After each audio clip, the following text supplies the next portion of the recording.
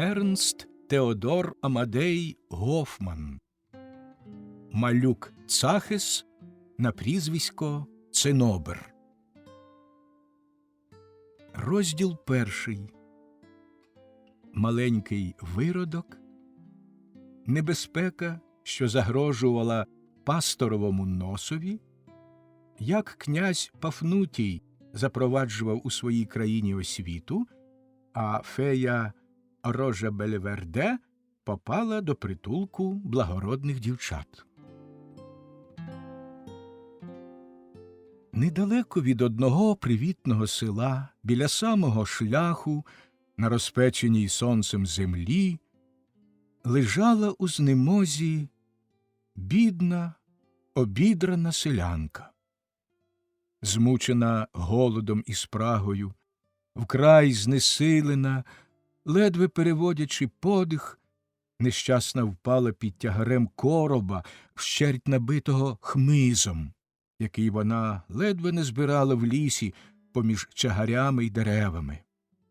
Вона вже думала, що настала її смертна година, а отже й кінець невтішному горю. А все-таки незабаром вона спромоглася розв'язати вервечки, якими був прив'язаний короб на спині, і поволі пересунулась на найближчий моріжок, і тут почала тяжко нарікати. «Чого ж це тільки мене, — жалілася вона, — тільки мене та мого бідолашного чоловіка спостигло таке лихо й гірка недоля? Та хіба ж ми не працюємо, як ніхто в селі, зранку до вечора, солоним потом обливаючись, а гибіємо в злиднях, ледве маємо на шматок хліба, щоб втамувати свій голод?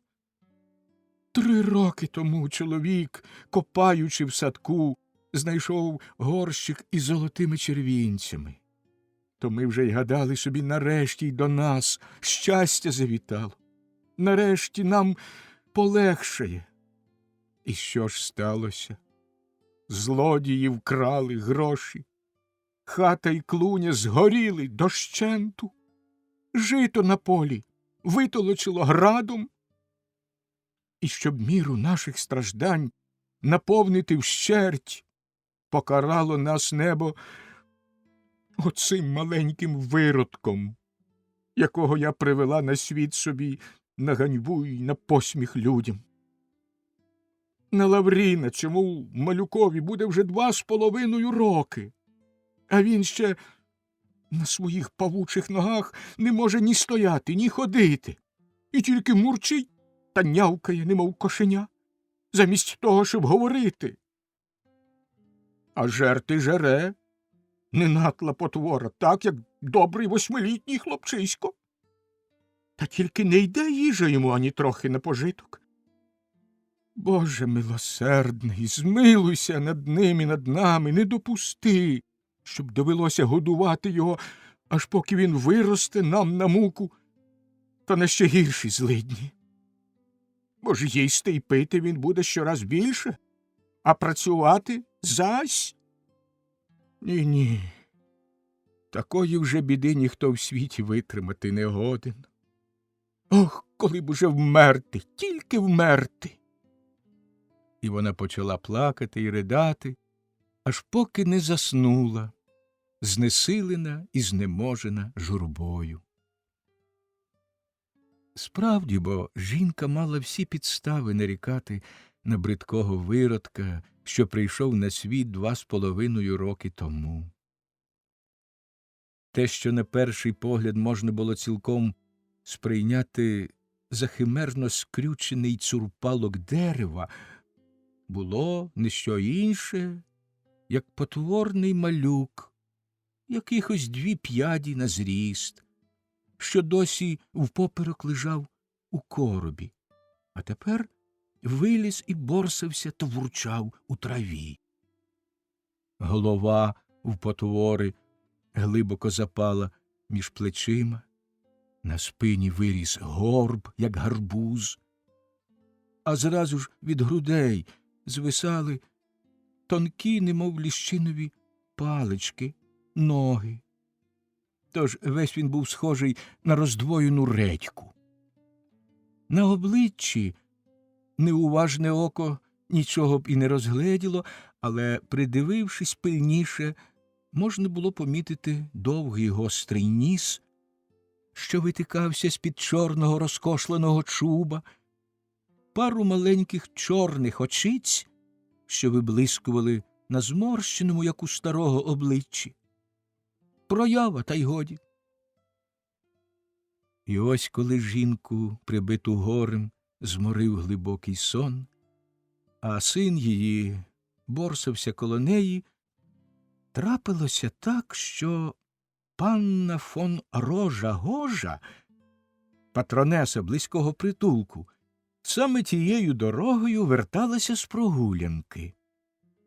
Вона зупинилась, побачивши бідолашних жінку з сином, а що з натури була побожна й жаліслива, то дуже зворушилась. «О, Боже милостивий!» – почала вона.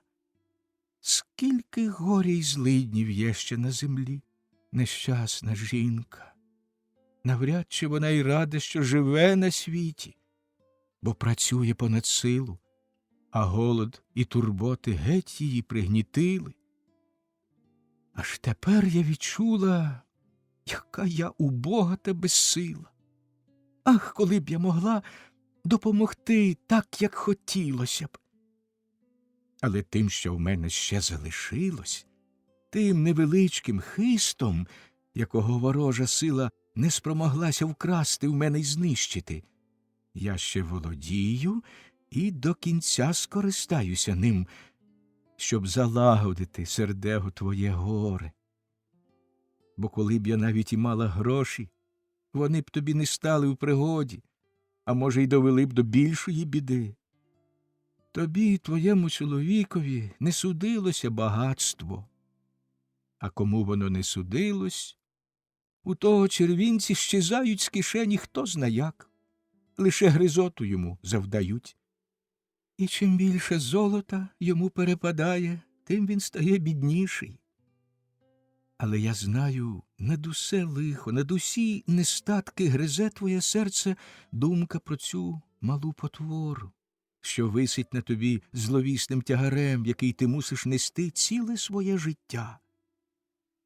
Стрункий, гарний, дужий, розумний цей хлопець ніколи не буде. Але чи не вдасться мені допомогти в інший спосіб? Панна сіла на траву і взяла малюка на коліна. Злий виродок борсався, пручався, мурчав і хотів навіть укусити її за палець, але вона промовила: «Спокійно, спокійно, хрущику», і почала тихо й лагідно гладити його долонею по голові від лоба аж до потилиці. Поволеньки скуйовджений чуб малюка почав вирівнюватися, розділився проділом, приліг на лобі і м'якими ніжними кучерями спустився на високі плечі та горбату, як гарбуз, спину. Малюк ставав щодалі спокійніший і нарешті міцно заснув. Тоді панна Рожа-Гожа обережно поклала його на траву біля самої матері, скропила пахущою водою з флакончика, якого витягла з кишені, і квапливо відійшла. Коли жінка невдовзі після того прокинулась, то відчула, що якось дивно збадьоріла і зміцніла, так немов би з'їла смачний обід, а до того ще й ковтнула доброго вина.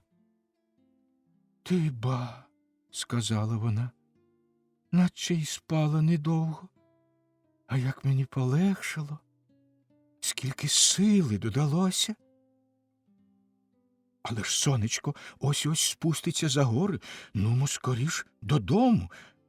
Вона хотіла завдати собі на плечі короба, та, зазирнувши туди, побачила, що малюка нема. А він тим часом підвівся з трави і плаксиво задзявонів. Коли мати глянула на нього, то з дива аж руками сплеснула і скрикнула: «Цахесе! Маленький Цахесе!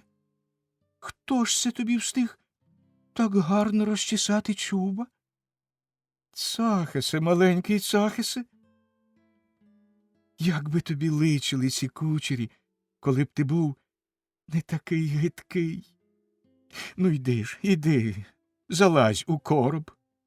Вона хотіла його схопити і покласти на хмиз, та малий Цахес задригав ногами, вишкірився на матір і виразно пронявкав: «Не хочу». «Цахесе, мій маленький Цахесе, та хто ж тебе встиг мови навчити? Коли ти так гарно зачесаний, коли ти так добре говориш, то, може, й бігати навчився». Жінка завдала собі короб на плечі. Малий Цахес ухопився за її фартух, і вони почимчикували в село. Дорога йшла мимо пасторського двору, і трапилось так, що саме на порозі свого дому стояв пастор із своїм найменшим синком, гарненьким 3-річним хлопчиною в золотих кучерях. Та ось, побачивши жінку з важкою ношею і з маленьким Цахесом, що ж повис на її фартусі, він гукнув: «Добрий вечір, пані Лізо! Якся маєте?» «Ви занадто вже важкий короб набрали, ледве несете. Ідіть сюди, відпочиньте трохи на лаві біля моєї хати. Служниця дасть вам напитися свіжої води». Пані Ліза не чекала, щоб її прохали двічі. Вона скинула короб і тільки-но хотіла розтулити рота, щоб поскаржитися шановному пану Цеві на всі свої нещастя й злидні, як малий Цахес з несподіванки втратив рівновагу і полетів пасторові аж під ноги. Той жваво нагнувся, підняв малюка і промовив: «О, пані Лізо, який же у вас милий та гожий хлопчик! Це ж справжня ласка Господня, така чудесна дитина».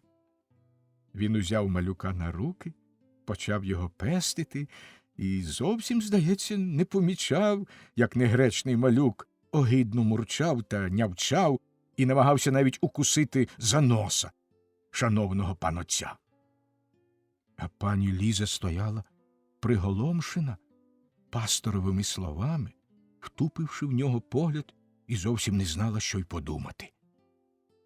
«Ах, милий панотченьку», – почала нарешті вона плаксивим голосом, «такій людині Божій, як ви, не личило б глузувати з мене, бідолашної, яку Господь невідомо за що покарав цим огидним виродком». «І що ви балакаєте?» – заперечив пастор дуже поважно. «Що ви балакаєте? Глузувати, виродок, кара Господня. Я зовсім вас не розумію. І знаю лише, що ви, мабуть, зовсім осліпли, коли свого милого синка не любите від щирого серця. Поцілуй мене, моє любе малятко». Пастор пригорнув малого до себе, але той буркнув: «Не хочу». І знову клацнув зубами, наміряючись укусити попа за носа. «Ну, ви бачили такого негідника?» – злякано скрикнула Ліза. Але тут пасторів синок промовив: «Ах, любий татку, ви такі добрі, такі ласкаві з дітьми, що вони всі повинні вас щиро любити». «Послухайте лишень», – скрикнув пастор, і очі його радісно заблищали. «О, послухайте, пані Лізо, чому ви його так не любите, цього чарівного розумного хлопчика, свого милого Цахеса? Я вже бачу, що ви не дасте собі ради з ним і не любитимете його, хоч би який він був гарний та розумний. Послухайте, пані Лізо, віддайте мені його на виховання. Я покладаю на нього великі надії. При ваших тяжких нестатках хлопець для вас великий тягар, а я буду радий виховати його, як свого власного сина.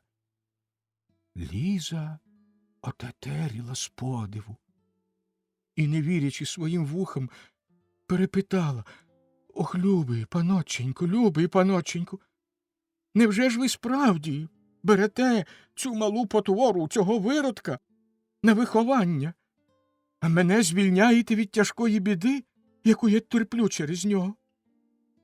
Та чим більше жінка казала пастрові про потворність свого сина каліки, тим завзятіше той запевняв її, що вона в своїй дурній сліпоті зовсім не заслуговує на такий господній дарунок, як цей чудесний хлопець. Нарешті, розгнівавшись, він схопив малого Цахеса на руки, побіг до хати і засунув за собою двері.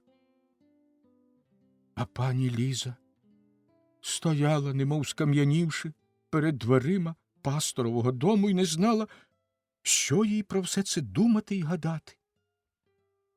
«І що це скоїлося з шановним панотцем?» – мовила вона сама до себе, що він так уподобав малого Цахеса і вважає бридкого карлика за гарного розумного хлопчика. Ну, хай Бог допоможе любому панотцеві, що зняв із плечей моїх такий тягар та переклав на свої. Тепер побачимо, як він буде той тягар нести. Ох, і який же легкий став тепер короб, коли нема там більше малого Цахеса, а з ним і найтяжчого клопоту. І, взявши короб на спину, пані Ліза весело й безтурботно побралася далі своєю дорогою. Коли б я, ласкавий читачу, і хотів тепер зберегти в таємниці, хто ж така панна фон Рожа-Гожа, або, як вона часом називала себе, Рожа-Гожа Зеленава, то ти, напевне, й сам здогадався б, що вона була незвичайна собі жінка. Бо саме вона, погладивши та розчесавши чуба малому Цахесові, таємниче подіяла на нього, і він видався добросердому пасторові таким гарним та розумним хлоп'ям, що той зразу ж узяв його за рідного сина. Проте, любий читачу, хоч би який ти був надзвичайно прозірливий, а можеш помилитися чи на велику шкоду нашій історії перескочити через багато сторінок, аби тільки швидше дізнатися щось про таємничу патронесу. Тож краще я сам розповім тобі все, що знаю про цю шановну даму. Панна фон Рожа-Гожа була статечного вигляду, шляхетної величної постави і трохи гордої владної вдачі. Її обличчя, хоч його й можна було назвати бездоганно гарним, справляло іноді якесь дивне, майже моторошне враження, а надто як вона за своїм звичаєм нерухомо й суворо вдивлялась кудись поперед себе. Насамперед те враження можна було приписати якійсь особливо дивній зморшці між бровами. Ніхто до ладу не міг би сказати, чи личить патронесові така зморшка на лобі, але при всьому тому в її погляді часто бувало стільки ніжності й привітності, особливо ж коли була гарна година і цвіли рожі, що кожний мимоволі піддавався її чарові. Коли я мав приємність уперше та й востаннє побачити шановну панну, то, на вигляд, вона була в розквіті свого віку, досягла найвищого в житті щабля, і я подумав, що мені випало велике щастя побачити її саме в розповні краси, і навіть трохи побоювався, що скоро мені вже не доведеться бачити ту дивовижну вроду. Але думка моя була хибна. Найстаріші люди в селі запевняли, що вони знають ласкаву панну відтоді, відколи й себе пам'ятають, і що вона завжди була однакова. Ні старіша, ні молодша, ні краща, ні гірша, завжди така, як тепер. Здавалося, час не мав сили над нею, і вже саме це могло здатися декому дивним. Але в ній іще багато чого вражало, і кожен, хто над цим серйозно задумався б, не міг би вийти з дива. По-перше, відразу впадала в око спорідненість тієї пани з квітками, від яких походило її ім'я. Бо мало того, що жодна людина в світі не змогла б випликати таких, як вона, чудових, повних рож, досить було їй устромити якось найсухішого прутика в землю, як із нього пишно й буйно виростали ті квітки. Потім достеменно відомо, що вона під час своїх самотніх прогулянок у лісі провадила розмови з дивними голосами, які, мабуть, лунали чи не з дерев і квітів, а то й криничок та потоків. Еге ж? Один молодий мисливець навіть підгледів, як вона стояла раз у самій гущавині лісу, а сила рідкісного барвистого птаства, що його ніколи й не було в цій країні, пурхала та кружляла навколо неї і в веселому співі й щебетанні, здавалося, розповідала їй цікаві новини, з яких вона радісно сміялась. Отож, коли панна фон Рожа-Гожа з'явилася в притулку, то незабаром привернула до себе увагу всієї околиці. Її призначив сам князь, а тому барон Претекстатус фон Моншайн, куратор цього притулку і власник поближнього маєтку, не міг нічого вдіяти, хоч його мучили найжахливіші сумніви. Марно він намагався знайти у Рюкснеровій книзі турнірів та в інших хроніках прізвище Рожа-Гожа Зеленава. А тому він мав цілковите право сумніватися, чи здатна очолити притулок панна, яка не може вказати предків хоч би до 32-го коліна. І з щирими сльозами на очах Христом Богом благав її, щоб вона принаймні звалася не Рожа-Гожа Зеленава, а Рожа-Гожа. Бо в цьому прізвищі є хоч якийсь сенс, і для нього можна відшукати хоч всякого такого предка. Вона так і зробила йому на догоду. Але, мабуть, невдоволення ображеного Претекстатуса панною без предків усе-таки якось та виявлялось, і найбільше воно спричинилося до лихих чуток, які щораз більше поширювались в селі. До тих дивних розмов у лісі, що, правду кажучи, нічого поганого в собі не мали, додалися тим часом всілякі підозрілі обставини. Чутки про них переходили з уст в уста і кидали дуже недвозначне світло на справжню натуру цієї панни.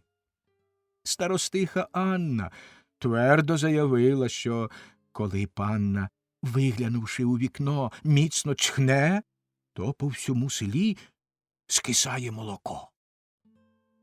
Але тільки-но це підтвердилося, як скоїлося найжахливіше. Вчителів Міхель ласував раз на кухні в притулку печеною картоплею.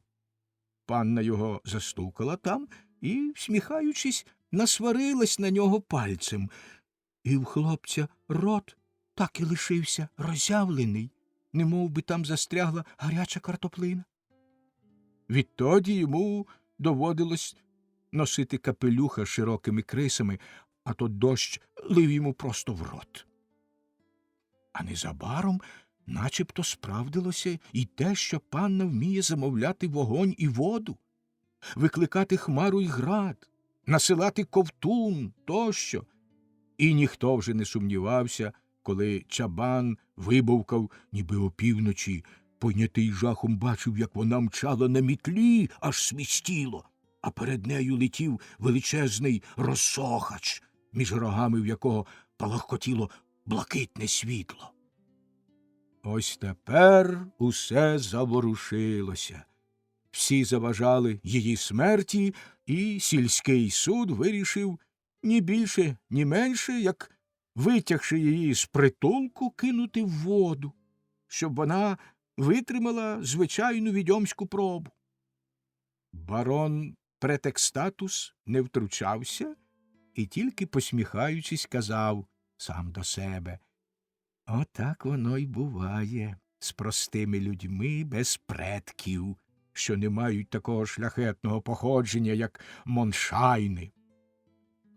Панна, довідавшись про грізну небезпеку, втекла до резиденції, і невдовзі барон Протекстатус отримав від можновладного князя іменний наказ, в якому той доводив до його відома, що жодних відьом не буває, і велів сільських суддів за зухвале бажання побачити, як плаває шляхетна панна з притулку, замкнути в башту, а решті селян та їхнім жінкам оголосити під загрозою тілесної кари, щоб вони не сміли думати погано про панну Рожу-Гожу. Селяни схаменулися, злякавшись грізної кари, і відтоді почали думати про неї тільки добре, що й для села, і для панни фон Рожі-Гожі мало якнайкращі наслідки.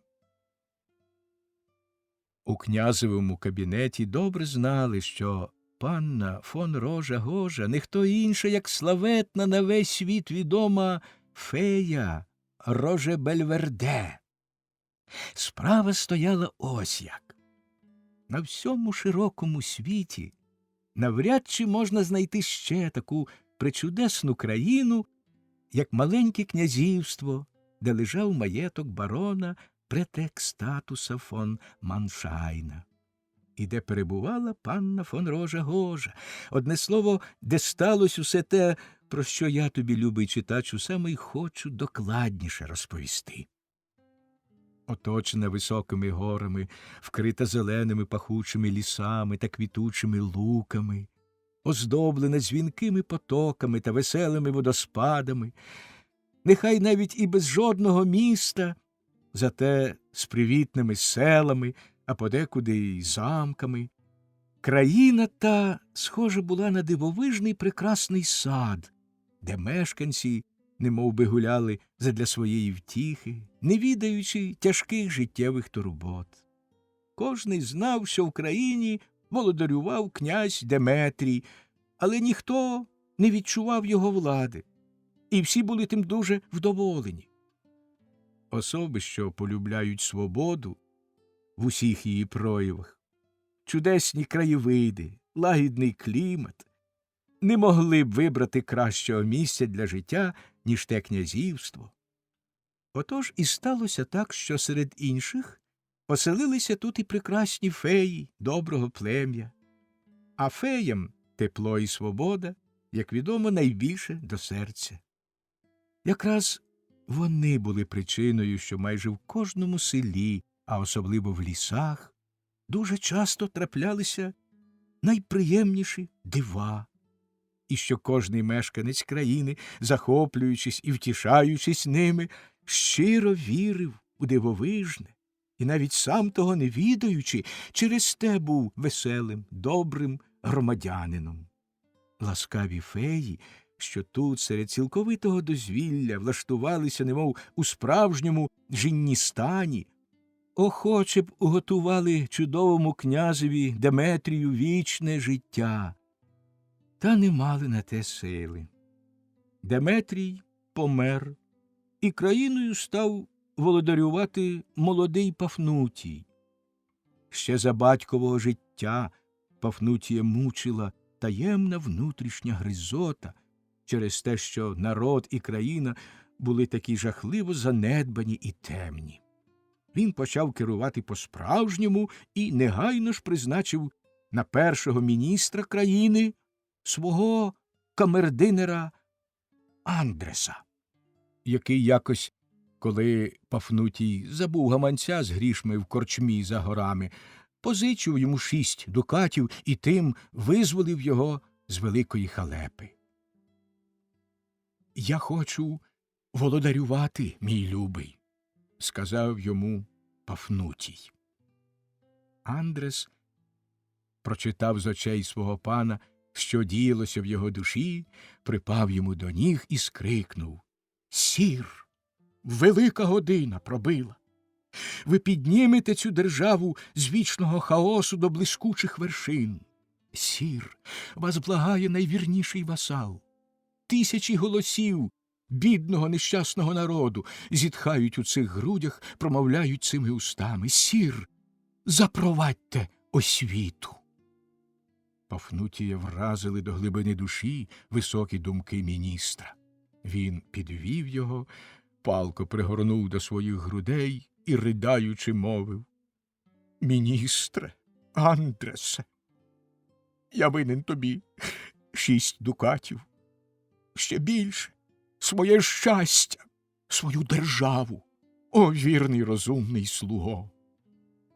Пафнутій хотів негайно ж видрукувати великими літерами і вивісити на всіх велелюдних місцях указ, який би повідомляв, що від цього часу в державі запроваджено освіту, і кожний повинен із цим рахуватися.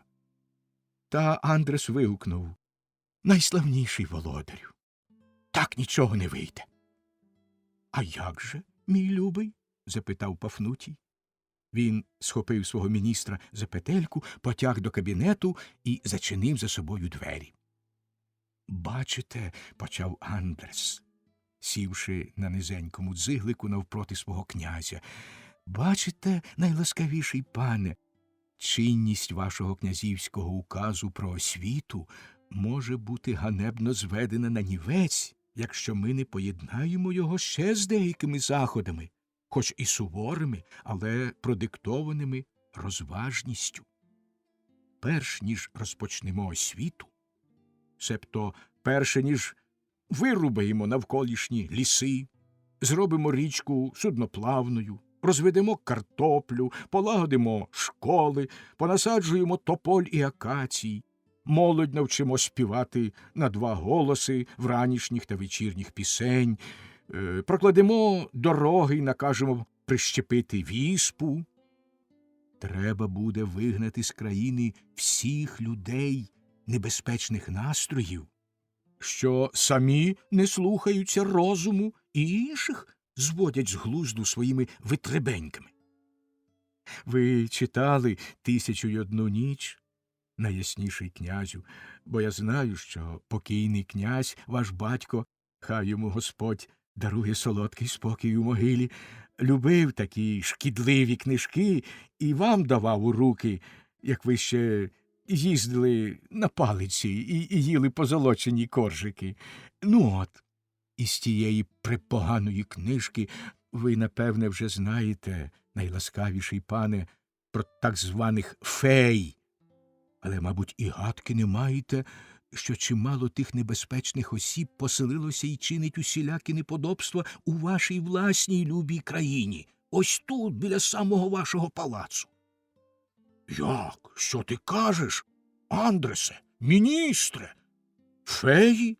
В моїй країні? Закричав князь, побілівши, як крейда, і похилився на спинку крісла. Спокійно, мій ласкавий пане, спокійно, якщо ми хочемо розумно розпочати боротьбу з цими ворогами освіти. А вже ж! Я їх називаю ворогами освіти, бо тільки вони, зловживаючи добрістю вашого небіжчика батька, призвели до того, що наша люба держава ще й досі залишається у цілковитій темряві. Вони роблять різні небезпечні дива і не бояться під назвою поезії таємно поширювати отруту, яка робить людей зовсім нездатними до слугування освіті. Потім у них такі обурливі протиполіційні звички, що вже через саме це їх неможливо терпіти в жодній культурній державі. Наприклад, вони дійшли до такого зухвальства, що коли їм тільки заманеться, гуляють собі в повітрі, позапрягавши у візки голубів, лебедів, ба навіть і крилатих коней. От я й питаю, найласкавіший пане, чи ж варто вводити якісь там акцизні податки, коли в державі є люди, що мають можливість укинути через комін кожному легковажному громадянинові вільного від мита краму, якого їм заманеться? Отож, ласкавий пане, як тільки буде проголошено освіту, тоді геть усіх фей з країни. Хай усі палаци оточить поліція. Їхнє небезпечне майно конфіскує, а самих фей, як волоцюг, виженемо геть на їхню батьківщину, що, як вам, найласкавіший пане, відомо, з «1001 ночі» зветься Джиністаном. А чи до тієї країни ходить пошта, Андресе? Запитав князь. Тим часом ні, відповів Андрес. Але як запровадимо освіту, то буде корисно налагодити із нею щоденний зв'язок. Але, Андресе, вів далі князь, чи не вважатимуть наші заходи проти фей занадто суворими? Чи прихильний до них народ не буде ремствувати? І на це також, сказав Андрес, і на це також я знаю спосіб. Ми, ласкавий пане, випровадимо до Джиністану не всіх фей, деяких затримаємо в себе.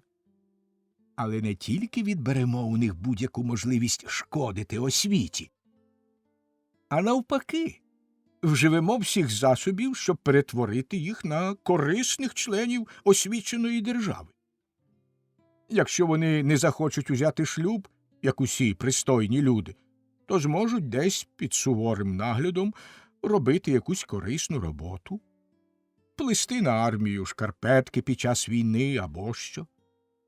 Врахуйте, найласкавіший пане, коли феї будуть отак вештатися поміж людьми, то люди дуже скоро зовсім перестануть у них вірити, а це буде найкраще. І всяке ремство зникне само собою. Що ж до різного причандалля, яке належить феям, то воно піде в князівську скарбницю. Голуби ж та лебеді, як коштовна печеня, на князівську кухню, а крилатим коням ми обріжемо крила, поставимо на годівлю в стайні, які запровадимо разом з освітою, і спробуємо таким чином одомашнити їх і перетворити на корисних тварин. Пафнутій був страшенно задоволений із пропозицій свого міністра, і вже на другий день було запроваджено все, про що між ними говорилося. На розі кожної вулиці красувався указ про запровадження освіти, а поліція вдиралася до палаців фей, конфісковувала їхнє майно, а самих їх арештовувала. Бог його знає, як сталося, що фея Рожа Бельверде, єдина з усіх, за кілька годин до того, як запровадили освіту, довідалась про все і встигла випустити своїх лебедів на волю і приховати свої магічні трояндові кущі та інші коштовності.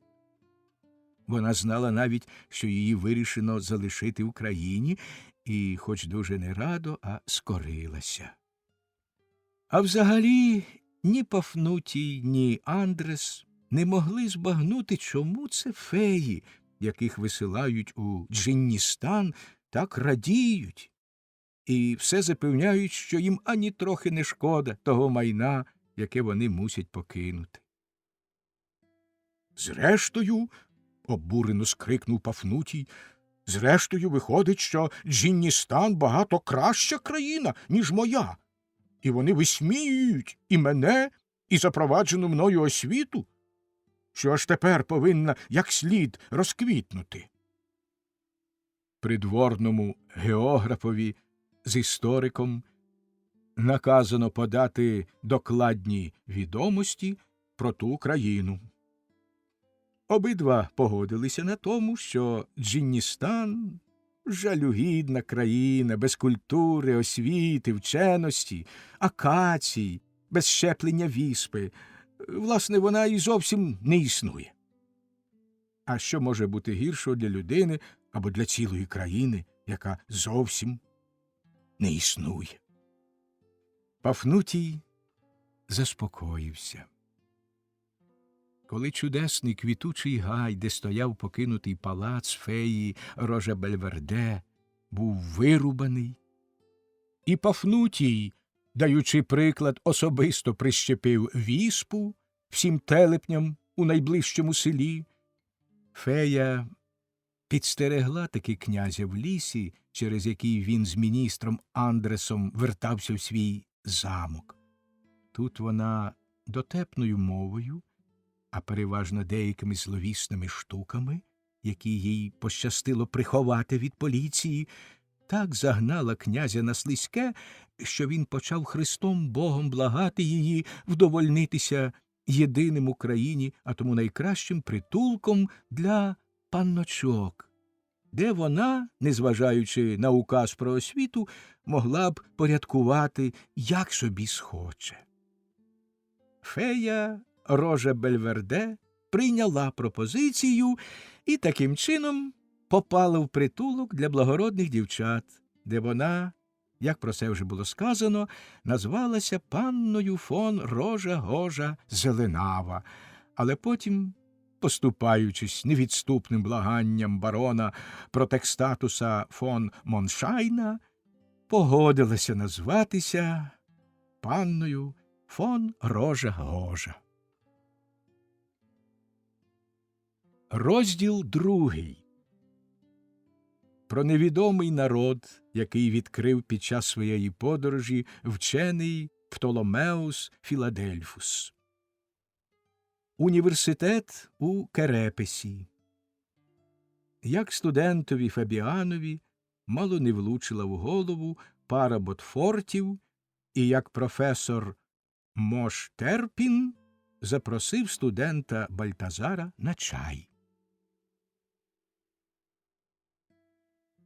У щирих листах, які всесвітньо відомий вчений Птоломеус Філадельфус, перебуваючи в далеких мандрах, писав до свого приятеля Руфіна, є таке визначне місце. Ти знаєш, любий Руфіне, що я нічого в світі так не боюсь, як гарячого сонячного проміння, бо воно виснажує моє тіло і так розслаблює та стомлює мій дух, що всі мої думки збиваються в якийсь заплутаний клубок, і я даремно намагаюся викликати в своїй душі хоч трохи ясніший образ. Тому я взяв за звичай гарячого дня відпочивати, зате вночі мандрувати далі. Ось так я й опинився минулої ночі в дорозі. Ніч була темна, хоч в око стрель, і мій візник збився з доброї гладенької дороги і несподівано попав на бруковану. Незважаючи на те, що мене в кареті кидало на всі боки, а голова моя вкрилася гулями і скидалася на мішок з волоськими горіхами, я прокинувся з глибокого сну аж тоді, як після жахливого поштовху вилетів з карети на тверду землю. Сонце вже ясно світило мені в обличчя, і за шлагбаумом перед собою я побачив високі вежі чималого міста. Візник лементував, у нього, бач, зламався дишель, і заднє колесо розбилося об великий камінь, що лежав посеред дороги, а про мене йому було байдужісінько. Я стримав свій гнів, як і годиться мудрому, і тільки якнайлагідніше гукнув йому, що він, мерзотник, мав би потурбуватися долею Птоломеуса Філадельфуса, найславетнішого вченого своєї доби, який сидить посеред дороги на а не поратися біля якогось там дишля чи колеса. Ти знаєш, любий Руфіне, яку я маю силу над людськими серцями, так воно сталося й тут. Візник миттю перестав бідкатися і за допомогою митника, перед хаткою якого скоїлась та біда, підняв мене на ноги. На щастя, я не покалічився і зміг, хоч і поволі, чимчикувати далі дорогою, а тим часом візник із розбитою каретою ледве волочився позаду. Аж ось недалеко від міської брами, яку видно було в блакитній далині, я зустрів багато людей, таких чудернацьких на вигляд і в такому дивовижному вбранні, що почав протирати собі очі, щоб переконатися, чи я не сплю, чи, бува, який безглуздий химерний сон не переніс мене до чужої, казкової країни. Ті люди, яких я мав цілковите право вважати за мешканців міста, що з його брами вони виходили, носили довгі широченні штани, пошиті на японський лад, із коштовної матерії, оксамиту, манчестеру, тонкого сукна, чи навіть і просто з барвистого полотна, густо оздоблені різноманітними галунами, стрічками й шнурками, далі короткі дитячі каптанчики, що ледве прикривали живіт, здебільшого ясних кольорів, і лише дехто був у чорному. Скуйовджене й нечесане волосся спадало в них аж на плечі й на спину, а на головах вони мали невеличкі чудернацькі шапочки. У деяких шия була відкрита, немов у турків або новогреків, інші ж, навпаки, носили навколо шиї і на грудях шмат білого полотна, що нагадував комір, який тобі, мабуть, любий Руфіне, доводилося бачити на портретах наших предків. І хоч ті люди загалом здавалися дуже молодими, та голоси їхні були грубі й хрипкі, кожен рух незграбний, а в декотрих під носом виднілася вузенька тінь, немов би там висіялись вусики. У багатьох із задніх кишень на каптанчиках стриміли довгі трубки, на яких теліпалися великі шовкові китиці, а декотрі витягали ті трубки і, приладнавши до них знизу чудернацькі головки, то менші, то більші, а то навіть дуже великі, дмухали в них крізь тонесенький отвір зверху, таким чином добуваючи звідти штучні хмарки диму. А ще дехто ніс у руках широкі блискучі мечі, неначе збирався виступити на ворога. У декого висіли через плече або за спиною маленькі бляшані чи шкурятяні футлярчики. Можеш собі уявити, любий Руфіне, як я, намагаючись пильним спостереженням кожного нового явища збагатити свої знання, зупинився і втупив очі в тих дивовижних людей. А вони оточили мене з усіх боків і зарепетували на все горло: «Філістер! Філістер!» і зареготали, як навіжені.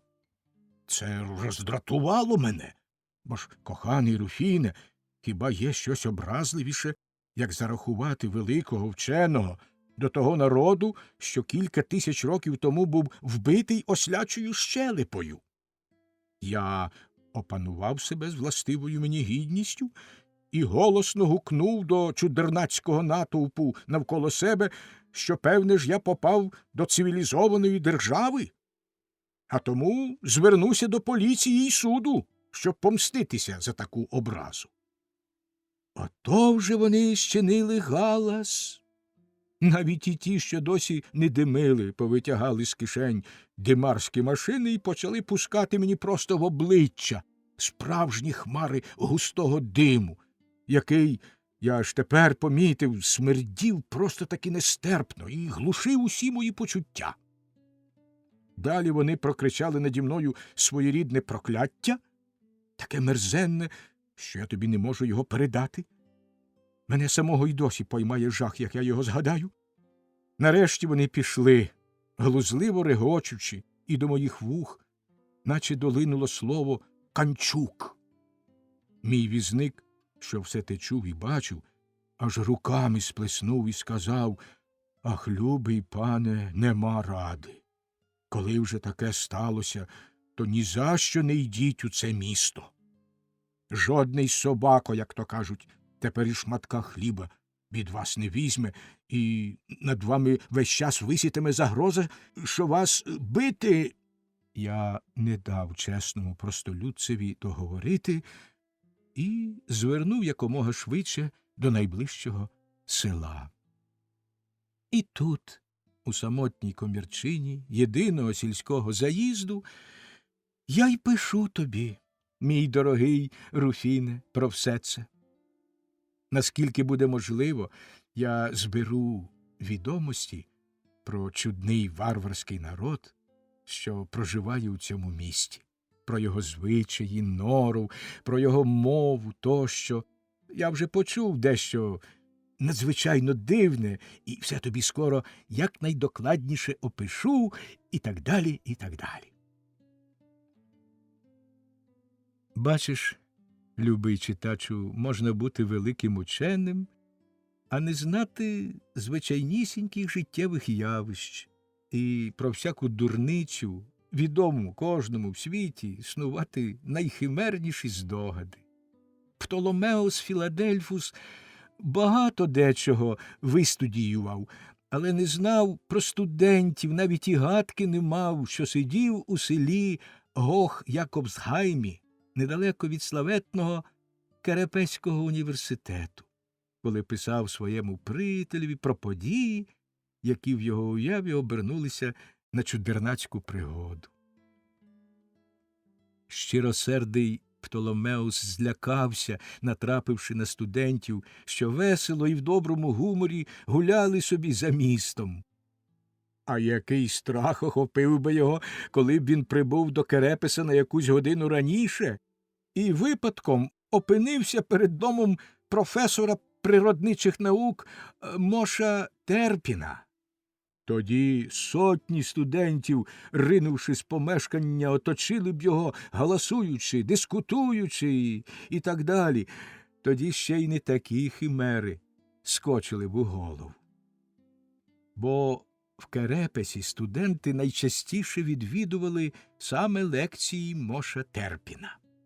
Він був, як уже сказано, професором природничих наук і пояснював, чому йде дощ, чого гримить і блискає, чому сонце світить удень, а місяць уночі, як і чому росте трава, і багато всього іншого, та ще й так, що кожній дитині було б зрозуміло. Він убгав усю природу в коротенький зграбний курс, а тому дуже легко і за всякої нагоди міг витягти звідтіль, наче з якоїсь шухляди, відповідь на всі питання. Найперше він здобув велику славу тим, що йому після багатьох фізичних дослідів пощастило довести, чому настає темрява. Головним чином через брак світла.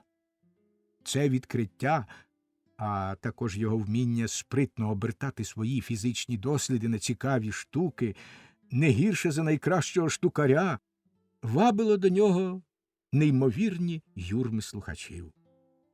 Дозволь же мені, ласкавий читачу, оскільки ти знаєш студентів набагато краще, ніж славетний учений Птоломеос Філадельфус, а про його дивовижну полохливість не знаєш нічого, відпровадити тебе в Керепес до будинку професора Моша Терпіна саме тоді, коли він закінчив свою лекцію.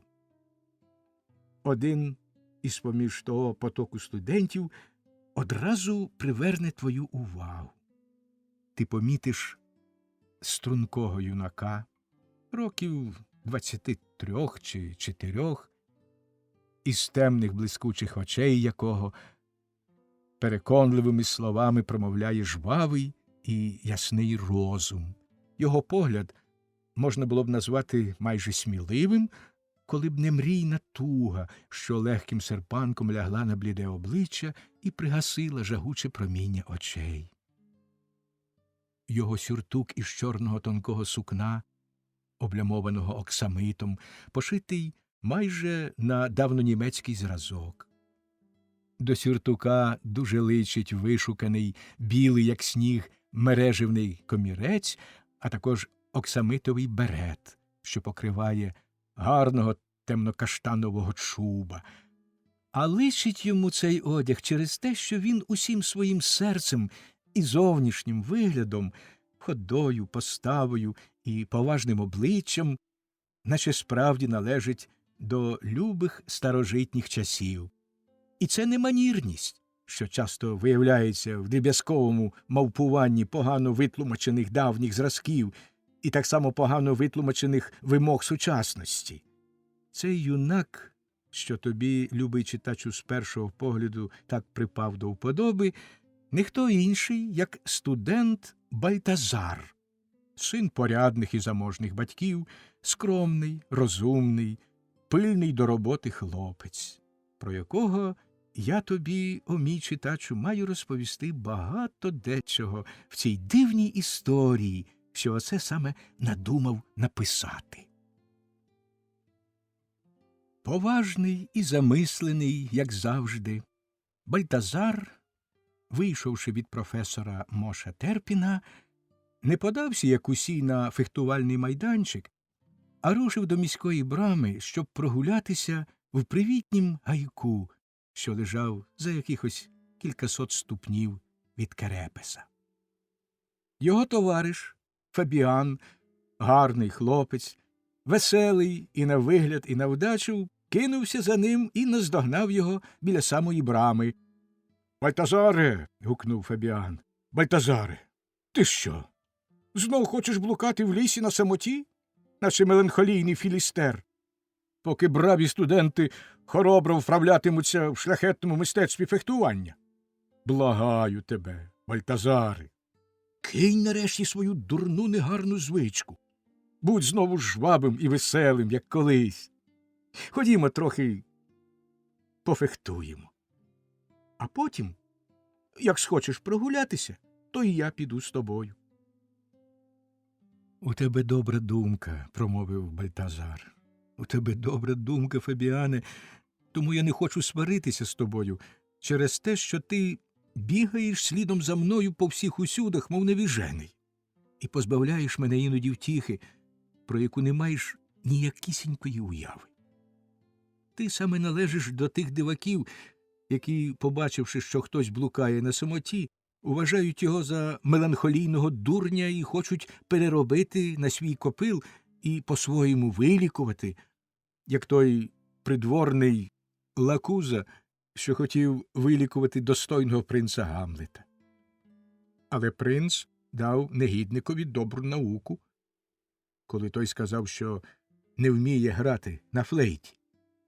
З тобою, коханий Фабіане, я такого не вчиню, проте щиро тебе прохаю, пошукай собі іншого товариша для шляхетного фехтування на рапірах та еспадронах, а мені дай спокій, я піду своєю дорогою.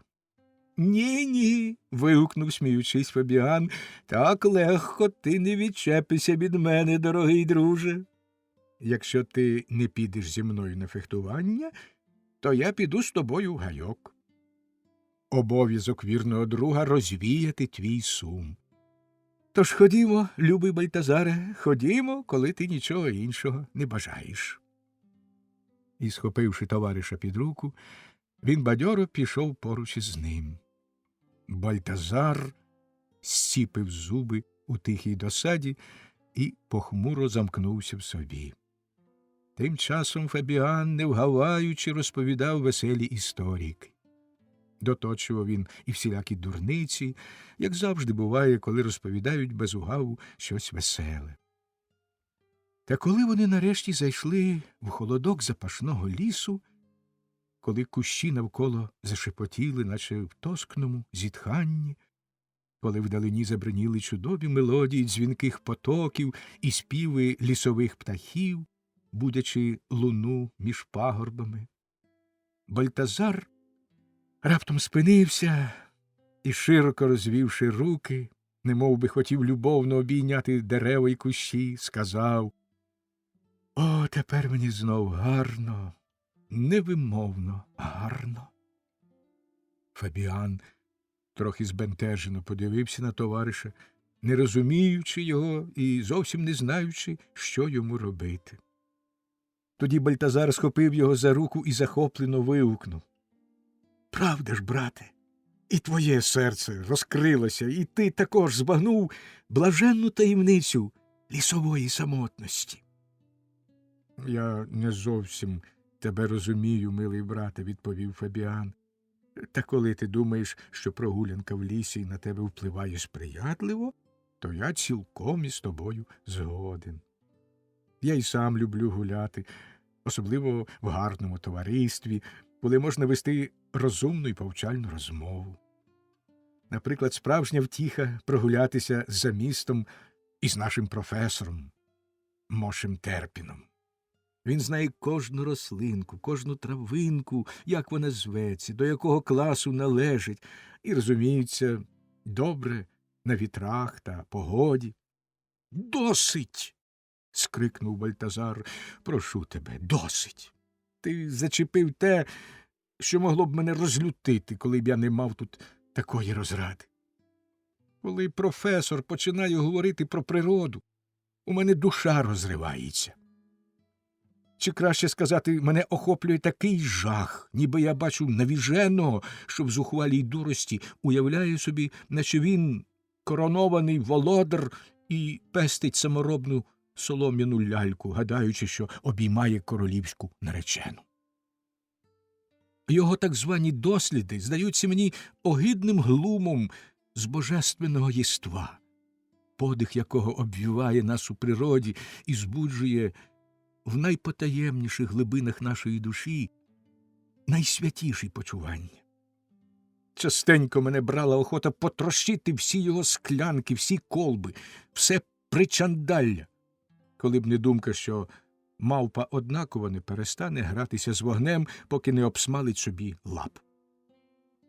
Отож, бачиш, Фабіане, які почуття охоплюють мене, стискають моє серце на лекціях професора Моше Терпіна. І тоді я здаюся вам ще задумливішим та відлюднішим, ніж перше. Мені тоді здається, наче будівлі хочуть завалитися на мою голову, і невимовний жах гонить мене із міста. Але тут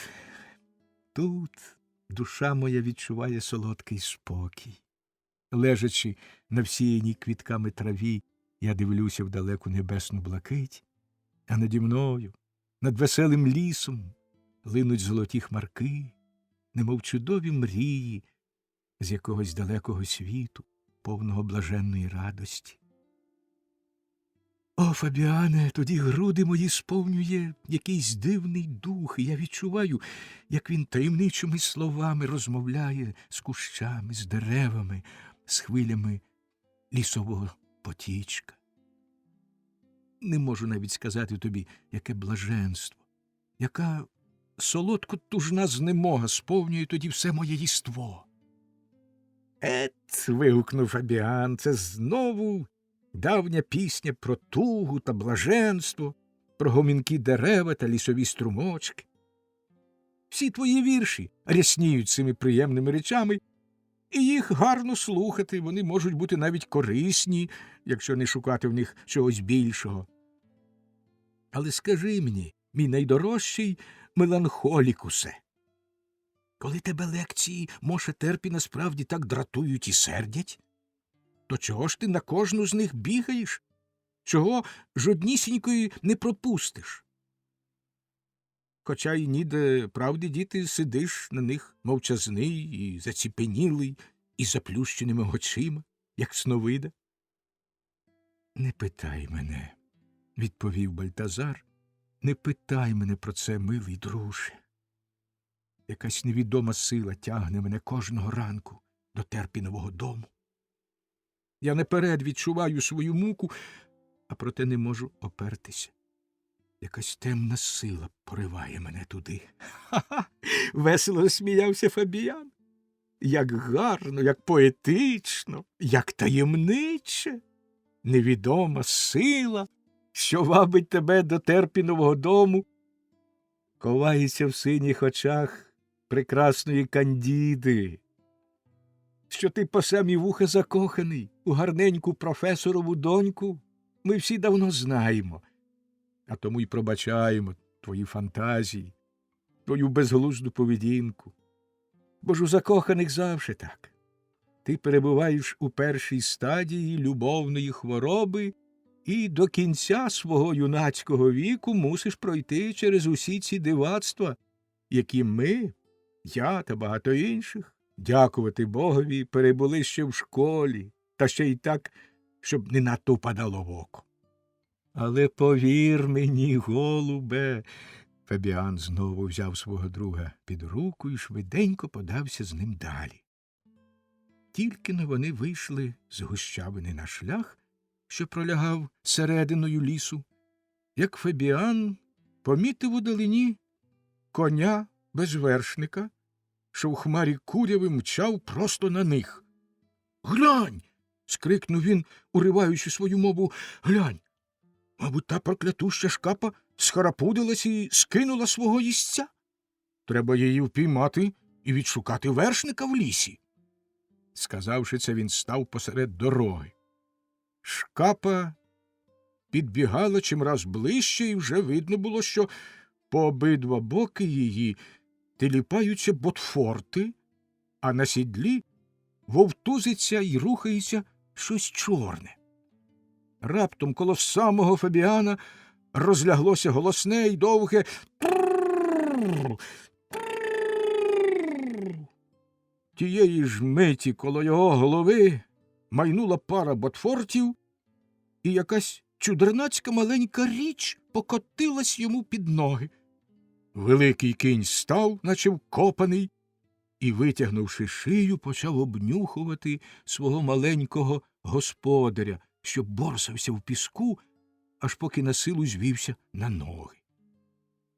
Голова в малюка ховалася між високими плечима, а великий горб на спині і на грудях, довгі павучі ніжки надавали йому вигляду настромленого на виделку яблука, на якому вирізано чудернацьку пику.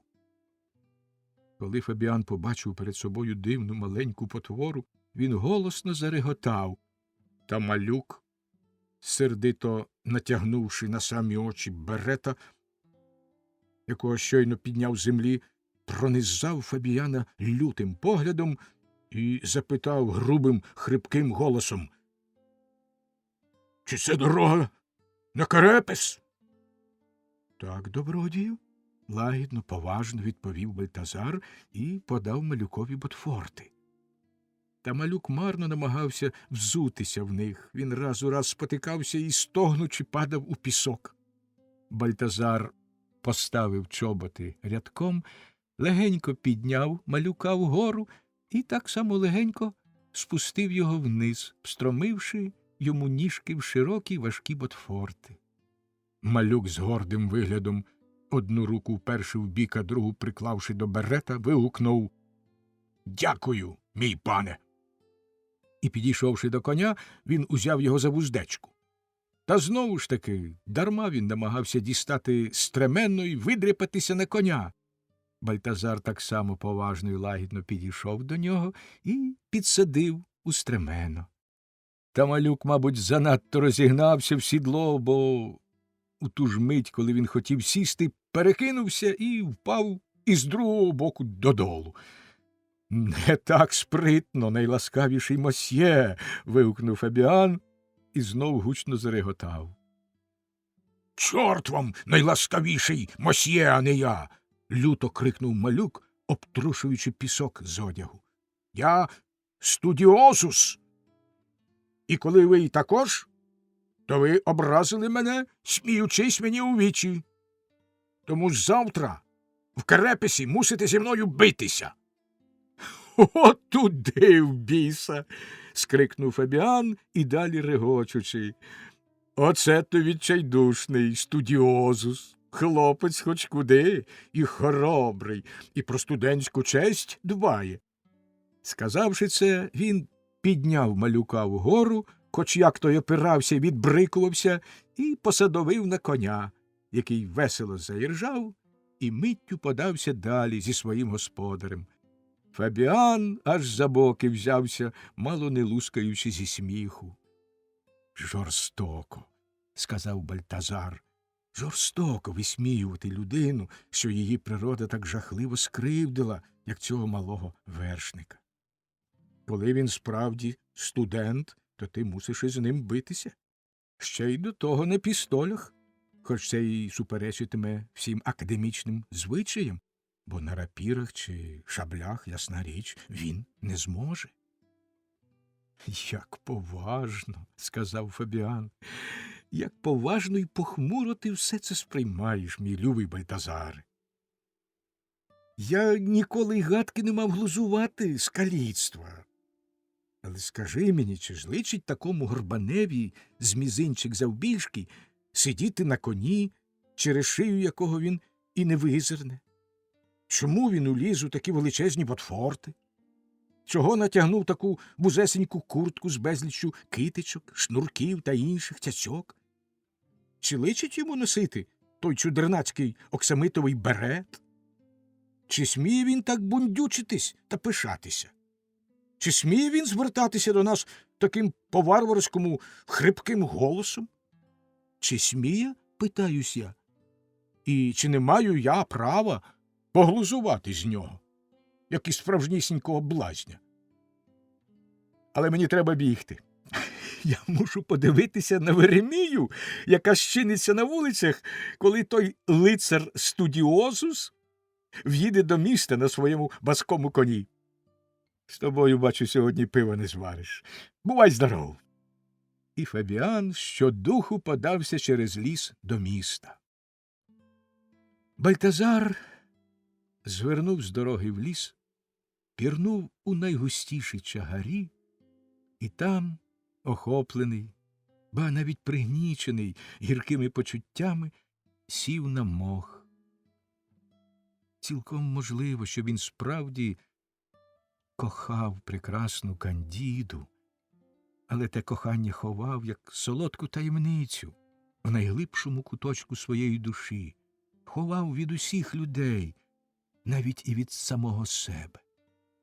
І коли Фабіан так безсоромно і легковажно заговорив про це, йому видалось, наче брудні руки нахабно зривають зі священної постаті покривало, до якого він навіть не смів доторкнутись, і що свята буде на нього вічно гніватися.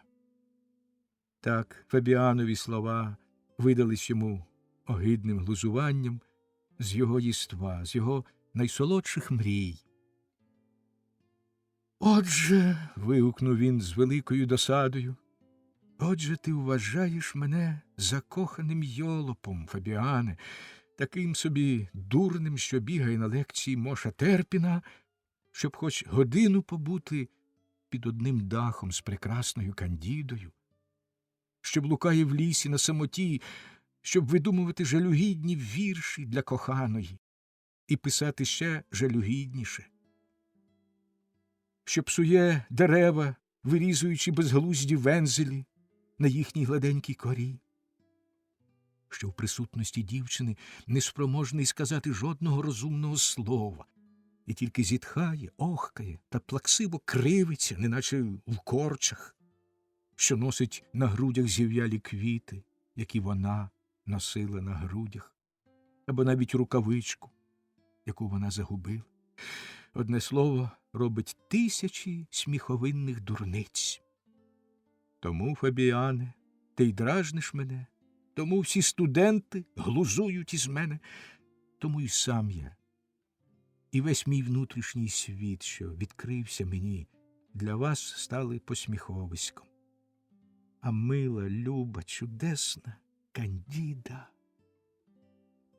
Коли він вимовив це ім'я, то немов розпечений кинджал пронизав йому серце. Ах, внутрішній голос прошепотів йому тієї миті, що він справді тільки задля Кандіди ходить до Моша Терпіна, тільки задля Кандіди пише вірші, вирізує її ім'я на деревах, у її присутності німіє, зітхає, охкає, носить на грудях зів'ялі квіти, які вона загубила, і справді робить усі ті дурниці, за які йому дорікав Фабіан. Аж тепер відчув він по-справжньому, як невимовно кохає прекрасну Кандіду, але водночас і здивувався, що найчистіше, найщиріше кохання в звичайному житті набирає смішних форм. Мабуть, через те, що природа в усі людські вчинки вкладає глибоку іронію. Він, можливо, й мав рацію, але зовсім дарма став через те так сердитись. Мрії, що раніше охоплювали його, розвіялись. Лісові голоси звучали тепер для нього, як глум і кпини. І він кинувся назад до Керепеса. «Пане Бальтазаре! Моншер Бальтазаре!»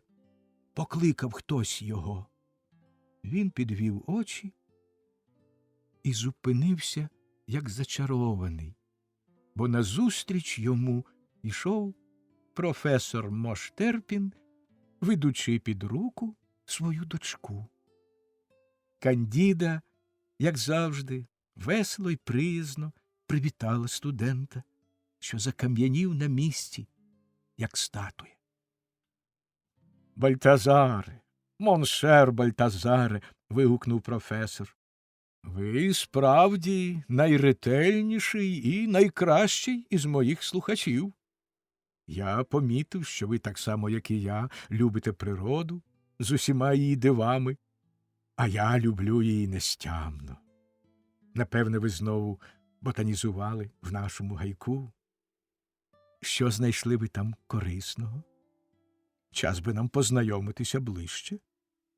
Завітайте до мене. Завжди радий буду вас бачити. Можемо разом робити досліди. Чи ви вже бачили мою повітряну помпу? Ну, моншер, завтра ввечері в мене збирається товариство, вип'ємо чаю з бутербродами і розважимося приємними розмовами. Збільшить наш гурток своєю достойною особою. Познайомитися з дуже приємним юнаком, якого мені гаряче рекомендували. Бонжур, моншер. Au revoir. На добраніч, дорогий мій. До побачення. Ви ж прийдете завтра на лекцію. А тепер, моншер, ад'є.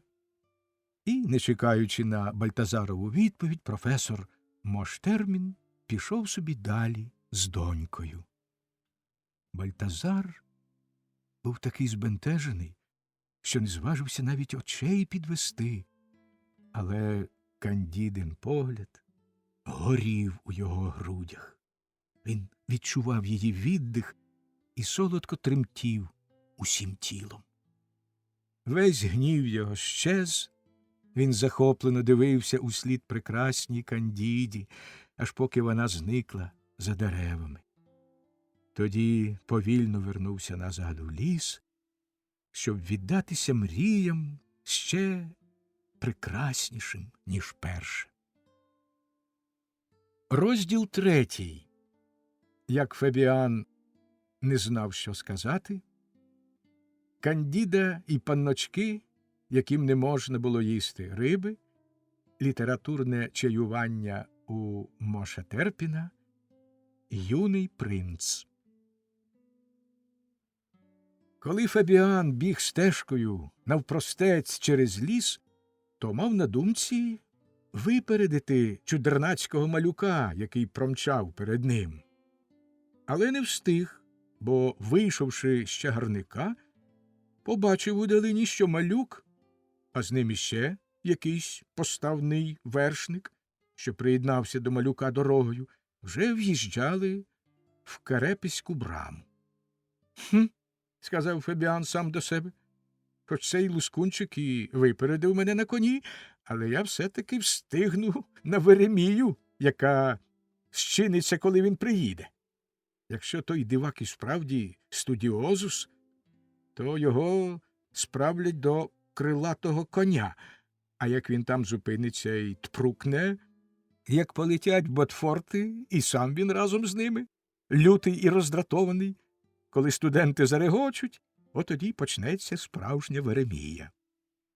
Йдучи до міста, Фабіан думав, що на всіх вулицях дорогою до крилатого коня чутиме лише гучний регіт глядачів. Та ба! Не сталося нічого. Всі люди йшли собі спокійно і поважно. Так само поважно походжали на площі перед крилатим конем і розмовляли поміж собою студенти, що тут мали звичку збиратися.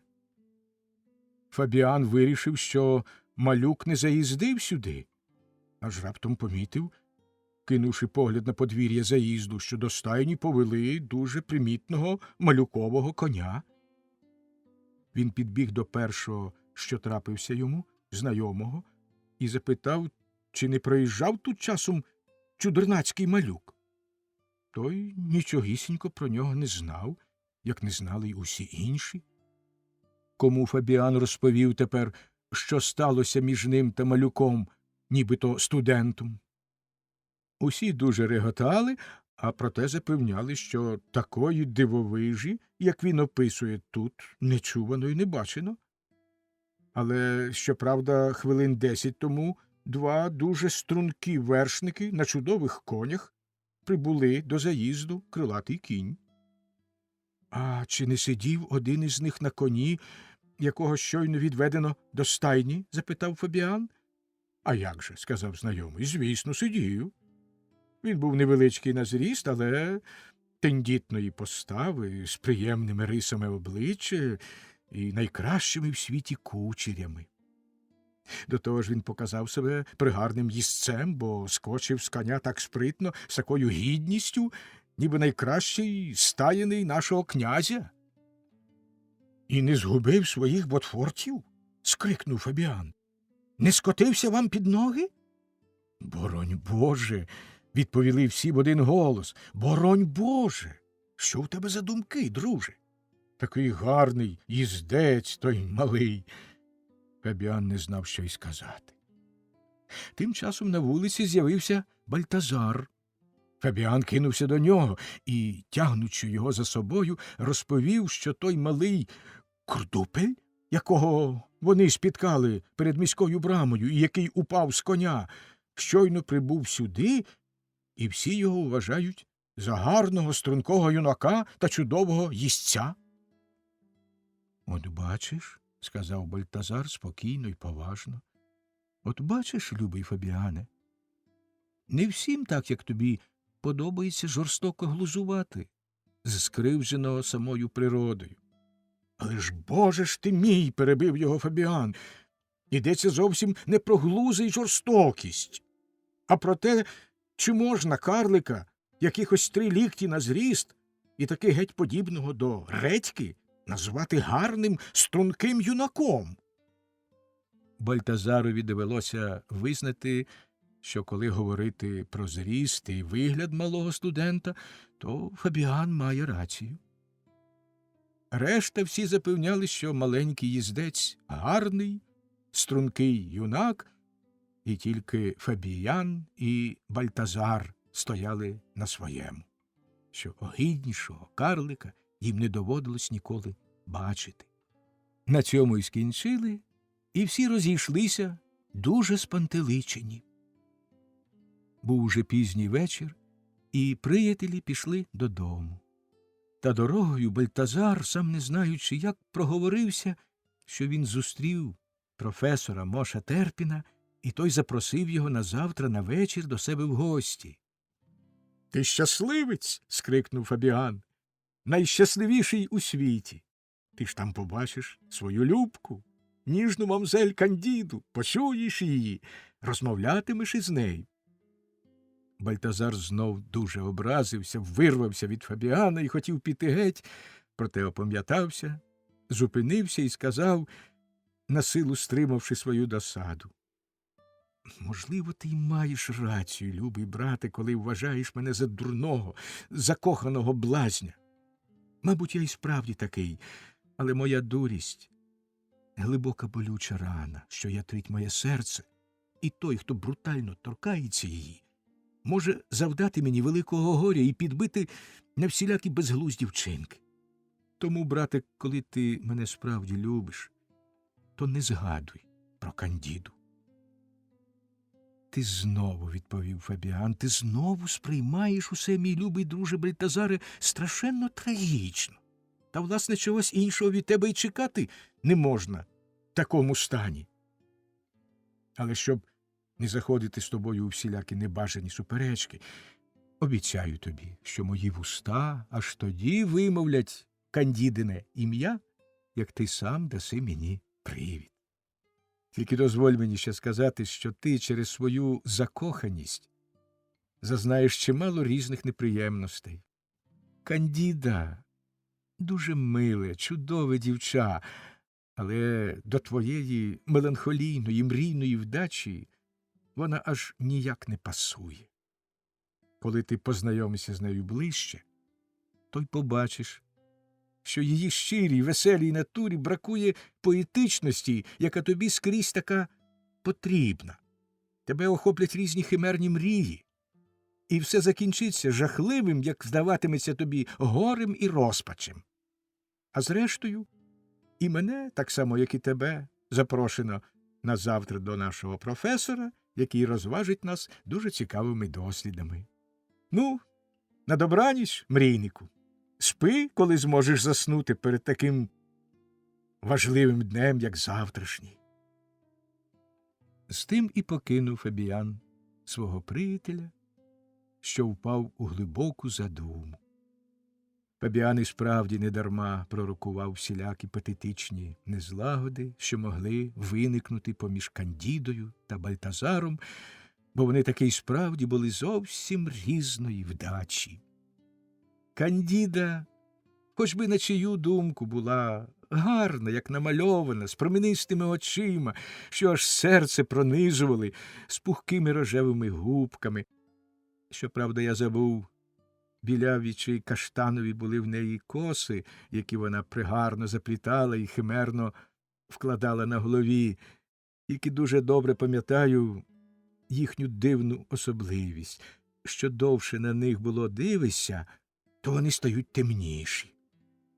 Це була струнка, висока на зріст, легка в рухах дівчина, сама лагідність і грація, особливо у веселому товаристві, а за всіма цими принадами вже й не дуже помічалося, що руки й ноги в неї могли б бути трохи й менші. До того ж Кандіда читала Вільгельма Майстера Гете, Шиллерові вірші та чарівний перстень Фуке і встигла вже забути майже все, про що там писалося. Вона цілком пристойно грала на фортепіано, навіть часом підспівувала собі, танцювала францези та гавоти і записувала білизну гарним чітким письмом. А коли вже вам хочеться у цієї милої дівчини конче знайти і вади, то хіба що вона мала занизький голос, дуже тісно шнурувалась, довго раділа з нового капелюшка та забагато їла тістечок із чаєм. Для надміру захоплених поетів, звісно, ще й багато чого було б недосконалого в прекрасній Кандіді, та мало що вони хочуть. Насамперед вони хочуть, щоб дівчина від усього, що вони виголосять, упадала в нестямний захват, глибоко зітхала, зводила очі вгору, а іноді й умлівала на якусь часинку або й зовсім ставала незряча на доказ своєї найвищої жіночності. Далі дівчина мусить співати поетових пісень, на мотив, який їй сам виллється з серця, потому негайно захворіти і собі теж складати вірші, але дуже соромитись, коли це виявиться, хоч вона сама делікатним письмом перепише свої вірші на дуже гарнім пахучім папері і сама ж підсуне поетові, який потім зі свого боку захворіє з захвату, що, звичайно, йому цілком можна вибачити. Бо є на світі поетичні аскети, які йдуть ще далі і вважають, що коли дівчина сміється, їсть і п'є та гарно, модно одягається, то втрачає всю свою жіночу звабу. Вони майже подібні до святого Єроніма, який забороняв дівчатам носити сережки та їсти рибу. Вони повинні, каже святий, споживати тільки ледь приправлену траву, завжди бути голодними, не відчуваючи того, зодягатися в грубий, незграбно пошитий одяг, що приховував би їхній стан, а насамперед вибирати в товаришки особу, що була б поважна, бліда, сумна і трохи бруднувата. Кандіда з натури була сама веселість і безжурність, тому їй над усе подобались розмови, що линули на легких, тендітних крилах невинного гумору. Вона щиро сміялася з усього смішного, ніколи не зітхала, хіба що негода псувала задуману прогулянку або, незважаючи на всю обережність, плямилася нова шаль. Але в ній прозирало, як був на те справжній привід, глибоке внутрішнє почуття, що ніколи не переходило в банальну чулість. Отож, можливо, мені чи тобі, любий читачу, бо ми не належимо до мрійників, ця дівчина була б саме до вподоби. А з Бальтазаром справа стояла інакше. Однак скоро мало виявитись, чи правдиві були пророкування прозаїчного Фабіана чи ні.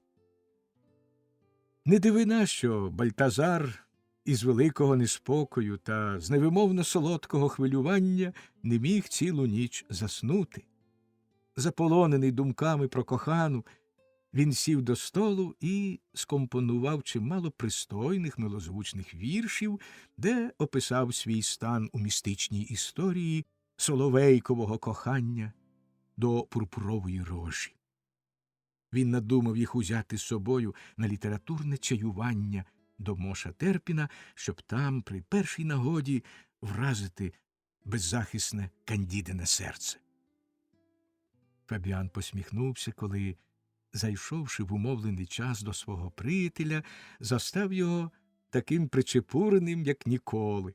Бальтазар мав на собі зубчастий комірець із найтоншого брюссельського мережева, коротку, з розрізними рукавами куртку з рубчастого оксамиту, французькі чобітки на високих гострих закаблуках із срібними китичками, англійського капелюха з найтоншого кастору і данські рукавички.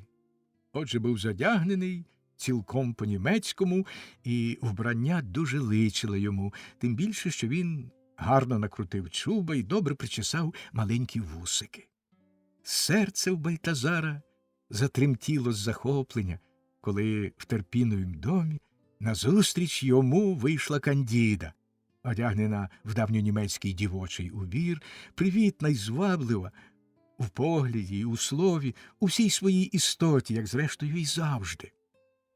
«Моя ти дівчино чарівниченько», – зітхнув Бальтазар у глибині душі, коли Кандіда, сама люба Кандіда, піднесла йому чашку гарячого чаю. А Кандіда подивилася на нього променистими очима й промовила: «Ось ром і мараскін, сухарі й коржики, любий пане Бальтазаре. Пригощайтесь, будь ласка, беріть, що вам до вподоби». Та замість того, щоб хоч глянути на ром чи мараскін, сухарі чи коржики, а не те, що пригощатися, захоплений Бальтазар не міг одвести очей, повних болісної туги й найщирішого кохання від милої дівчини, і марно шукав слів, якими б міг висловити найглибші почуття своєї душі. Аж ось професор естетики, здоровенний, як дуб чолов'яга, обхопив його ззаду величезними ручиськами і, повернувши кругом так, що він вихлюпнув з чашки на підлогу чаю більше, ніж годилося б, крикнув громовим голосом: «Дорогий Лукасе Кранеху, та не жлуктіть ви цієї паскудної води, бо вкрай зіпсуєте собі німецький шлунок. Там, у другій кімнаті, наш славний Мош виставив цілу батарею найкращих пляшок із благородним Рейнським. Негайно ходімо туди, трохи розважимось». І потяг бідолашного юнака з собою. Коли це З сусідньої кімнати назустріч їм вийшов професор Моштерпін, ведучи за руку маленького, чудернацького чоловічка, і голосно вигукнув: «Дами й панове, рекомендую вам обдарованого надзвичайними здібностями юнака, якому неважко буде здобути вашу прихильність і вашу повагу. Це молодий пан Цинобер, який щойно вчора прибув до нашого університету і має намір студіювати право». Фабіан та Бальтазар із першого погляду впізнали в ньому чудернацького курдупля, що коло брами мало не наїхав на них і впав з коня. «Мабуть, мені доведеться», – тихо промовив Фабіан до Бальтазара, – «мабуть, мені доведеться битися з цією поторочею на сопілках чи, може, на шилах, бо іншої зброї я не можу вжити проти такого жахливого супротивника». «Посоромся», – відповів Бальтазар, – «посоромся так глузувати з нещасної людини, обдарованою, як ти чув, винятковими здібностями. Отже, природа винагородила його тілесні вади духовними вартостями». Він підійшов до малюка і сказав: «Я сподіваюсь, любий добродію Цинобере, що вам не сталося нічого поганого, коли ви вчора впали з коня». Але Цинобер сперся на маленьку паличку, яку держав у руці, підвівся навшпиньки якомога вище, так що сягнув Бальтазарові майже до пояса, задер голову, глянув угору шаленими очима, що іскрилися, мов у кота, і сказав дивним рипучим голосом: «Я не знаю, чого ви хочете, про що говорите, добродію. З коня впав? Я з коня впав?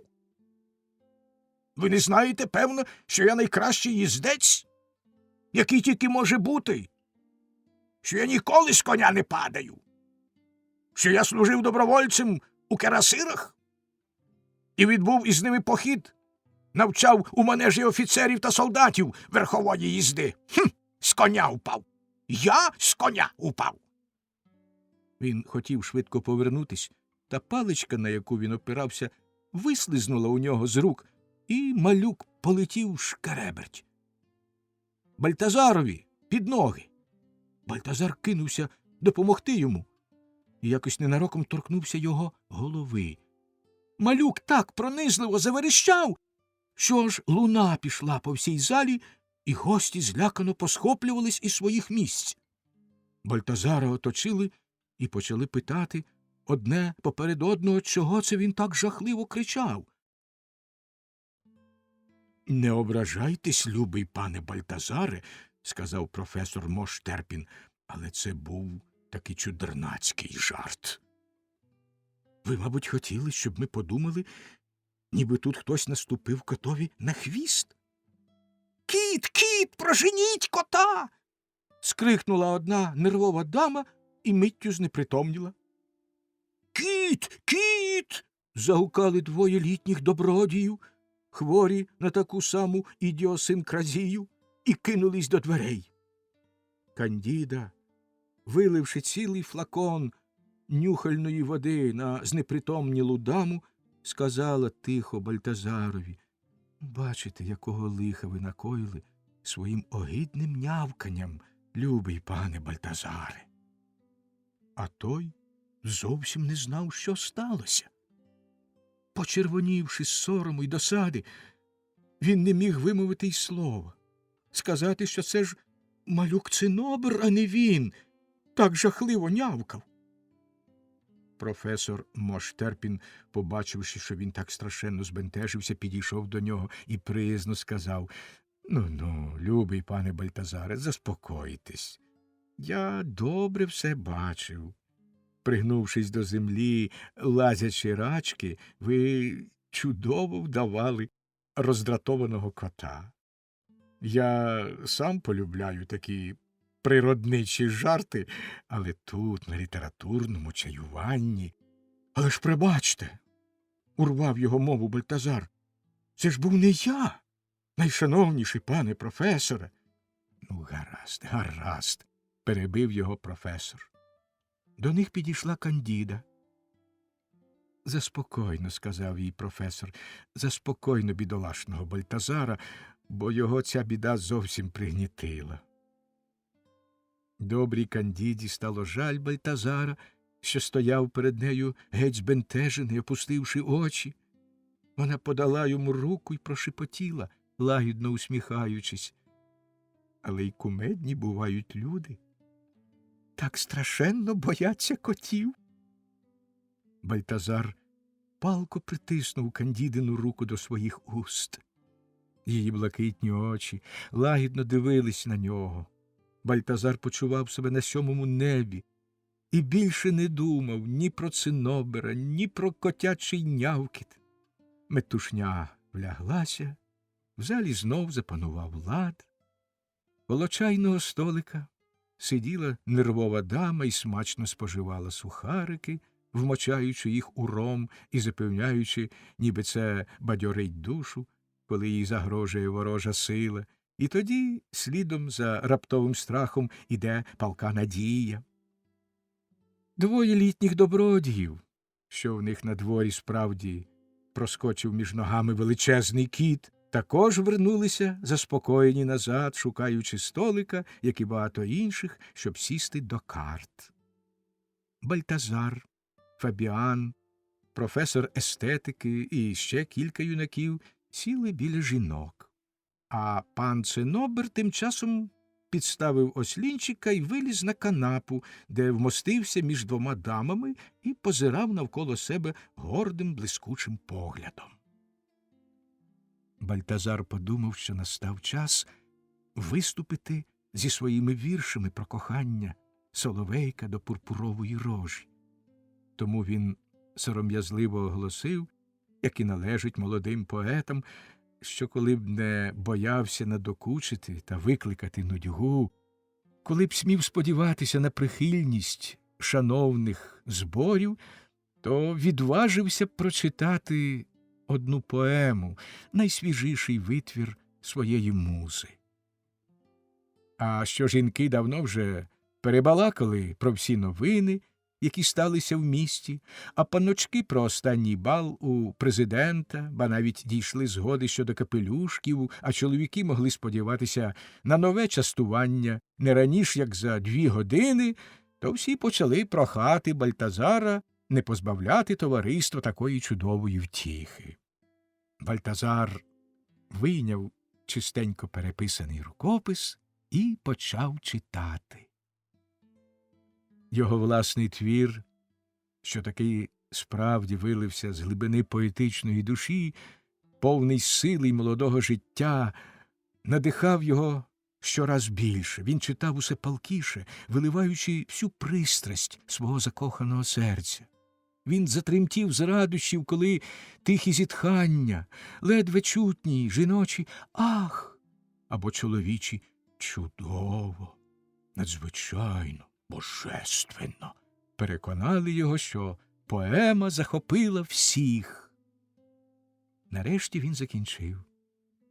Тоді всі загукали «Який вірш! Які думки! Яка уява! Що за чудова поема! Яка милозвучність! Дякуємо! Дякуємо вам, найдорожчий пане Цинобере, за божественну насолоду!» «Що? Як?» – скрикнув Бальтазар, але ніхто на нього не звернув уваги, бо всі ринули до Цинобера, що сидів на канапі, надувшись, як малий індик, і огидним голосом рипів: будь ласка, коли вам до вподоби. Це ж дрібниця, яку я похапцем написав минулої ночі».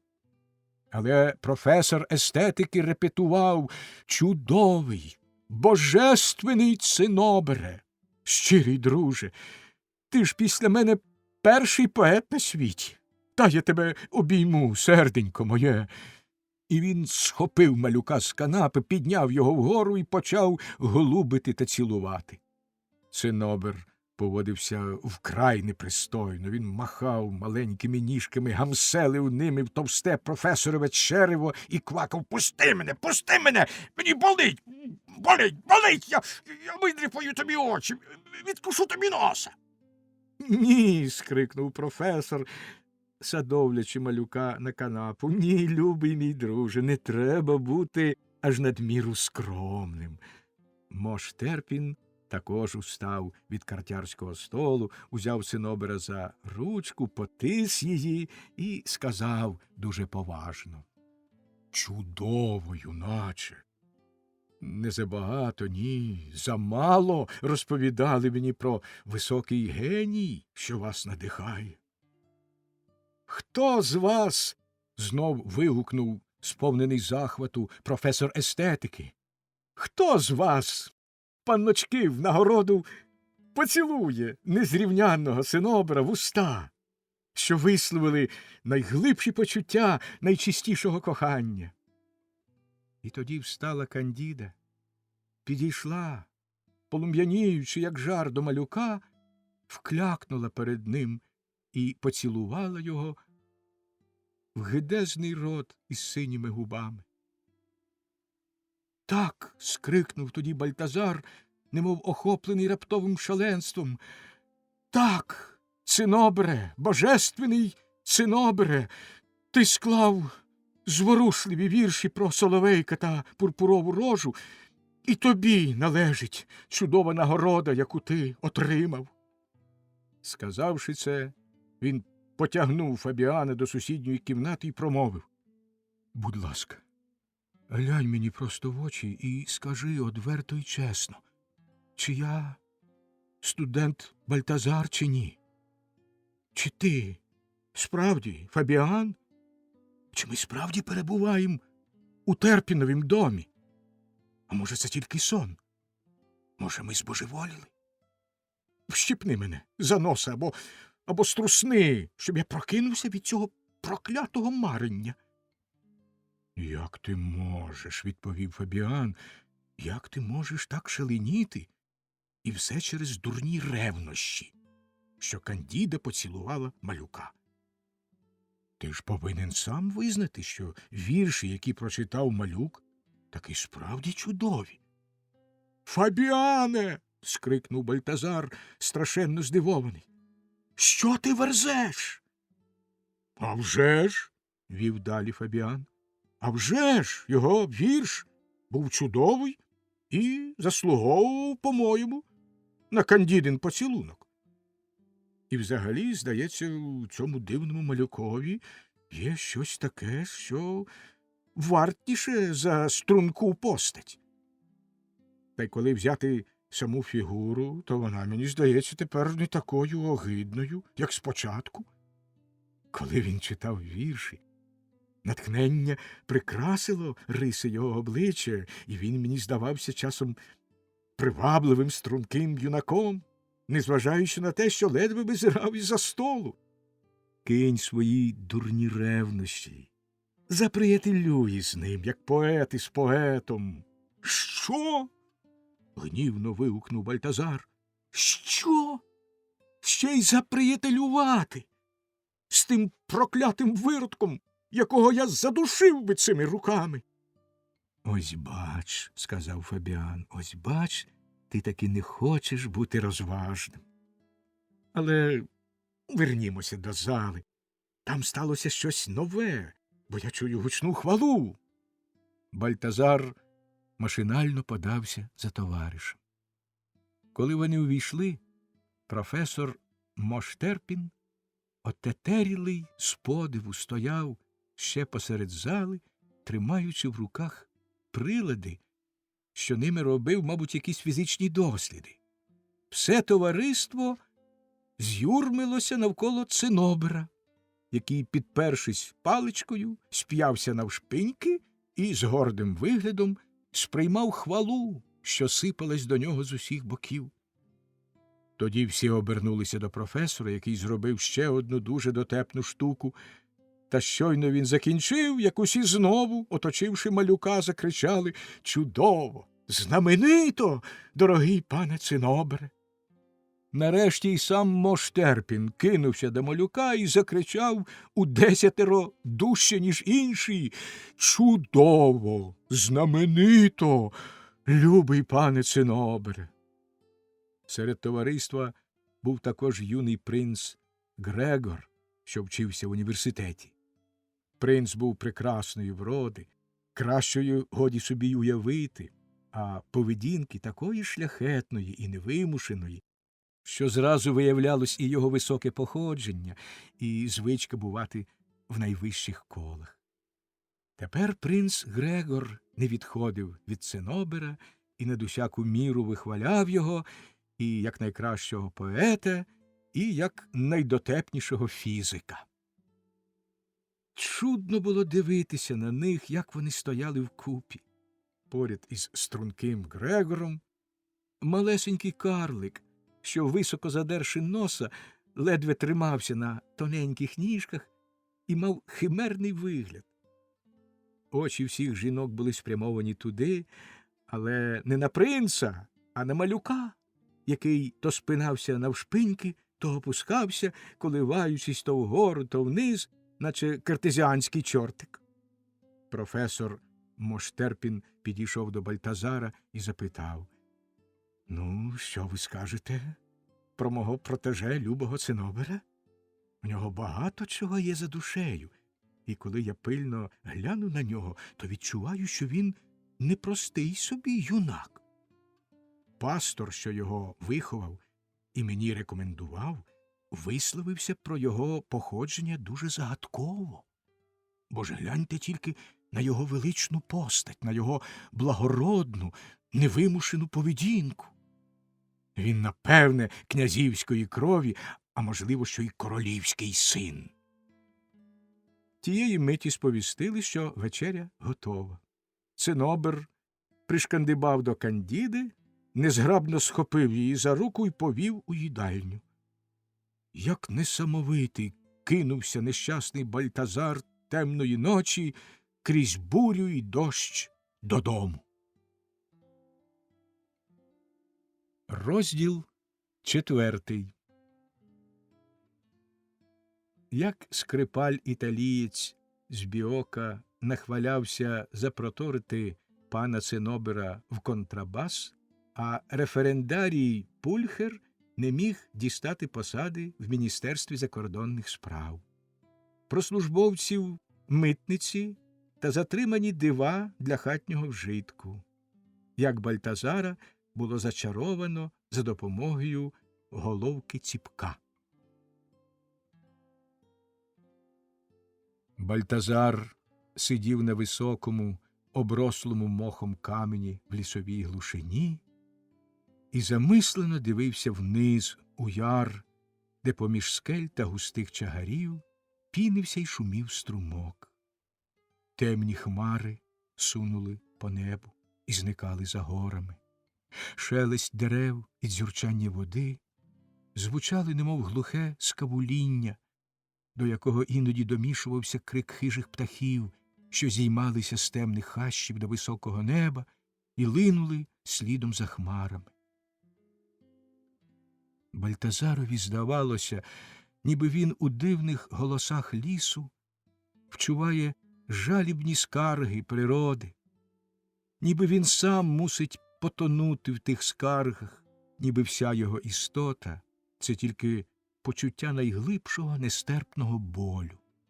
Серце його мало не розривалося з туги, і коли з очей полилися рясні сльози, йому видалось, ніби духи лісового струмка виглянули з води, простягли до нього білі руки з хвиль, щоб затягти в прохолодну глибину.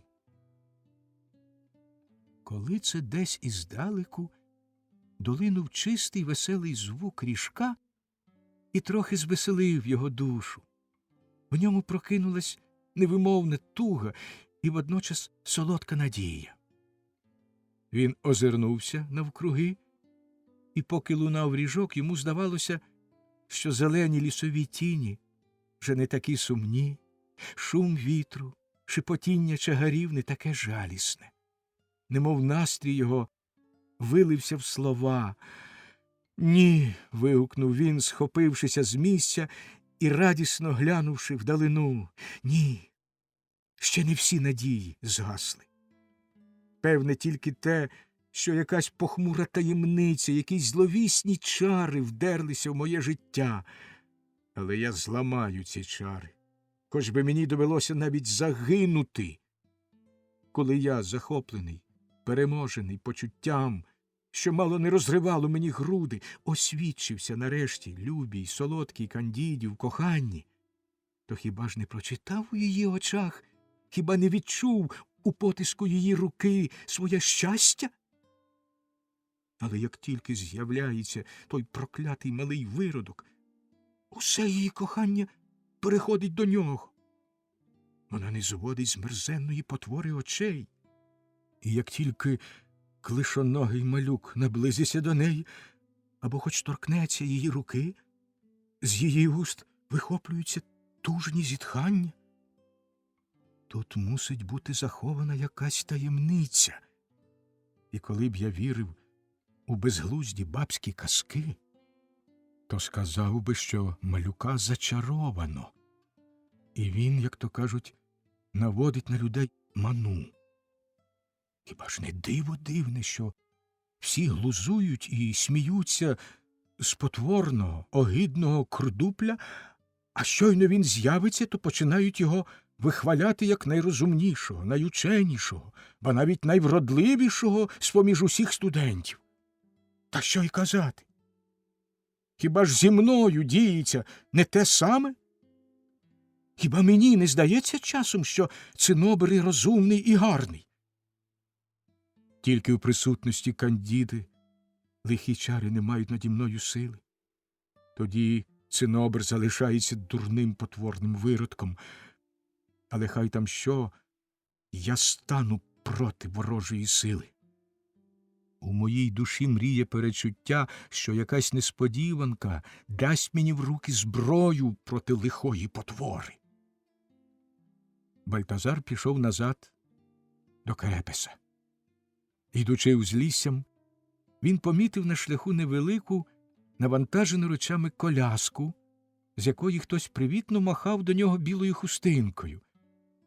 Він підійшов ближче і впізнав сеньора Вінченцо Збіоку, відомого на весь світ віртуоза Скрипаля, якого він надзвичайно цінував за його прекрасну майстерну гру і в якого вже 2 роки навчався грати. «От добре!» – вигукнув Збіока. «От добре, мій любий пане Бальтазаре, мій дорогий друже й учню, що я зустрів вас тут, щоб сердечно з вами попрощатися». «Як?» – запитав Бальтазар. «Як, сеньоре Збіоко? Невже ви покидаєте Керепес, де всі вас так шанують і поважають, де без вас не можуть обійтися?» «Еге ж», – відповів Збіока, і з гніву вся кров линула йому до обличчя. «Еге ж, пане Бальтазаре, я залишаю місто, де всі люди знавісніли, місто схоже на велику божевільню. Вчора ви не були на моєму концерті, бо гуляли за містом, а то б захистили від скаженого натовпу, що накинувся був на мене. Але що ж сталося? Скажіть на Бога, що сталося? – скрикнув Бальтазар. Я грав, – мовив Збіока, – найважчий концерт Віотті. Це моя гордість, моя радість. Ви чули, як я граю його, і завжди ним захоплювалися. Вчора я був, можна сказати, в найкращому гуморі. Кажу вам, веселий, радісний. Жодний скрипаль у цілому світі, навіть сам Віотті, не зміг би краще заграти. Коли я скінчив, знялися оплески, бурхливі, несамовиті, справжній фурор, кажу вам, як і слід було чекати. Я скрипку під пахву і виходжу, щоб красненько подякувати. І що ж я бачу, що я чую? Всі всі, не звертаючи на мене ніякісінької уваги, з'юрмились в одному кутку зали і репетують, як навіжені: «Браво! Бравісімо! Божественний Ценобере!» Яка гра, яка поза, яка сила, яка досконалість! Я кинувся туди, проштовхуюсь, а там стоїть ледве на 3 лікті заввишки паскудний малюк і репить огидним голосом: прошу, нема за що, заграв, як умів. І, щоправда, я тепер найкращий скрипаль у Європі та й у всіх інших відомих частинах світу. 112 кіп чортів!» – закричав я. «А хто ж тут грав? Я чи цей хробак?» А що малюк і далі мимрив: «Дякую, уклінно дякую», то я хотів підбігти до нього і схопити його всією аплікатурою. Коли це всі кидаються до мене і починають плести несусвітні речі про заздрість, ревнощі та недоброзичливість. Тим часом хтось вигукує: «А яка музика!» І всі знову заходжуються: «А яка музика! Божественний Цинобер! Геніальний композитор!» Я ще завзятіше кричу: «Та невже ж тут усі подуріли? Геть з глузду з'їхали? Це ж концерт Віоті! І я, відомий на весь світ, Вінченцо Збіока, грав його!» Та мене міцно хапають, кажуть щось про італійську біснуватість, про її дивні напади, затягають силоміць до сусідньої кімнати, поводяться зі мною як із хворим, як із божевільним. Незабаром убігає до кімнати сеньора Брагаці і падає непритомна. З нею сталося те, що й зі мною. Щойно вона закінчила свою арію, зала здригається від «Браво! Бравісімо! Цинобере!» І всі репетують, що ніхто в світі так не співає, як Цинобер. А він знов гугнявить своє проклятуще: «Прошу, прошу!» Сеньора Брагаці лежить у гарячці і, мабуть, незабаром помре. А я ось рятуюсь утечею від знавіснілого люду. Бувайте здорові, любий пане Бальтазаре. Якщо побачите, бува, сеньора Цинобера, то скажіть йому, будь ласка, хай ніде не попадається на концерті разом зі мною, бо схоплю його за хробачі ніжки і запакую в контрабас через дірку. Нехай там хоч усе життя виграє концерти і виспівує арії, скільки йому заманеться. Прощавайте, мій любий Бальтазаре, і не забувайте скрипки. Сеньор Вінченцо Збіока обійняв закам'янілого з подиву Бальтазара, сів у коляску і швидко поїхав собі. «Чи не мав я рації, – сказав Бальтазар сам до себе, – чи не мав я рації, коли казав, що та моторошна химера, той Цинобер зачарований і напускає на людей ману?» Тієї миті повз нього промчав якийсь юнак, блідий, збентежений, з виразом розпачу й безумства на обличчі. Бальтазарові стало важко на серці. Йому здалося, що той юнак – один із його друзів. Тому він кинувся за ним у ліс. Ледве пробіг він 20 чи 30 кроків, як упізнав референдарія Пульхера, що стояв під великим деревом і, піднявши очі вгору, так нарікав: «Ні, неможливо довше витримати цю ганьбу. Всі надії щезли. Один лише шлях – могила. Прощай усе – життя, світ, сподівання, кохана». З цими словами він вихопив у розпачі пістоля з-за пазухи і приставив до лоба. Бальтазар блискавично підскочив до нього, рвонув у нього пістоля з рук, відкинув його геть і крикнув: «Пульхере, бійся Бога! Що з тобою? Що ти робиш?» Референдарій кілька хвилин не міг отямитись. Майже непритомний, він упав на траву. Бальтазар присів до нього і почав утішати: якими тільки міг словами, не знаючи, через що він упав у такий відчай. 100 разів питав Бальтазар, що ж таке страшне сталося, що навело його на чорні думки про самогубство, аж поки нарешті Пульхер глибоко зітхнув і почав. Ти знаєш, любий друже Бальтазаре, моє скрутне становище. Знаєш, як я всі свої надії покладав на посаду таємного експедитора, що відкрилась у Міністерстві закордонних справ. Знаєш, як ретельно, як пильно готувався я до неї. Я подав свої праці і з радістю довідався, що вони отримали цілковите схвалення в міністра. З якою певністю став я сьогодні вранці до усного іспиту. В кімнаті я застав маленького потворного карлика, якого ти, напевне, знаєш під ім'ям пана Цинобера.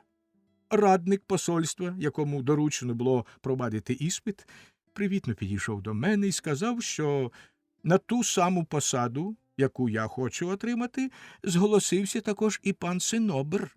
Тому він буде екзаменувати нас обох. А потім шепнув нишком на вухо.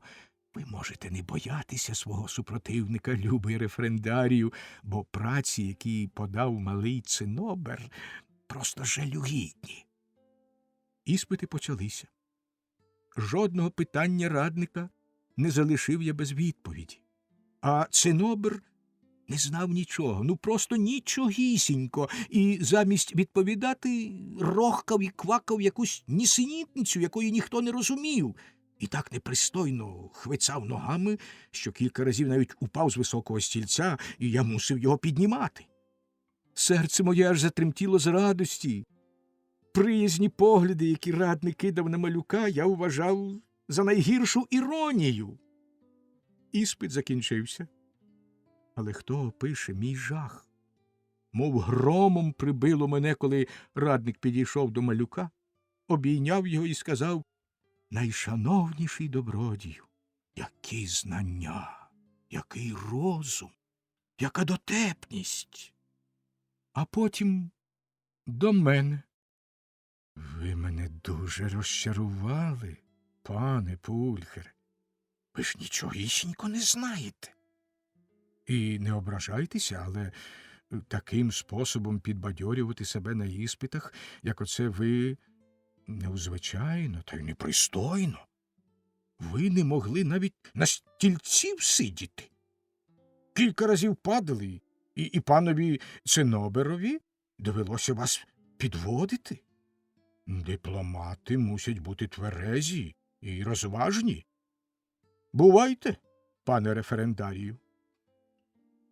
Я думаю, що то якісь безглузді жарти, і наважився піти до міністра. Він звелів мені передати, що не розуміє, як я ще й насмілився турбувати його своїм візитом після того, що вчинив на іспитах. Адже ж він знає все. Посада, якої я так домагався, вже віддана панові Циноберові.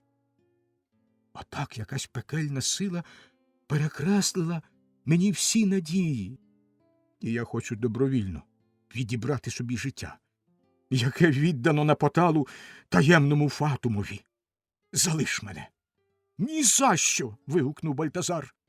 Перше вислухай мене.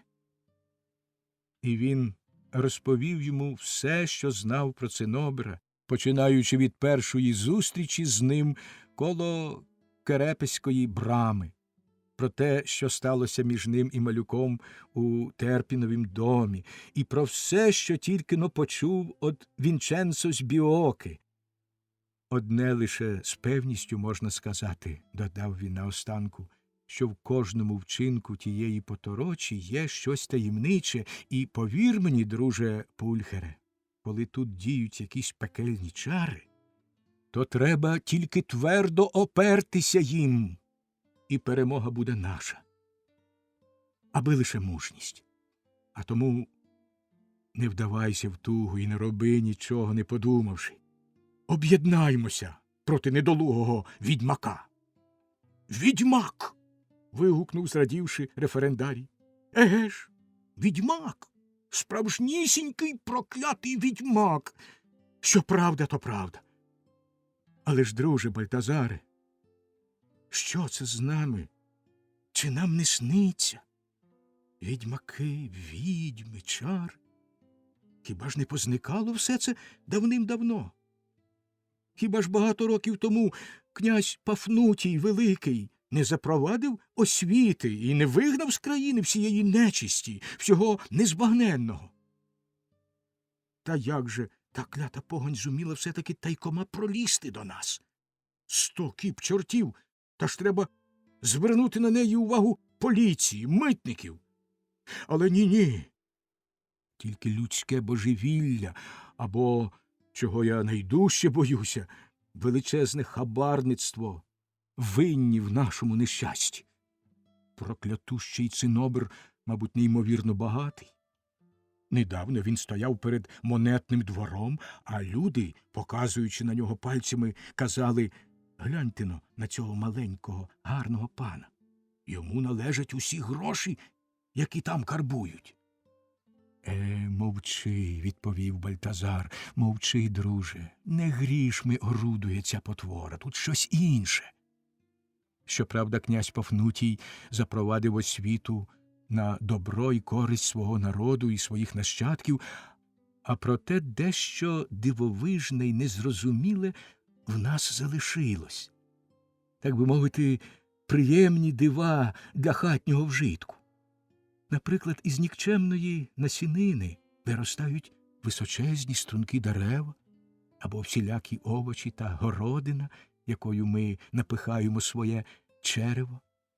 Адже ж дозволено різноманітним квіткам і метеликам на своїх пелюстках і крилах мати найблискучіші барви, ба навіть носити найдивніші письмена, про які ніхто й не знає, чи то олія, чи гуаш, чи акварель, і жоден майстер каліграфії не здатен прочитати те чудесне письмо, а не те, що так написати. Ого, референдарію! І зі мною часом діється щось чудне. Я кладу люльку і починаю ходити по кімнаті, а якийсь голос шепче мені, що я сам чудо, чарівник, мікрокосмос порядкує мною і під'юджує на різні безглузді витівки. Але тоді, референдарію, я втікаю до лісу, споглядаю природу і розумію все, що говорять квіти, що журкоче струмок, і мене обіймає небесне блаженство. «Ти говориш, немов у лихоманці!» – вигукнув Пульхер. Та Бальтазар, незважаючи на нього, простяг руки вдалечінь, немов охоплений палкою тугою. «Ти тільки вслухайся!» – мовив він. «Тільки вслухайся, о референдарію! Яка небесна музика лунає в шумі вечірнього вітру в лісі! Чуєш, як струмки співають чимраз голосніше, як кущі й квіти приєднують до них свої ніжні голоси?» Референдарій прислухався, щоб почути музику, про яку говорив Бальтазар. «А й справді, – почав він, – а й справді, по лісі линуть звуки найчудесніші, найпрекрасніші з усіх, які мені доводилося чути в житті, і глибоко западають у душу. Але це не вечірній вітер, не кущі, не квіти співають, а, здається, ніби хтось удалині торкає найглибші голосники в гармонії». І Пульхер мав рацію. Справді, до них наближались повні, все гучніші хвилі акордів, подібні до звуків гармонії, але нечуваної величі й сили. І коли друзі пройшли далі, перед очима в них відкрилася така чарівна картина, що вони з подиву остовпіли, наче прикипіли до місця. Недалеко від них їхав лісом чоловік, майже по-китайському зодягнений, тільки на голові в нього був пишний берет із гарним плюмажем. Карета його була подібна до розтуленої мушлі з блискучого кришталю. Двоє високих коліс, здавалося, теж були зроблені з того самого матеріалу. Коли вони крутилися, то то лунали чарівні звуки гармонії, які наші друзі й почули ще здалеку. Два сніжно-білих однороги в золотій упряжці везли карету, де замість візника був золотий фазан, що держав у дзьобі золоті віжки. А ззаду сидів великий золотий жук, який, здавалось, махаючи крильми, навівав на дивного чоловіка в мушлі прохолоду. Проїжджаючи повз друзів, чоловік приязно їм уклонився. Тієї ж миті з блискучої головки довгого ціпка, якого незнайомий тримав у руках, на Бальтазара упав яскравий промінь. Юнака немов хто вколов у самі груди. Він здригнувся і скрикнув «Ох!». Чоловік подивився на нього, усміхнувся і кивнув головою ще привітніше, ніж перше. Коли чарівна карета зникла в густому чагарнику, і тільки чутно було ще ніжні звуки гармонії, Бальтазар кинувся приятелеві на шию, не тямлячи себе з радощів і захвату, і вигукнув референдарію: «Ми врятовані! Оце був той, хто розіб'є нечестиві циноброві чари!» «Не знаю», – сказав Пульхер, – «не знаю, що зі мною тепер діється, чи я сплю, чи марю. Одне лиш правда, що мене сповнює якесь невідоме раніше почуття, і в мою душу вертаються втіха і надія». Розділ 5. Як князь Барсанув снідав лейпцигськими жайворонками та гданською золотою горілкою, як йому на кашемірові штани сіла масна пляма, і як він таємного експедитора Цинобера зробив таємним радником в особливих справах. Книжка з малюнками доктора Проспера Альпануса, як один швейцар укусив студента Фабіана за палець, як той надів сюртук із шлейфом і як його за те висміяно.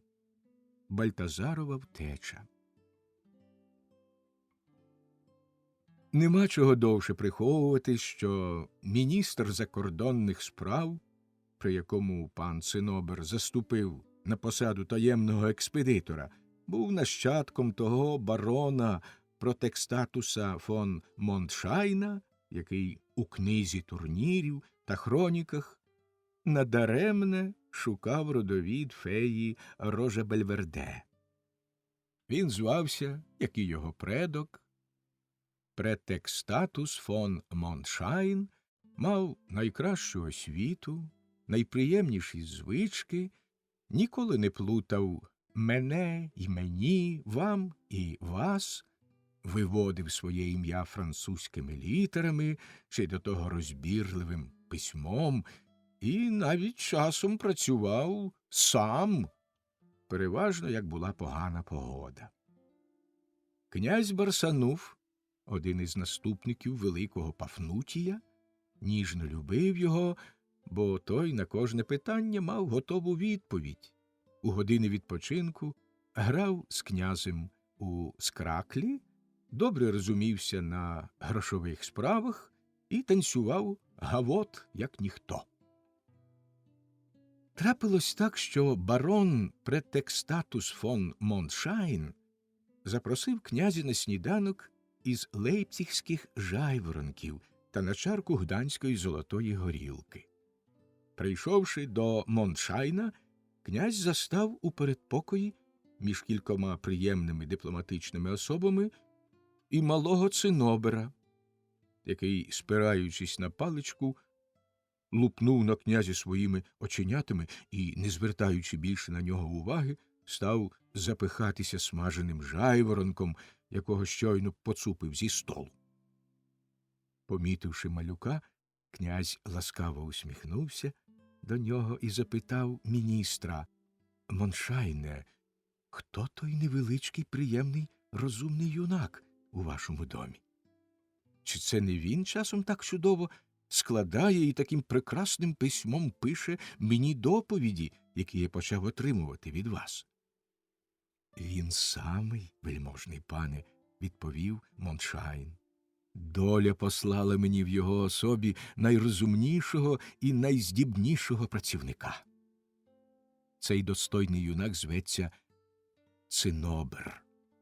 Я уклінно вам його рекомендую.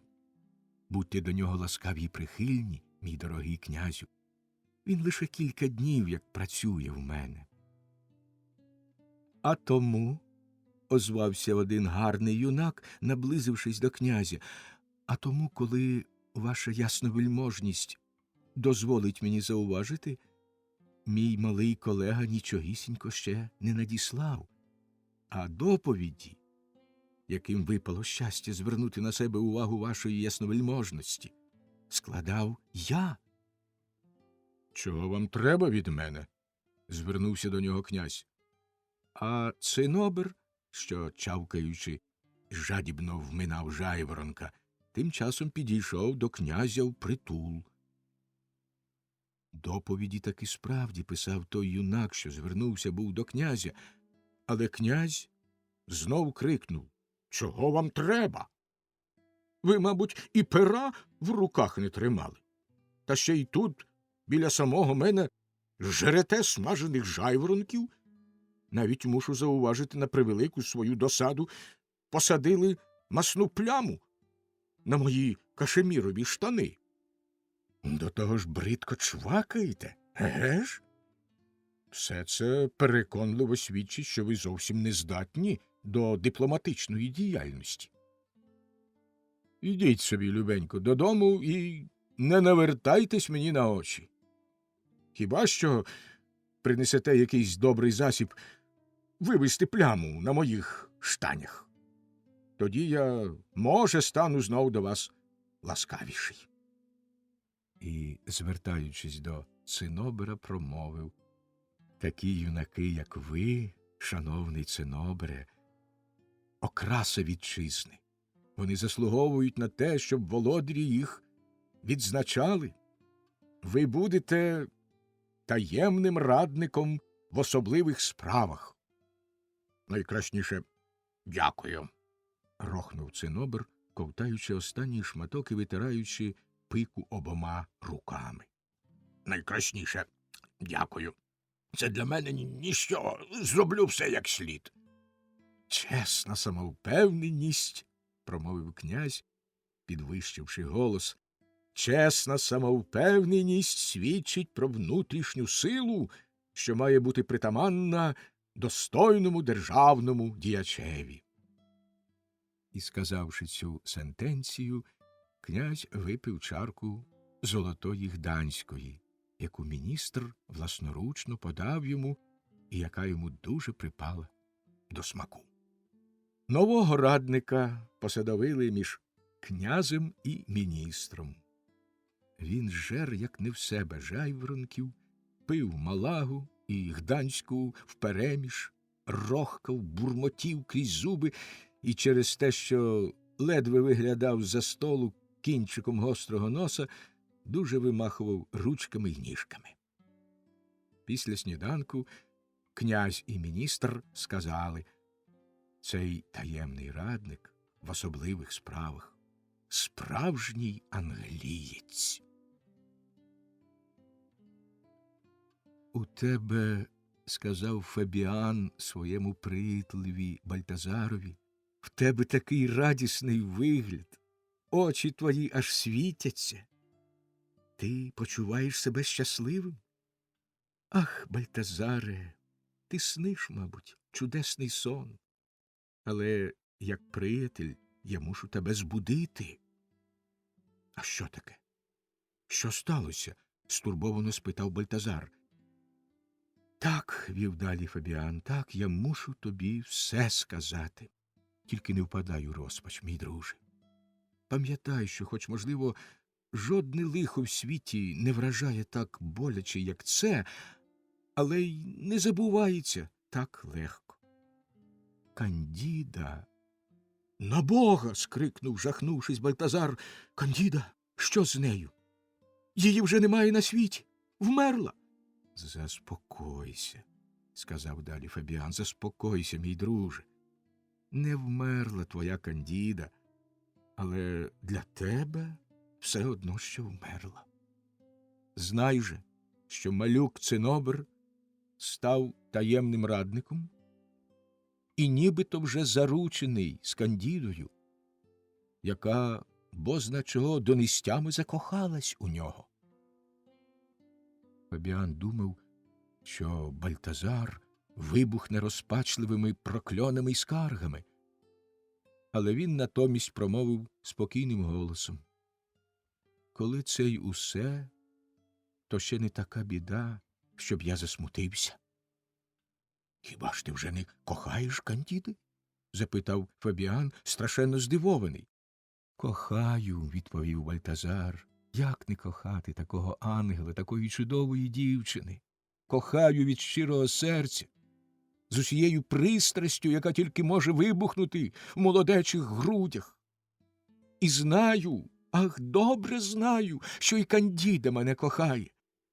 Тільки проклятущі чари оплутали її, але скоро я порву відьмакові пута. Скоро знищу страховисько, яке її бідолашну морочить. І Бальтазар докладно розповів приятелеві про дивного чоловіка, якого він зустрів у лісі в чудернацькій кареті. Бо відколи груди його пронизав яскравий промінь з головки ціпка, він відчув певність, що Цинобер не хто інший, як нікчемний відьмак, силу якого знищить той чоловік. Але ж, Бальтазаре, вигукнув Фабіан, коли той закінчив, Бальтазаре, як тобі могла спасти на думку така дивовижа, така нісенітниця? Чоловік, якого ти вважаєш за чарівника, не хто інший, як доктор Проспер Альпанус, що живе недалечко від міста у своїй віллі. Щоправда, про нього йдуть дивні чутки, і його вважають мало не другим Каліостро, але то його власна вина. Він полюбляє, скажімо, огорнути себе в містичний морок, удавати, що йому відомі найглибші таємниці природи, що йому підвладні незнані сили. До того ж він великий дивак. Наприклад, його карета так химерно зроблена, що людина з палкою жвавою уявою, як хоч би в тебе, мій друже, легко може сприйняти її за явище з якої-небудь безглуздої казки.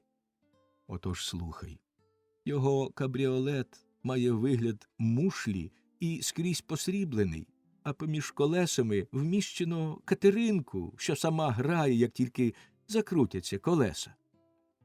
Той, кого ти вважав за срібного фазана, насправді був його маленький, одягнений у біле візник, так само його розкрита парасолька здалася тобі крильми золотого жука. Своїм білим конячкам він звелів приробити великі роги, щоб вони мали казковий вигляд. Єдине, що доктор Альпанус справді має, гарного іспанського ціпка з чудовим блискучим кристалом, прилаштованим зверху замість головки. Про дивну дію того кристала розповідають, а може, і вигадують багато всіляких байок. Промінь його, буцімто, ледве чи витримає око. А коли доктор закриває його тонким серпанком, тоді, пильно вдивившись у нього, можна побачити, як у вгнутому дзеркалі, ту людину, образ якої ти носиш глибоко в своєму серці. Справді? Перепитав Бальтазар. Справді? Так кажуть. А що ще розповідають про доктора Проспера Альпануса? Відповів Фабіан, краще не проси, щоб я тобі розповідав усі ті дурні байки та вигадки. Ти ж знаєш, що й досі є ще навіжені люди, які всупереч здоровому глуздові вірять у так звані дива з нікчемних бабських казок. Признаюся тобі, перебив його Бальтазар, що я й сам належу до тих невіжених, без здорового глузду людей. Посріблене дерево зовсім не те, що блискучий прозорий кристал. Катеринка звучить не так, як гармонія. Срібний фазан – не візник, і парасолька – не золотий жук. Або дивний чоловік, якого я зустрів, не Проспер Альпанус, що про нього йде тепер мова, або доктор справді володіє надзвичайними таємницями. Аби тебе, сказав Фабіан, аби тебе цілком вилікувати від химер, буде найкраще, коли я поведу тебе просто до Проспера Альпануса. Тоді ти на власні очі побачиш, що пан доктор – звичайнісінький лікар, і що він не виїжджає на прогулянку з однорогами, срібними фазанами та золотими жуками. Ти, мій друже, сказав Бальтазар, радісно блиснувши очима, ти, мій друже, висловив найщиріше бажання моєї душі. Зараз же рушаймо в дорогу. Незабаром вони вже стояли перед грачастою брамою парку, посеред якого була вілла доктора Альпануса. «Як же нам увійти туди?» – спитав Фабіан. «Я думаю, треба постукати», – відповів Бальтазар і взявся за металевий молоток, що висів біля самого замка. Щойно підняв він молоток, як почувся якийсь підземний гуркіт, наче далекий грім, що завмер десь немов у бездонній глибині. Грачаста брама помалу відчинилась, вони увійшли і попростували довгою широкою алеєю, в кінці якої побачили віллу. «І ти відчуваєш тут, – запитав Фабіан, – щось надзвичайне, чарівне?» «Я думаю, – відповів Бальтазар, – що грачаста брама все ж таки відчинилась не дуже звичайно. І потім не знаю чому, мені все тут видається таким чудесним, просто магічним. Де ще є в околиці такі прекрасні дерева, як у цьому парку? Еге ж, багато дерев і кущів мають он які блискучі стовбури та смарагдове листя. Напевно, вони з чужих невідомих країн». Фабіан помітив дві жаби надзвичайної величини, що від самої брами скакали обабіч них. «Добрий мені парк!» – вигукнув Фабіан, коли в ньому вводиться така погань. І він нахилився по камінь, щоб жбурнути його в кумедних жаб. Та обидві вони стрибнули в кущі, втупившись звідти в нього блискучими людськими очима. «Ну, стривай же!» – крикнув Фабіан, націлився в одну жабу і кинув каменя. Але тієї миті якась приземкувата бридка жінка, що сиділа на дорозі, заквакала. «Нахаба! Жбурляє камінням у чесних людей, що важкою працею заробляють собі на шматок хліба». «Ходімо вже, ходімо!» – з жахом промурмотів Бальтазар, що добре бачив, як жаба перекинулась у стару жінку. Один лиш погляд у кущі переконав його, що й друга жаба, перекинувшись у маленького чоловічка, ретельно взялася виполювати бур'ян. Перед домом був прекрасний зелений моріжок, на якому паслися обидва однороги, а в повітрі бреніла ніжна музика. «Ти бачиш? Ти чуєш?» – запитав Бальтазар. «Я бачу тільки, – відповів Фабіан, – двох білих конячок, що пасуться на траві, а бринить, мабуть, десь еолова арфа». Чудова, проста архітектура не дуже великого двоповерхового будинку захопила Бальтазара. Він смикнув за шнурок дзвінка, двері зразу ж відчинились, і перед юнаками замість швейцара з'явився великий, схожий на страуса, золотавий блискучий птах. «Ну, глянь», – сказав Фабіан Бальтазарові, – «глянь, яка безглузда ліврея! коли й захочеш дати хлопцеві на чай, то де ж у нього руки, щоб засунути гроші в кишеню? Він обернувся до страуса, схопив його за блискуче пухнасте пір'я, що висіло з вола під дзьобом, як пишне жабо, і сказав: «Будьте ласкаві доповісти про нас панові доктору, дорогий друже». Але страус промовив лише «Квір!» і дзьобнув Фабіана за палець. «Ах, хай йому чорт!» – крикнув Фабіан. «Це такий справді, видно, проклятий птах». Тієї ж миті відчинилися хатні двері, і назустріч друзям вийшов сам доктор. Маленький, худенький, блідий чоловік. Він був у невеличкій оксамитовій шапочці, з-під якої спадали довгі пригарні кучері. В довгім індійськім убранні кольору вохри, в маленьких червоних чобітках, зі шнурівкою, облямованих чи то хутром, чи, може, пером якої птиці. Не можна було розпізнати. Обличчя в нього було спокійне, навіть добродушне, тільки як придивитись до нього пильно, зблизька, то часом здавалося, ніби з нього, мов із скляного футляра, виглядає ще одне маленьке личко. «Я побачив», – сказав тихо, трохи протягло, з приємним усміхом Проспер Альпанус. «Я побачив вас, мої панове, ще з вікна. Я вже наперед знав, принаймні про вас, любий добродію Бальтазаре, що ви приїдете до мене.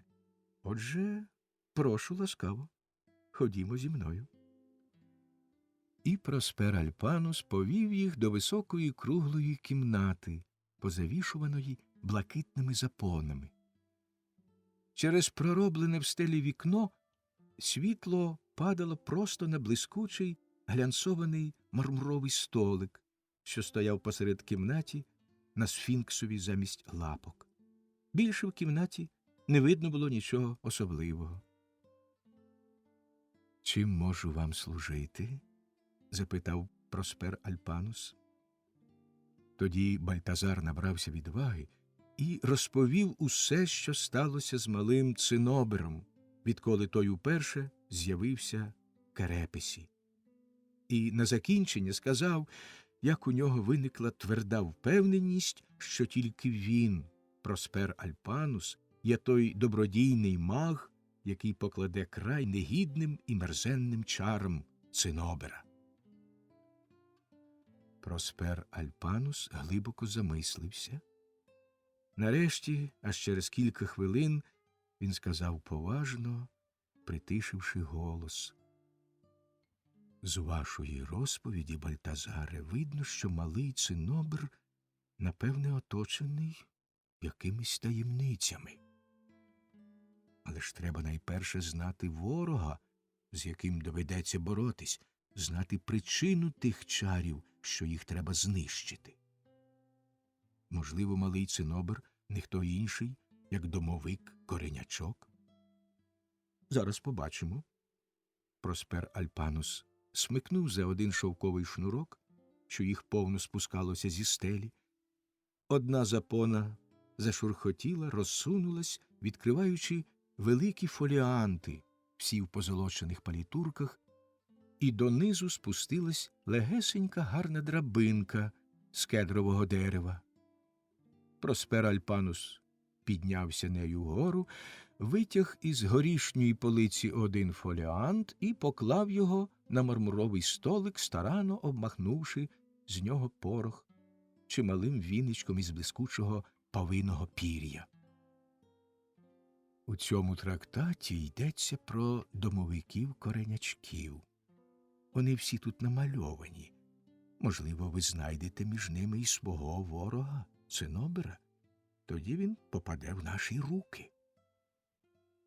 Коли Проспер Альпанус розгорнув книгу, приятелі побачили в ній безліч чітких кольорових гравюр найхимерніших потворних чоловічків із найбезглуздішими пиками, які тільки можна собі уявити.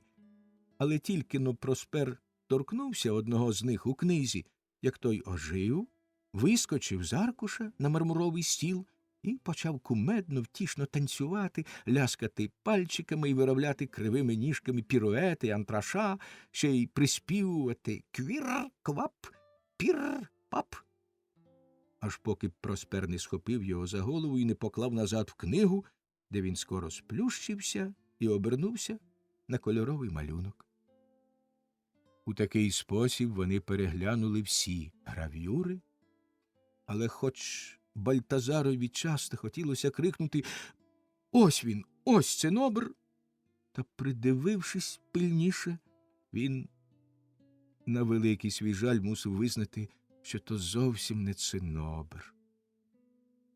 «Дуже дивно», – сказав Проспер Альпанус, передивившись усю книжку до кінця. «Може, він який-небудь гном? Подивимось».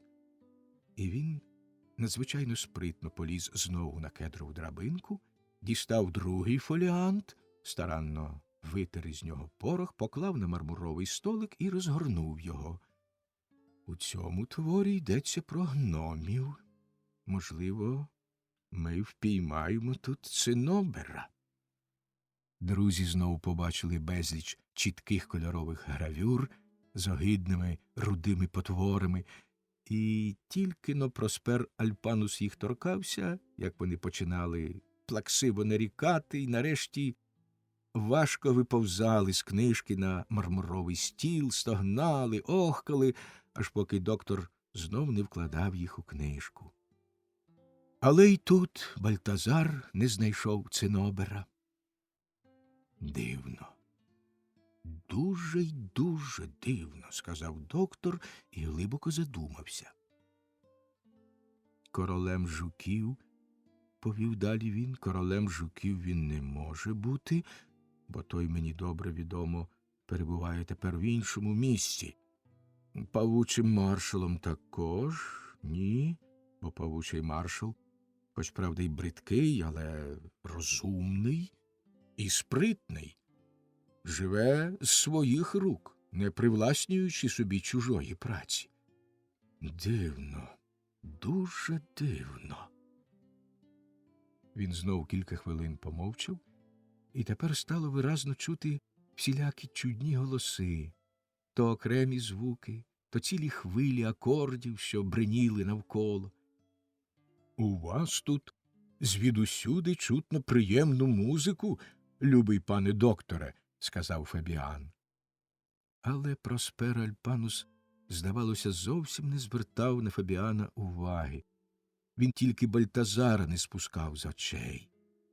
Простягнувши до нього руки, він ворушив кінчиками пальців, ніби хотів скропити його невидимими краплями. Нарешті доктор схопив Бальтазара за руки і мовив поважно й ласкаво: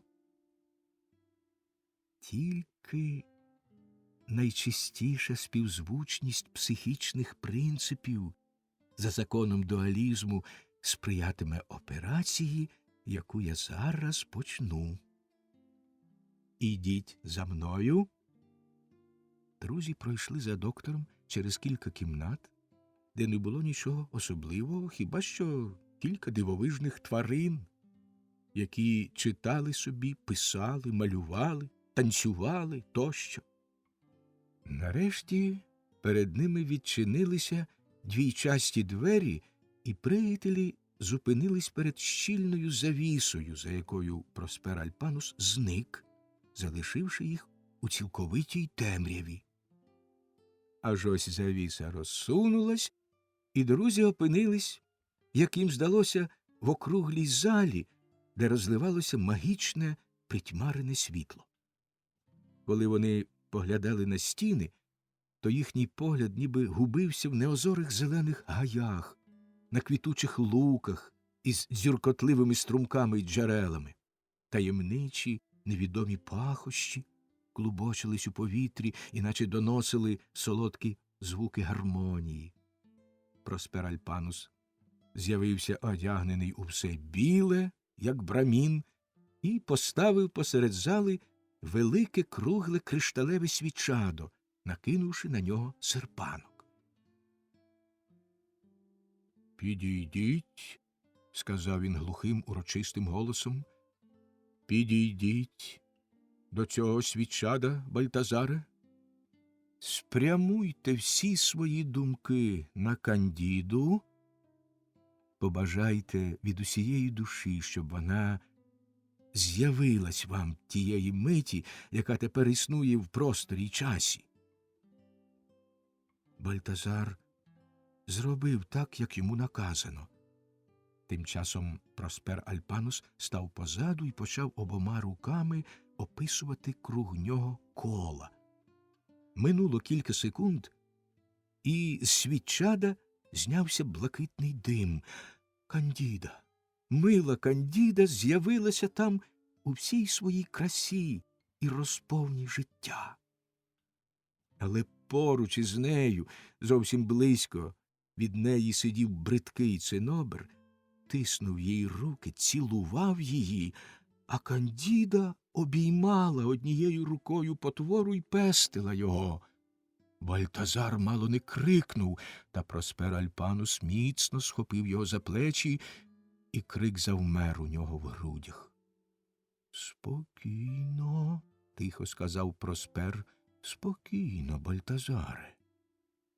Візьміть ось цього кийка і налупцюйте почвару, але не руште з місця». Бальтазар так і зробив, і задоволено побачив, як малюк скорчився, скрутився, впав додолу. Він люто скочив уперед, але видиво розпливлося в тумані і в диму, а Проспер Альпанус рвонув оскаженілого Бальтазара назад, крикнувши «Годі!» «Коли розіб'єте магічне свічадо, то всі ми пропали. Ходімо на світло». Друзі з докторового наказу покинули залу і вийшли до сусідньої світлої кімнати. «Слава Богу!» – вигукнув Фабіан. «Слава Богу, що ми вийшли з проклятої зали. Задушливе повітря так стиснуло мені серце, а ще й ці дурні штуки, які я ненавиджу всією душею». Бальтазар хотів відповісти йому, але до кімнати увійшов Проспер Альпанус. «Тепер, – сказав він, – тепер ясно, що потворний цинобр і не коренячок, і не гном, а звичайнісінька людина. Але про нього дбає якась таємна чарівна сила. Вгадати її мені ще не пощастило, тому я поки що не можу вам допомогти. Завітайте до мене незабаром знов, Бальтазаре. Ми тоді вирішимо, що робити далі. До побачення». «Отже, – сказав Фабіан, підступаючи до доктора, – отже, ви чарівник, а не можете подолати малого жалюгідного цинобера. То знайте ж, що я вас вважаю разом з усіма вашими кольоровими малюнками, ляльками, магічним свічадом, з усім вашим безглуздим причандаллям за справжнього шахрая, закоханого Бальтазара, що базграє вірші, ви можете морочити. Але зі мною у вас нічого не вийде. Я освічена людина і не визнаю жодних чудес». «Вважайте мене, – сказав Проспер Альпанус, засміявшись голосніше і щиріше, ніж від нього можна було сподіватися, – вважайте мене за кого хочете. Але, хоч я й не справжній чарівник, проте знаю деякі гарні штуки. З Віглебової магії або з якоїсь іншої», – вигукнув Фабіан. «Ну, куди вам до нашого професора Моше Терпіна? Ви з ним не зрівняєтесь, бо він чесний чоловік і завжди показує нам, що все відбувається природно. Він не оточує себе таємничим причандаллям, як ви, пане докторе. Ну, а тепер моє вам шанування».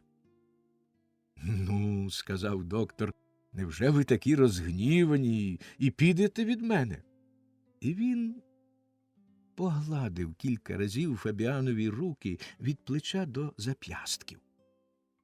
Тому стало якось прикро, і він збентежено вигукнув: «Що ви робите, пане докторе?» «Ну, ідіть уже собі, панове», – сказав доктор. «Ви, пане Бальтазаре, сподіваюсь, незабаром прийдете до мене. Ми зарадимо вашій біді». «Ви не дістанете ані гроша на чай, мій друже», – гукнув Фабіан до золотавого швейцара і схопив його за жабо. Але той знов нічого не сказав, лише квіркнув і вдруге дзьобнув Фабіану в палець. «Тварюко!» – скрикнув Фабіан і вибіг з будинку. Обидві жаби негайно з'явилися знову і чемно відпровадили друзів до самої грачастої брами, яка, глухо загрукотівши, відчинилась, потім зачинилась за ними.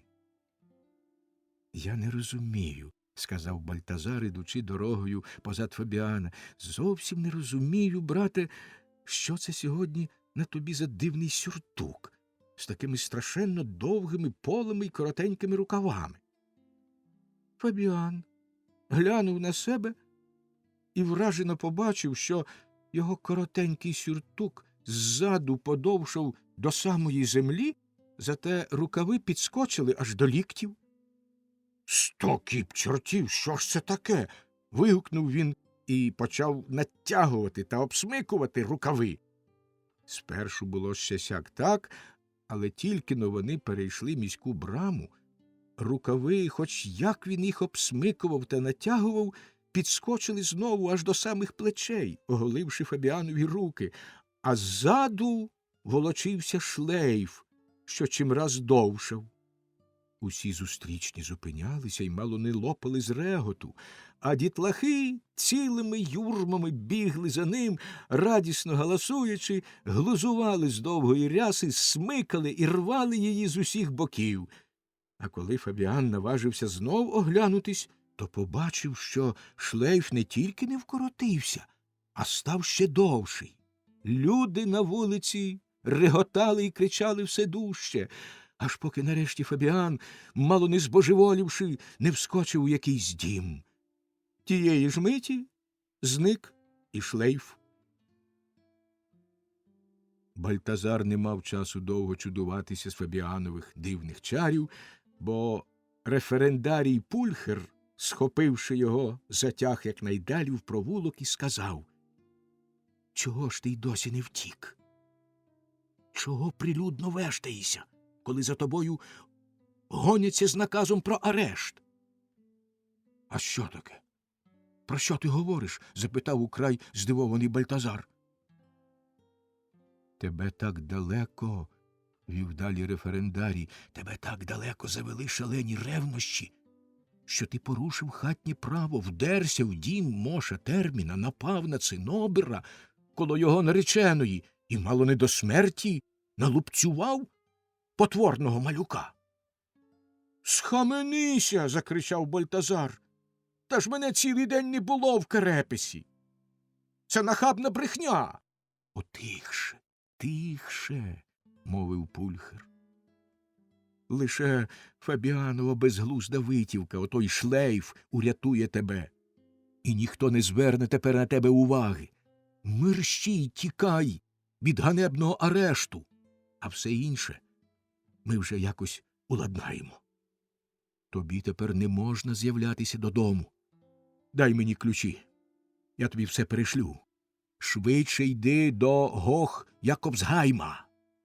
І референдарій потяг Бальтазара безлюдними провулками за браму в село Гох-Якобсгайм, де знаменитий учений Птоломеос Філадельфус писав свою надзвичайну книжку про невідоме плем'я студентів.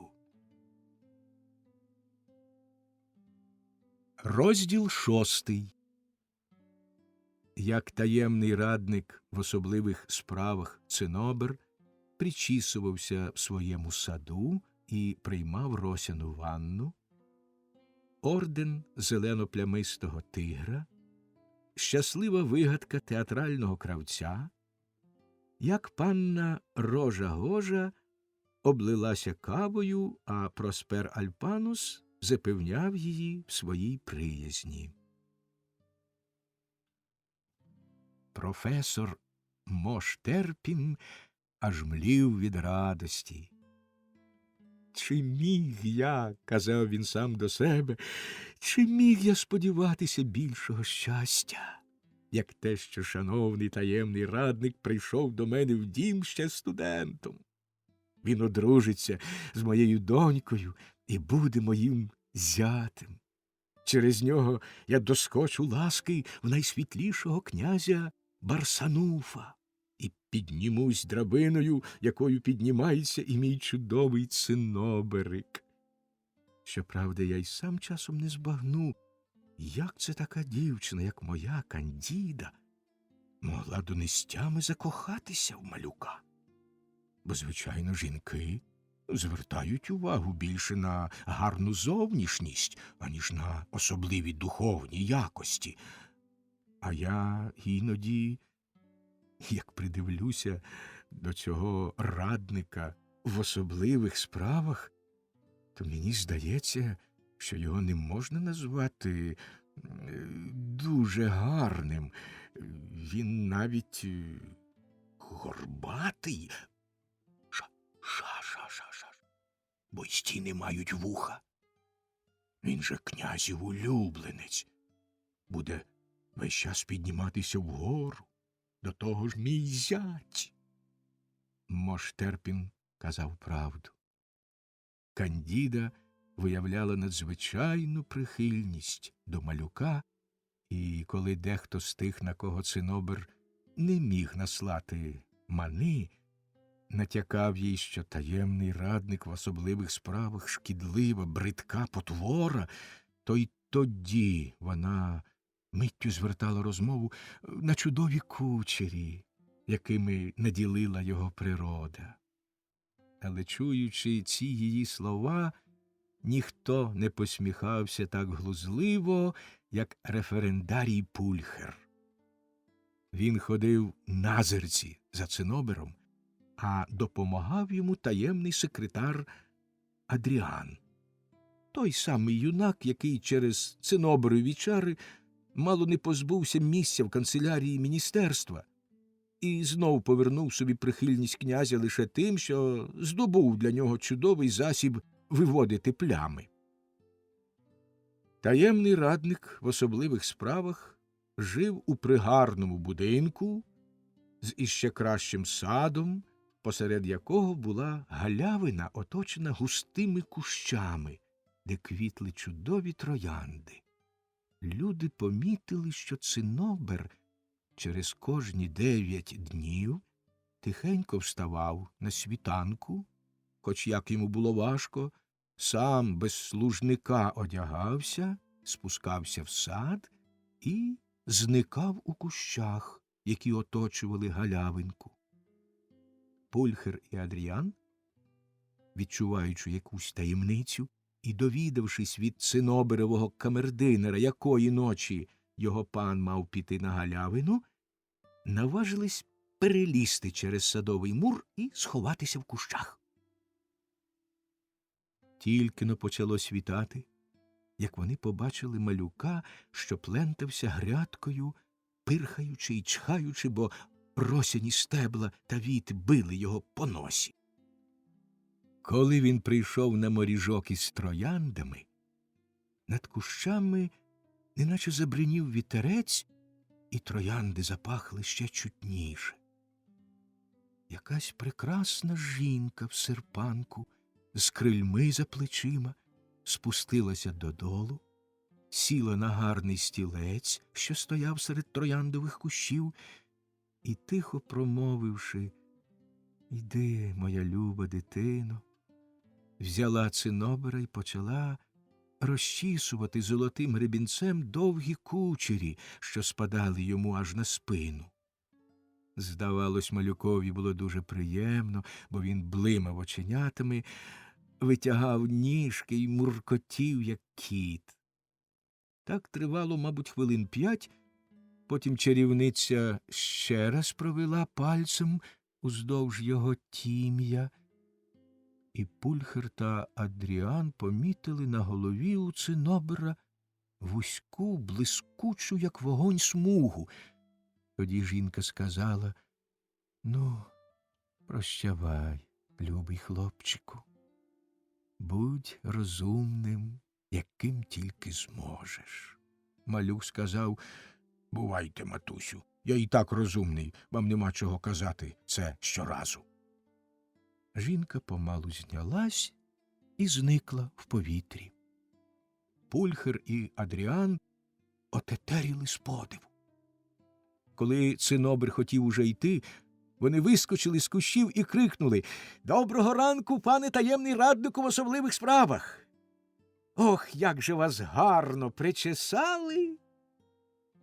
Цинобер озирнувся і, побачивши Пульхера, хотів швидше втекти, а що був незграбний і слабкий у ногах, то спіткнувся, впав у високу траву, стебла зімкнулися над ним, і він опинився в росяній ванні. Пульхер підскочив до нього і поміг йому встати на ноги, але цинобер прохрипів: «Як це ви, добродію, попали в мій сад? Забирайтеся звідси геть до всіх чортів!» Він схопився й підстрибом, скільки було в нього сили, побіг додому. Пульхер написав Бальтазарові про цю дивовижну пригоду і пообіцяв подвоїти свою пильність. Цинобера, видно, страшенно засмутило те, що з ним трапилось. Він звелів покласти себе в постіль і так охкав та стогнав, що чутка про його раптову хворобу дійшла скоро до міністра Моншайна й до князя Барсануфа. Князь Барсануф негайно послав свого лейб-медика до маленького улюбленця. «Найшановніший таємний раднику», – сказав лейб-медик, намацавши пульс, – «ви не шкодуєте себе для вітчизни. Пильна праця поклала вас у постіль. Постійні напружені думки спричинились до невимовних страждань, які ви, мабуть, тепер відчуваєте.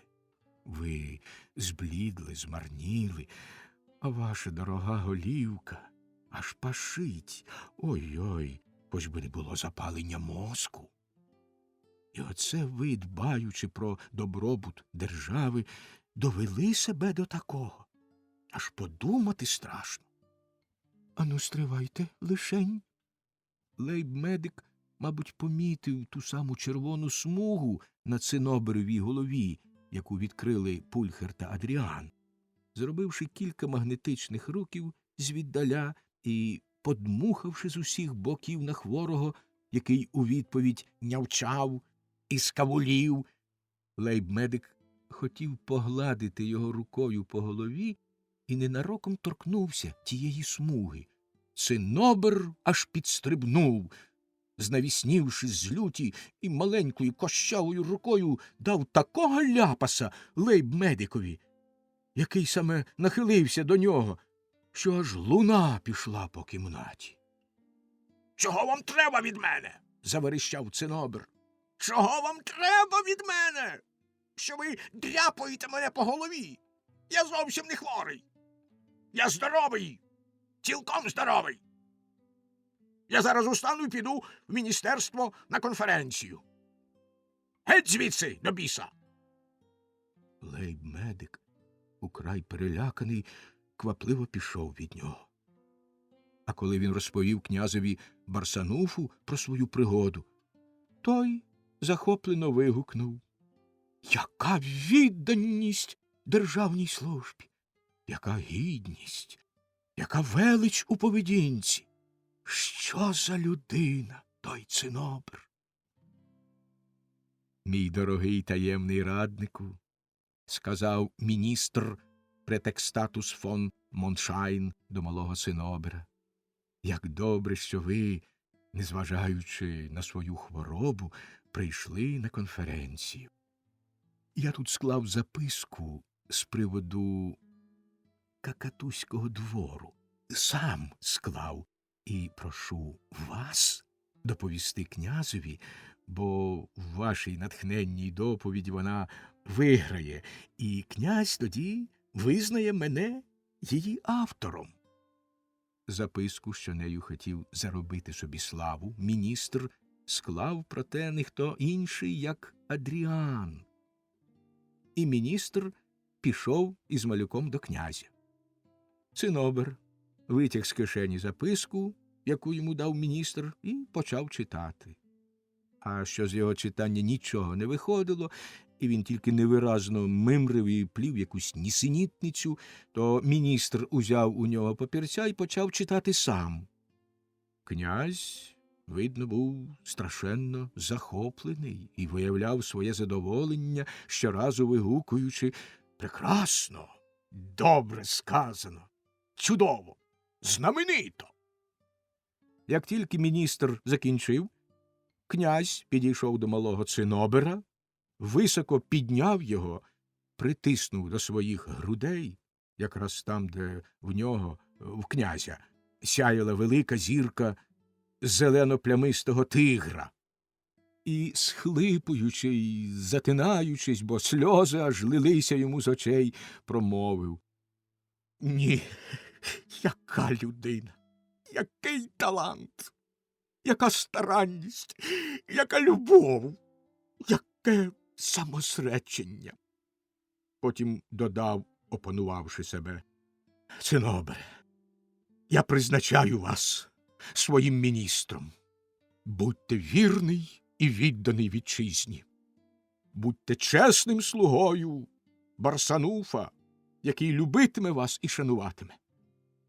Тоді незадоволено звернувся до міністра: «Я бачу, любий бароне фон Моншайне, що від деякого часу ви стали занепадати на силі. Відпочинок у маєтку буде корисний вашому здоров'ю. Прощавайте». Міністр фон Моншайн пішов, буркнувши крізь зуби щось невиразне і люто позирнувши на Цинобера, який за своїм звичаєм сперся ззаду на паличку і, ставши навшпиньки, гордо й нахабно поглядав навкруги. «Я повинен, — сказав князь, — я повинен, мій любий Цинобере, відзначити вас відповідно до ваших високих заслуг. Отож прийміть із моїх рук орден зелено-плямистого тигра». І князь хотів негайно ж повісити йому орденську стрічку, яку звелів камердинерові принести, та вона ніяк не лягала на Циноберові горби. То непристойно спадала донизу, то так само непристойно повзла догори. Князь у таких справах, як і у всіх інших, що торкалися добробуту держави, був дуже принциповий. Орден зелено-плямистого тигра мав висіти між стегновою кісткою і куприком на 3/16 дюйма від цього останнього. Але повісити його саме так ніяк не вдавалося. Марно старалися камердинер, 3 пажі, сам князь. Клята стрічка сповзала то туди, то сюди. Нарешті Цинобер почав невдоволено квакати: «Чого ви зняли таку веремію круг мене? Киньте цю дурну цяцьку. Нехай висить, як хоче. Я ж тепер міністр. Міністром і залишусь». «Нащо ж?» — розгнівано вигукнув князь. «Нащо ж тоді в мене існує орденська рада? Коли з приводу стрічок існують такі безглузді правила, що цілком суперечать моїй волі». «Потерпіть, мій любий Цинобере, скоро все зміниться». З наказу князя зібралась орденська рада, до якої додали ще 2 філософів та 1 природознавця, що недавно вернувся з Північного полюса. Рада мала обміркувати, як найкраще приладнати стрічку зелено-плямистого тигра міністрові Циноберу. Щоб на таке важливе питання раді вистачило сили, Усім її членам наказано 8 днів перед засіданням нічого не думати.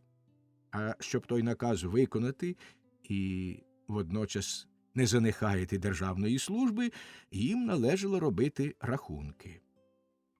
Вулиці перед палацом, де мало відбутися засідання Орденської ради, філософів та природознавця, були встелені товстим шаром соломи, щоб не гуркотіли підводи і не заважали мудрим мужам. Заборонили також поблизу палацу бити в барабани, грати на музичних інструментах, ба навіть голосно розмовляти. В самому палаці всі ходили на товстих повстяних підошвах і порозумівалися на мигах.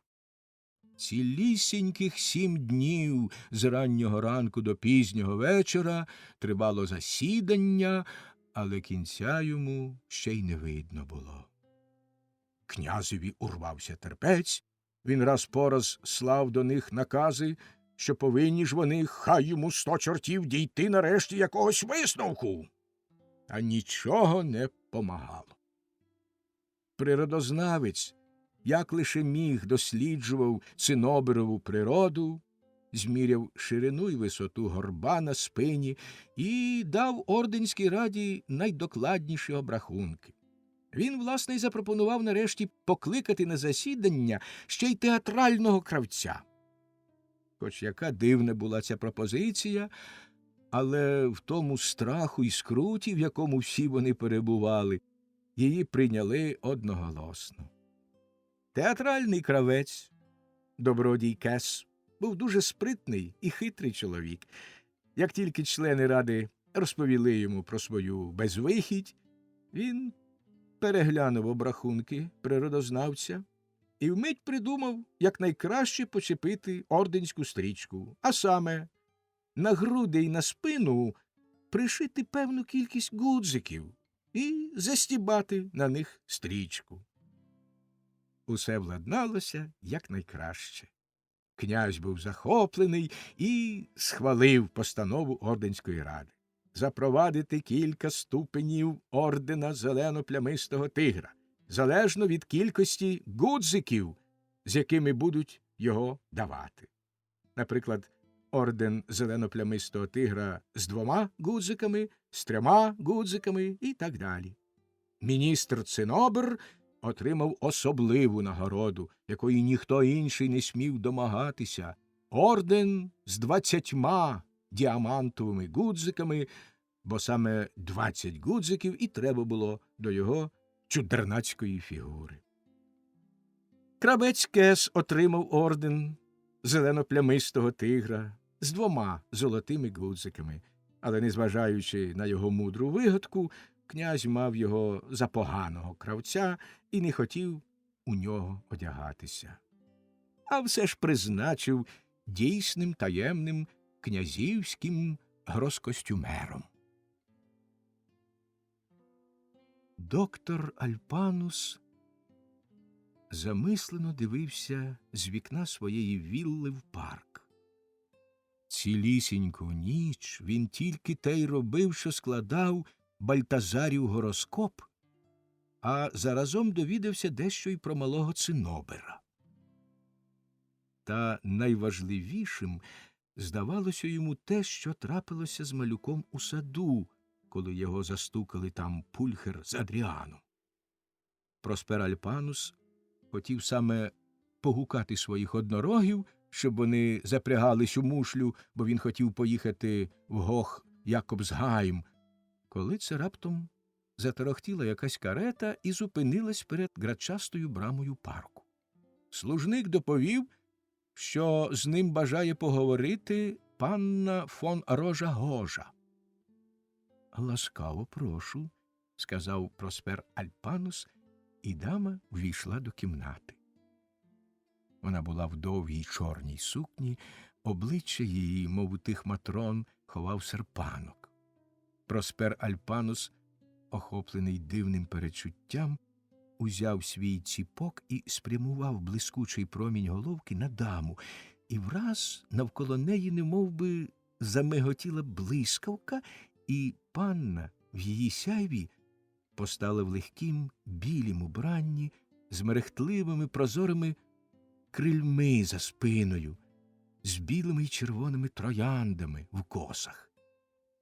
Еге, прошепотів Проспер і сховав ціпок під шлейфом. Тієї ж миті дама знову постала перед ним у тому самому вбранні, що й прийшла. Проспер Альпанус чемно запросив її сідати. Панна фон Рожа-Гожа сказала, що вже давно мала намір відвідати пана доктора в його домі за містом, щоб познайомитися з тим, хто у всіх навколо здобув славу як дуже талановитий доброчинний мудрець. Напевне, він не відмовить їй і погодиться взяти під свій лікарський нагляд розташований недалеко притулок для шляхетних дівчат, де старі дами частенько хворіють і не мають жодної допомоги. Проспер Альпанус чемно відповів, що хоч і давно вже залишив практику, але, як виняток, згоден відвідувати притулок, якщо буде потреба. А потім запитав, чи сама вона, панна фон Рожа-Гожа, не скаржиться часом на яку-небудь хворобу. Панна запевнила, що ні, тільки часом її крутить у суглобах, як вона змерзне вранці на дворі, але тепер почуває себе цілком здоровою. І вона почала якусь байдужу розмову. Проспер запитав, чи не вип'є вона чашку кави, бо до обіду далеко. Рожа-Гожа відповіла, що патронеси ніколи від кави не відмовляються. Принесли каву, та хоч скільки Проспер її наливав, чашки залишалися порожні. Байдуже, що кава аж через вінця лилася з кавника. Усміхнувся Проспер Альпанус, якась злюща кава. Будьте ласкаві, моя люба панно, може, вам пощастить налити? Залюбки, відповіла панна і взяла кавник.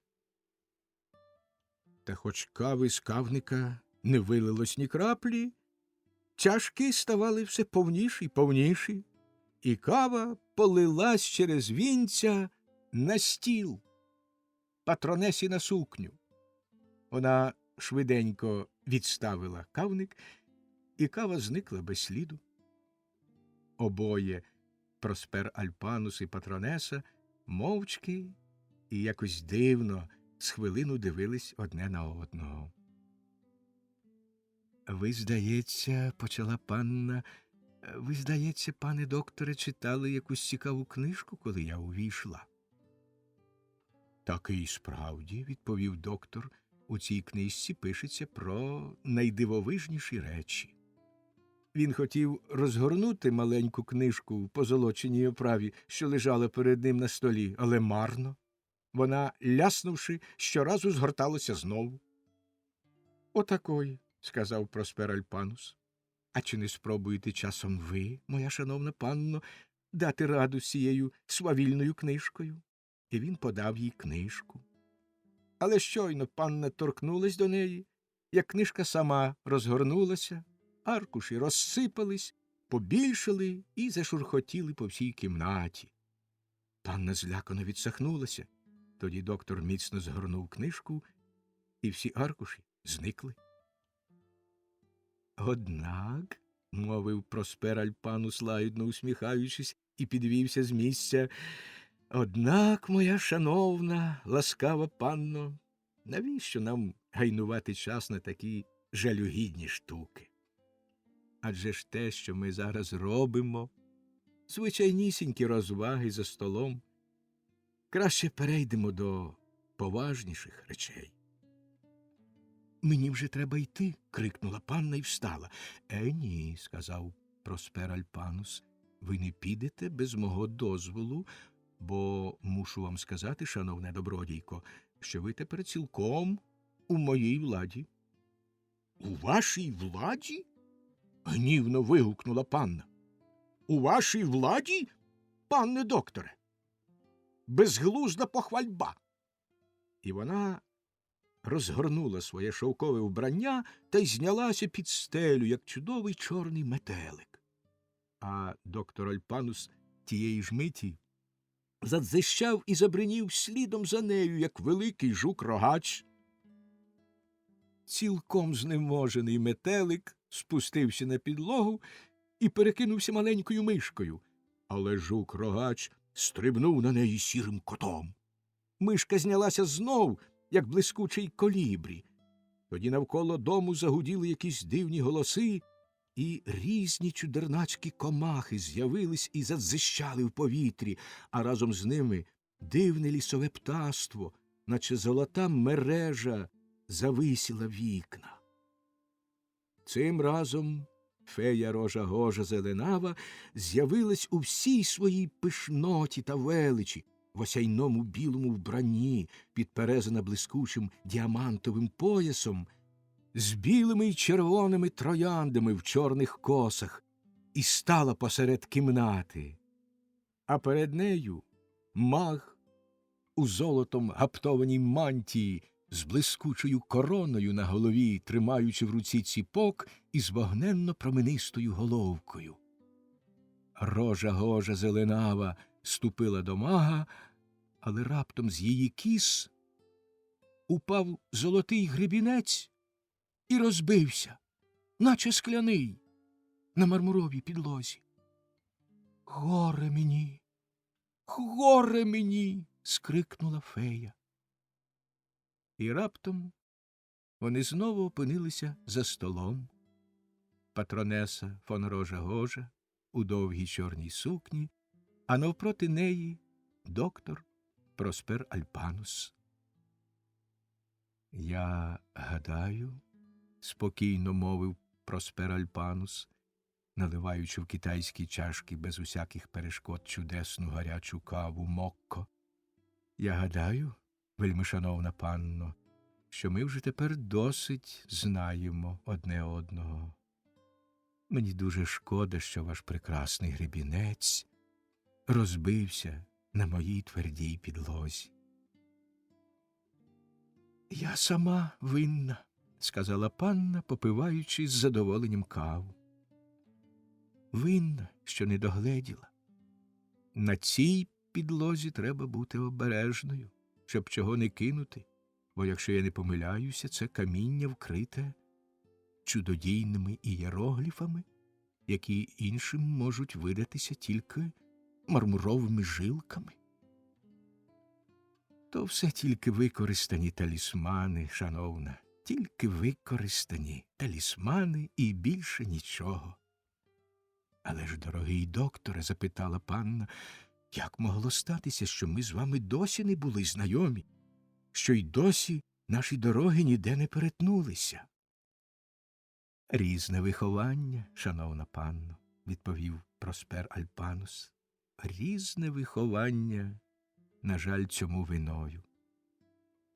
Тим часом, як ви, щедро обдарована талантами дівчина, могли в Джинністані цілком покластися на свою багату натуру, на свій щасливий геній, я, бідолашний студент, замкнутий у пірамідах, слухав лекції у професора Зороастра, такого собі старого шкарбуна, який проте страшенно багато знав.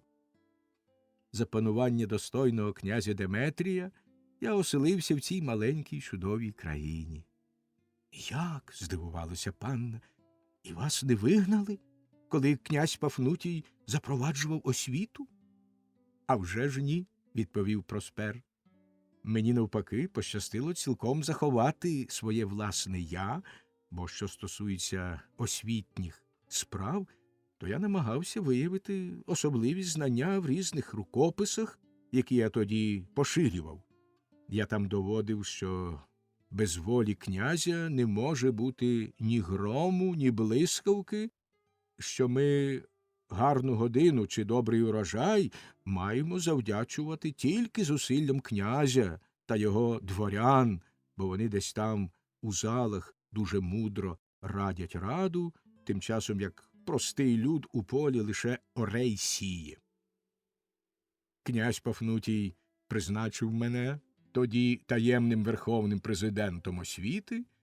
Я ту посаду скинув разом із своєю машкарою, як важкий тягар, коли минула буря. Потай я робив добро, скільки міг. Себто те, що ми з вами, шановна панно, вважаємо за добро. Чи відомо вам, добродійко, що це я вас попередив про навалу освітньої поліції? Що мені ви завдячуєте ті приємні штуки, які ви щойно показували? О, Боже мій, дорога панно, погляньте но тільки в це вікно.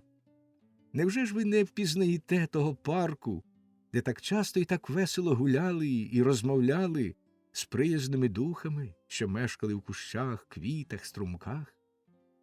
Цей парк я врятував своїм знанням. Він лишився такий самий, як і за часів Деметрія. Князь Барсануф, дякувати Богу, не так переймається чародійством. Він ласкавий володар і дає кожному волю. Хай кожен чарує, скільки хоче, аби тільки непомітно, та щоб податки добре платили. Отож я й живу тут, як і ви, люба панно, в своїм притулку, щасливо і безтурботно. «Докторе!» – вигукнула панна, і сльози покотилися їй з очей. «Докторе, що ви кажете? Яка новина?» «Так, я впізнаю цей гай, де я зазнала блаженної втіхи. Докторе, ви найшляхетніша людина, яка я вдячна вам. Чого ж ви так жорстоко переслідуєте мого вихованця?» «Ви, люба панно, – відповів на це доктор, – ви піддалися своїй природженій доброті і гайнуєте свій хист на нікчему. Ценобр є й буде, незважаючи на вашу ласкаву допомогу, малим потворним негідником, який тепер, коли розбився ваш золотий гребінець, відданий цілком у мої руки». «Смилуйтесь над ним, докторе», – попросила панна. «А подивіться, ну, будь ласка, сюди», – сказав Проспер, показуючи їй Бальтазарів гороскоп, який він склав. Панна глянула і жалібно вигукнула: «Ну, коли така справа, то я мушу поступитися перед вищою силою. Бідний Ценобр».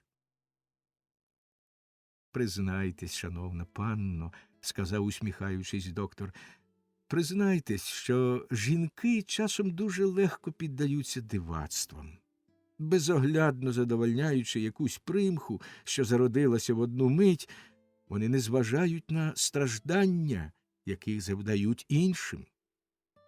Ценобр мусить прийняти кару, але він ще дістане і незаслужену шану. Цим я віддаю належне вашій силі, вашій доброті, вашій чесноті, дорога, найласкавіша панно». «Ви чудова, прекрасна людина!» – вигукнула панна. «Будьте моїм приятелем». «Назавжди», – відповів доктор. «Моя приязнь, моя щира прихильність до вас, люба феє, залишиться назавжди. Сміливо звертайтеся до мене в скруті і пийте в мене каву, коли тільки вам заманеться. Бувайте здорові, найшановніший магу.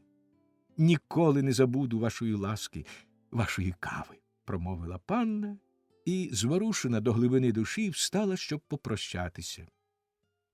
Коли Проспер Альпанус проводжав її аж до грачастої брами, кругом звучали найчудовіші, прекрасні лісові голоси. Перед брамою замість фейної карети стояла запряжена однорогами докторова кришталева мушля, позад якої золотий жук розгорнув свої блискучі крила. На козлах сидів золотий фазан і, тримаючи в дзьобі золоті віжки, поглядав розумними очима на панну. І коли карета рушила через запашний гай, сповнюючи його невимовно мелодійними звуками, патронеса відчула себе так, ніби вона перелинула в щасливі часи свого давнього чарівного життя фей.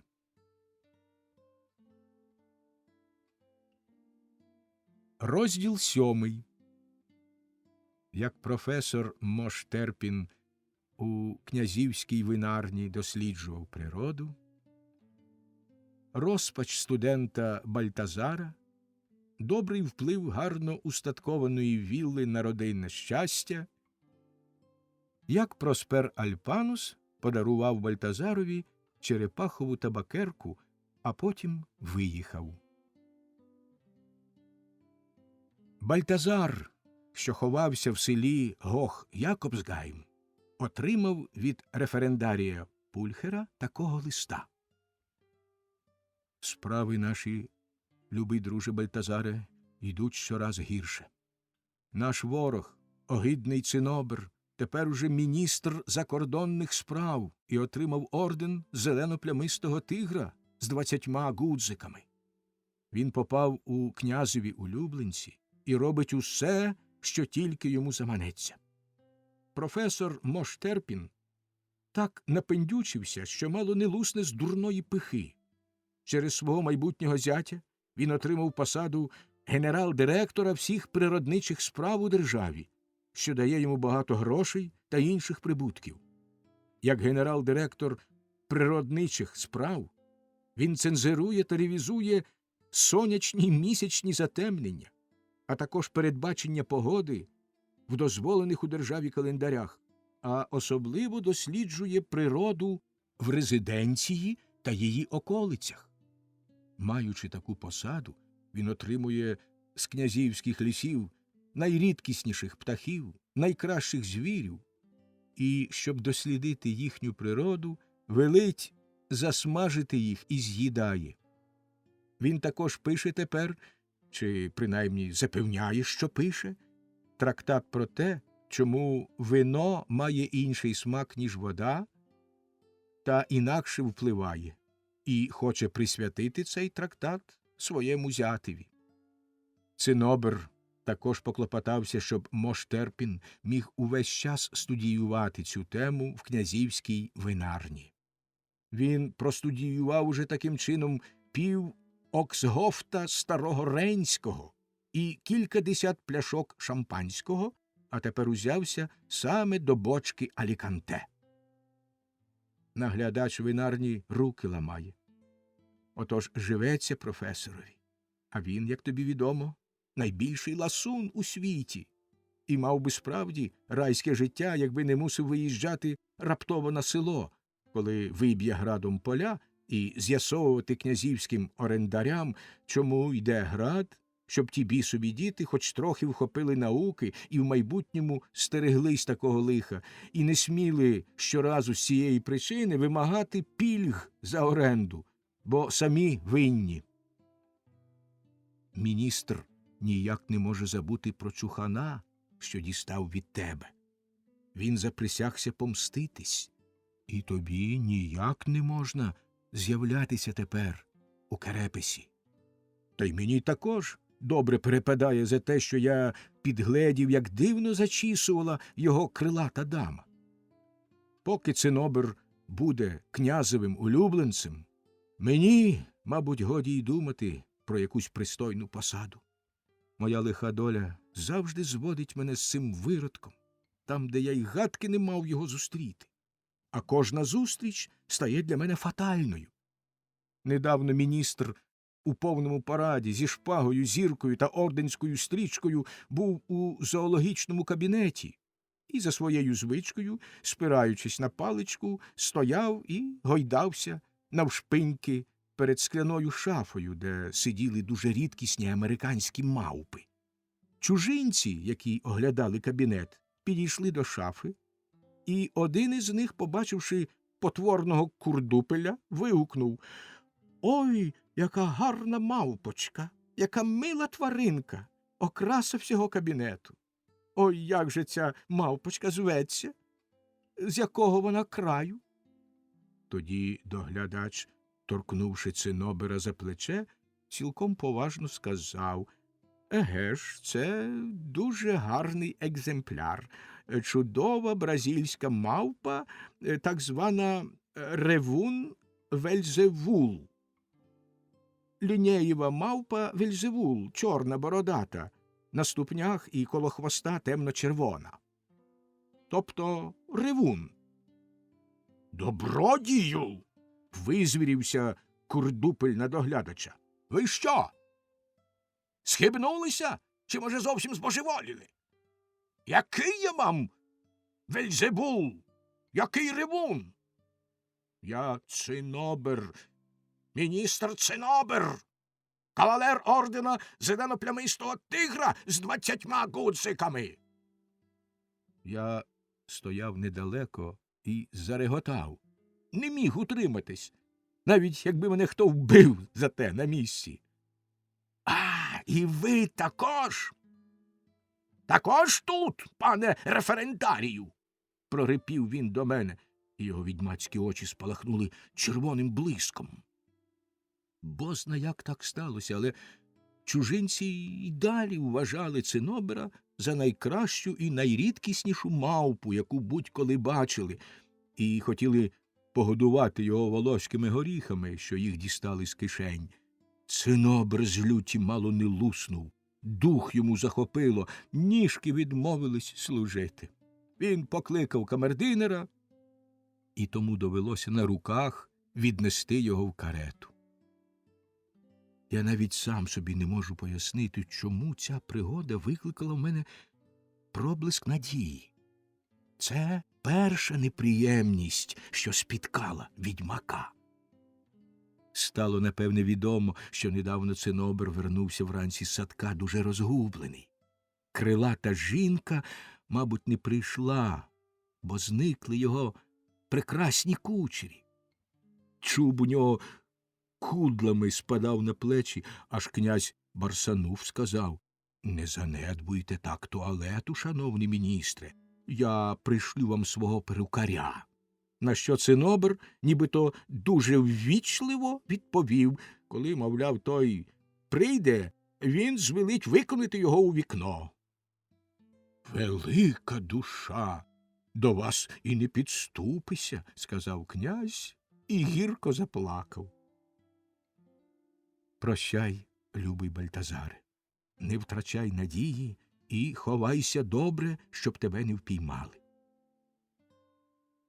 В розпачі від того, що він вичитав у листі, Бальтазар кинувся в ліс, у саму гущавину, і почав голосно нарікати. «Хіба можна жити, – казав він, – хіба можна жити, коли всяка надія пропала? Коли всі зорі зайшли, і мене, бідолашного, огортає темна темнісінька ніч? Нещаслива моя доле! Мене перемагає темна сила, що згубно вдерлась у моє життя. Чи не дурний я був, шукаючи рятунку в Проспера Альпануса? Того Проспера Альпануса, який мене самого звабив пекельними штуками і прогнав з Керепеса. Бо прочуханку, якої я дав дзеркальному відбиткові, він спрямував на спину живого Цинобера. Ох, Кандідо, коли б я міг забути тебе, ангеле, та ба, ще могутніше, ще дужче, ніж будь-коли, горить в мені вогонь кохання. Всюди ввижається мені чарівна постать коханої, що з солодким усміхом тужно простягає до мене руки. Я ж бо знаю, ти кохаєш мене, мила, люба Кандідо, і через те я й повний такої безнадійної, смертельної туги, що не можу тебе врятувати від жахливих чарів, в які тебе спіймано. Зрадливий Проспере, чи я перед тобою завинив, що ти так жорстоко мене підманув? Уже зовсім смеркло, всі лісові барви зблякли в сірій імлі. Аж раптом щось дивно блиснуло, немов би серед дерев та кущів зійшла вечірня зоря, і тисячі комашок, зазищавши й зашелестівши, знялись угору на своїх крильцях. Світляні золоті жуки шугали туди й сюди, а між ними пурхали різнобарвні метелики, розсіваючи навколо пахучий квітковий пилок. Шелест і гудіння переходили в ніжну солодку музику, що втіхою лягала на Бальтазарову роз'ятрену душу. Над ним усе ясніше жевріло променисте світло. Він здивовано глянув угору і побачив Проспера Альпануса, що летів до нього на якійсь чудній комасі, трохи схожій на польового коника, розмальованого в найяскравіші барви. Проспер Альпанус спустився до юнака і сів біля нього. Тим часом коник полетів у кущі і приєднався до співу, що бринів по всьому лісі. Доктор торкнувся до юнакового чола чудовою блискучою квіткою, яку держав у руці, і тієї ж миті серце Бальтазарове загорілося новою бадьорістю. «Ти, Бальтазаре, – сказав Проспер Альпанус лагідним голосом, – дуже несправедливий до мене. Так страшно, зрадливо лаєш мене тепер, коли мені пощастило переважити чари, які руйнували твоє життя. Коли я, аби тільки швидше тебе знайти, розрадити тебе, сідаю на свого улюбленого стрибунця і лечу сюди з усім, що може дати тобі користь.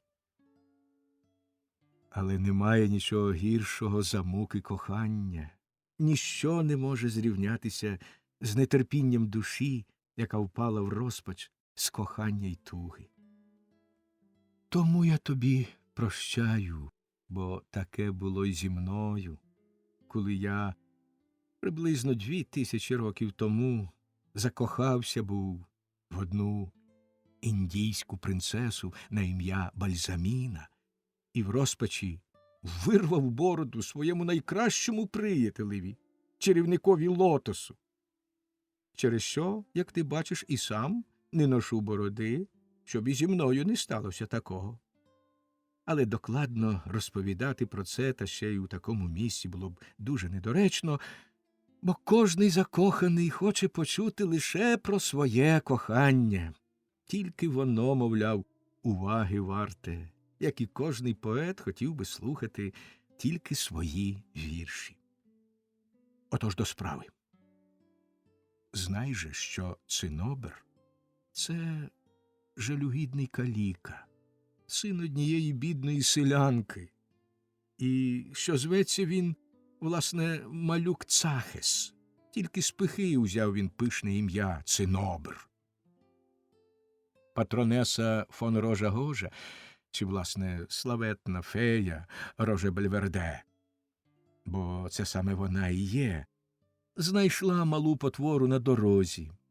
Фея так думала, коли природа, немов мачуха, скривдила його, то вона нагородить малого дивним таємничим даром, завдяки якому все, що хтось доброго подумає, скаже чи зробить у його присутності, йтиме на його рахунок. Ба навіть сам він у товаристві освічених, розумних, дотепних людей буде шанований як освічений, розумний, дотепний, і взагалі його матимуть за найкращого з тих, серед кого він перебуватиме. Ці дивні чари сховані в 3 вогненно-блискучих волосках, що тягнуться через малюкове тім'я. Кожний дотик до тих волосків, як і взагалі до голови, для нього болючий, ба навіть згубний. Тому фея і зробила його чуб, з природи рідкий і кострубатий, густим і кучерявим, щоб він захищав малюкові голову, ховав червону смугу і зміцнював чари. Кожного 9-го дня фея сама зачісувала малюкові кучері магічним золотим гребінцем, і та зачіска зводила нанівець усі спроби знищити чари. Але гребінець той був знищений міцним талісманом, якого я зумів підсунути добрій феї, коли вона відвідала мене. Тепер вся річ у тому, щоб вирвати ті вогнисто-червоні волоски, і Цинобер знов перетвориться на ніщо. Тобі, мій милий Бальтазаре, призначено знищити ті чари. Ти сміливий, дужий, спритний. Ти зробиш це так, як треба. Візьми це маленьке відшліфоване скельце, підійди близько до малого цинобера, де б ти його не зустрів, пильно подивись через це скельце на його голову і виразно побачиш, як 3 червоних волоски окремо від решти тягнуться через його голову. Міцно схопи їх, не зважай на пронизливий котячий вереск, який він щинить, вирви заразом усі 3 і там же на місці спали. А то вони можуть наробити ще всілякого лиха. Отож зверни особливу увагу на те, щоб спритно й міцно схопитися за волоски. І нападай на малюка тоді, як десь поблизу горітиме вогонь або свічка. «О, Проспере Альпанусе!» – вигукнув Бальтазар. «Хіба ж я вартий такої доброти, такої великодушності після свого недовір'я до вас? Тепер я глибоко в серці відчуваю, що моїм стражданням надходить край, що мені відкриваються золоті брами райського щастя». «Я люблю», – повів далі Проспер Альпанус, «люблю юнаків, які так, як ти, оце, Бальтазаре, в чистому серці своєму носять тугу й кохання, і в грудях, у яких ще звучать акорди, що лунали в далекій країні, повній божественних див у моїй вітчизні. Щасливці, обдаровані цією внутрішньою музикою, єдині, кого можна назвати поетами, хоча багатьох з них і лають за те, що вони беруть у руки перший ліпший контрабас, починають будь-як грати, і деренчання бідолашних струн під своїми кулаками вважають за чудову музику, яка бринить із глибини їхньої душі. Я знаю, мій любий Бальтазаре, тобі часом здається, ніби ти розумієш дзюркіт струмочків, шум дерев. Навіть здається, ніби полум'яна вечірня зоря промовляє до тебе словами. А тож, Бальтазаре, в такі хвилини ти справді розумієш дивовижні голоси природи, бо в твоїй власній душі здіймається божественний звук, який зроджує чудова гармонія найпотаємніших глибин природи. Ти граєш на фортепіано, о поете, тож знаєш, що на кожний звук відгукуються споріднені йому звуки. Цей закон природи є щось більше, ніж просто порівняння. Так, о поете, ти набагато кращий, ніж про тебе думають ті, кому ти читав свої спроби, в яких намагався пером і чорнилом перекласти на папір внутрішню музику. Ті спроби ще не таке велике досягнення, але в історичному стилі ти досяг чималого успіху, коли з прагматичною широтою і докладністю описав історію кохання солов'я до пурпурової рожі, свідком якої я був. Це дуже майстерний твір.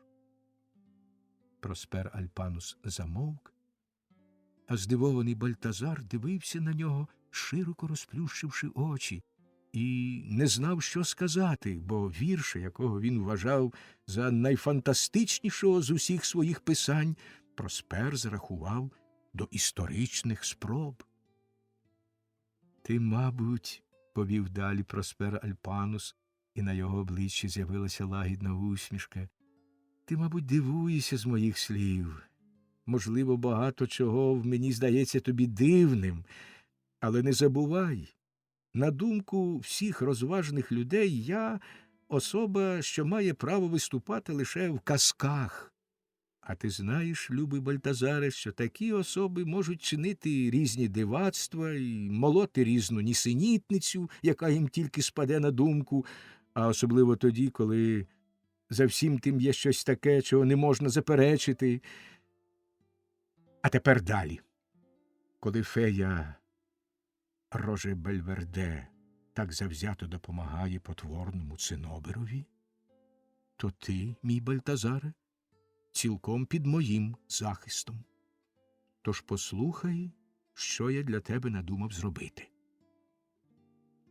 Чарівник Лотос учора навідався до мене і приніс мені 1000 привітів, але й стільки ж докорів від принцеси Бальзаміни, яка прокинулася зі сну і в чарівних звуках Чартабгади, величної поеми, що була нашим першим коханням, тужно простягає до мене руки. І мій давній приятель, міністр Юхі, також привітно киває мені з полярної зірки. Я повинен їхати в далеку-далеку Індію. Свій сільський маєток я покидаю, але не хочу там бачити іншого господаря, крім тебе.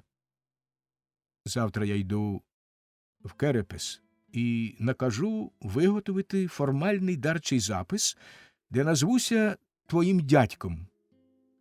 Коли циноберові чари будуть знищені, ти з'явишся до професора Моша Терпіна, як власник чудового маєтку, чималого статку, посватаєш прекрасну Кандіду, і він з великою радістю дасть згоду на ваш шлюб. Але це ще не все. Коли ти переїдеш з Кандідою до мого маєтку, то щасливе подружнє життя буде тобі забезпечене. За прекрасними деревами в саду росте все, що потрібне в господарстві.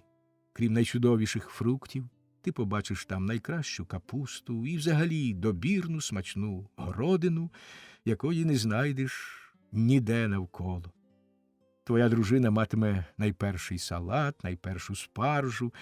Кухня влаштована так, що з горщиків ніколи нічого не збігає і жодна страва не пригорає, хоч би ти навіть на цілу годину спізнився до столу. Килими, покриття на стільцях та канапах мають таку властивість, що навіть і найнезграбніші служники не зможуть їх заплямити, а так само не зможуть розбити ні порцеляни, ні скла, хоч як би намагалися, хоч би навіть кидали об найтвердішу підлогу. Нарешті, кожного разу, коли твоя дружина заходиться прати білизну, на великій галявині за домом буде найкраща година, хоча б навколо і йшов дощ, гриміло й блискало.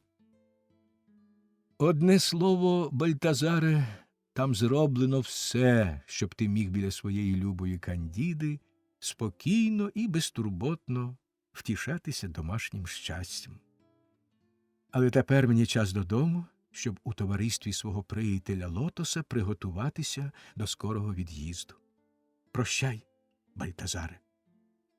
Проспер свиснув раз, другий, десь близько задзищав коник і підлетів до нього.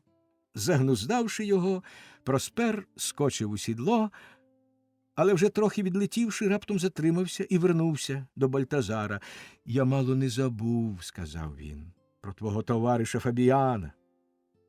Тоді на мене найшов жартівливий настрій, і я занадто суворо покарав його за негречність. Ось йому табакерка. Там є те, що його втішить. І Проспер дав Бальтазарові маленьку, добре виглянцувану черепахову табакерку, яку той сховав у кишеню. Так само, як і маленький лорнет, отриманий від Проспера, що з його допомогою він мав знищити циноберові чари. Проспер Альпанус, зашурхотівши, перелетів через кущі, в яких лісові звуки лунали все голосніше й мелодійніше. Бальтазар повернувся назад до Гох Якобсгайма, сповнений блаженства й захвату, з найсолодшими надіями в серці. Розділ 8. Як Фабіана через довгі поли почали вважати за сектанта й бунтівника, як князь Барсануф сховався за камін і скасував посаду генерального директора в природничих справах, втеча Цинобера з Терпінового дому як Мош Терпін хотів літати на метеликові і зробитися імператором, але потім пішов спати. Рано вранці щойно почало світати, коли дороги й стежки були ще безлюдні, Бальтазар прокрався до Керепеса і негайно побіг до свого приятеля Фабіана. Постукавши в двері, він почув кволий, ледь чутний голос. «Зайдіть!» Блідий, змарнілий, не схожий на себе з журби та безнадії Фабіан лежав у ліжку. «Ради Бога!» – вигукнув Бальтазар. «Ради Бога, друже, що з тобою сталося?» «О, брате!» – відповів Фабіан уриваним голосом, ледве підвівшися з постелі. «Мені вже край. Просто край. Прокляті чари, які, я добре знаю, наслав мстивий Проспер Альпанус, доводять мене до загину».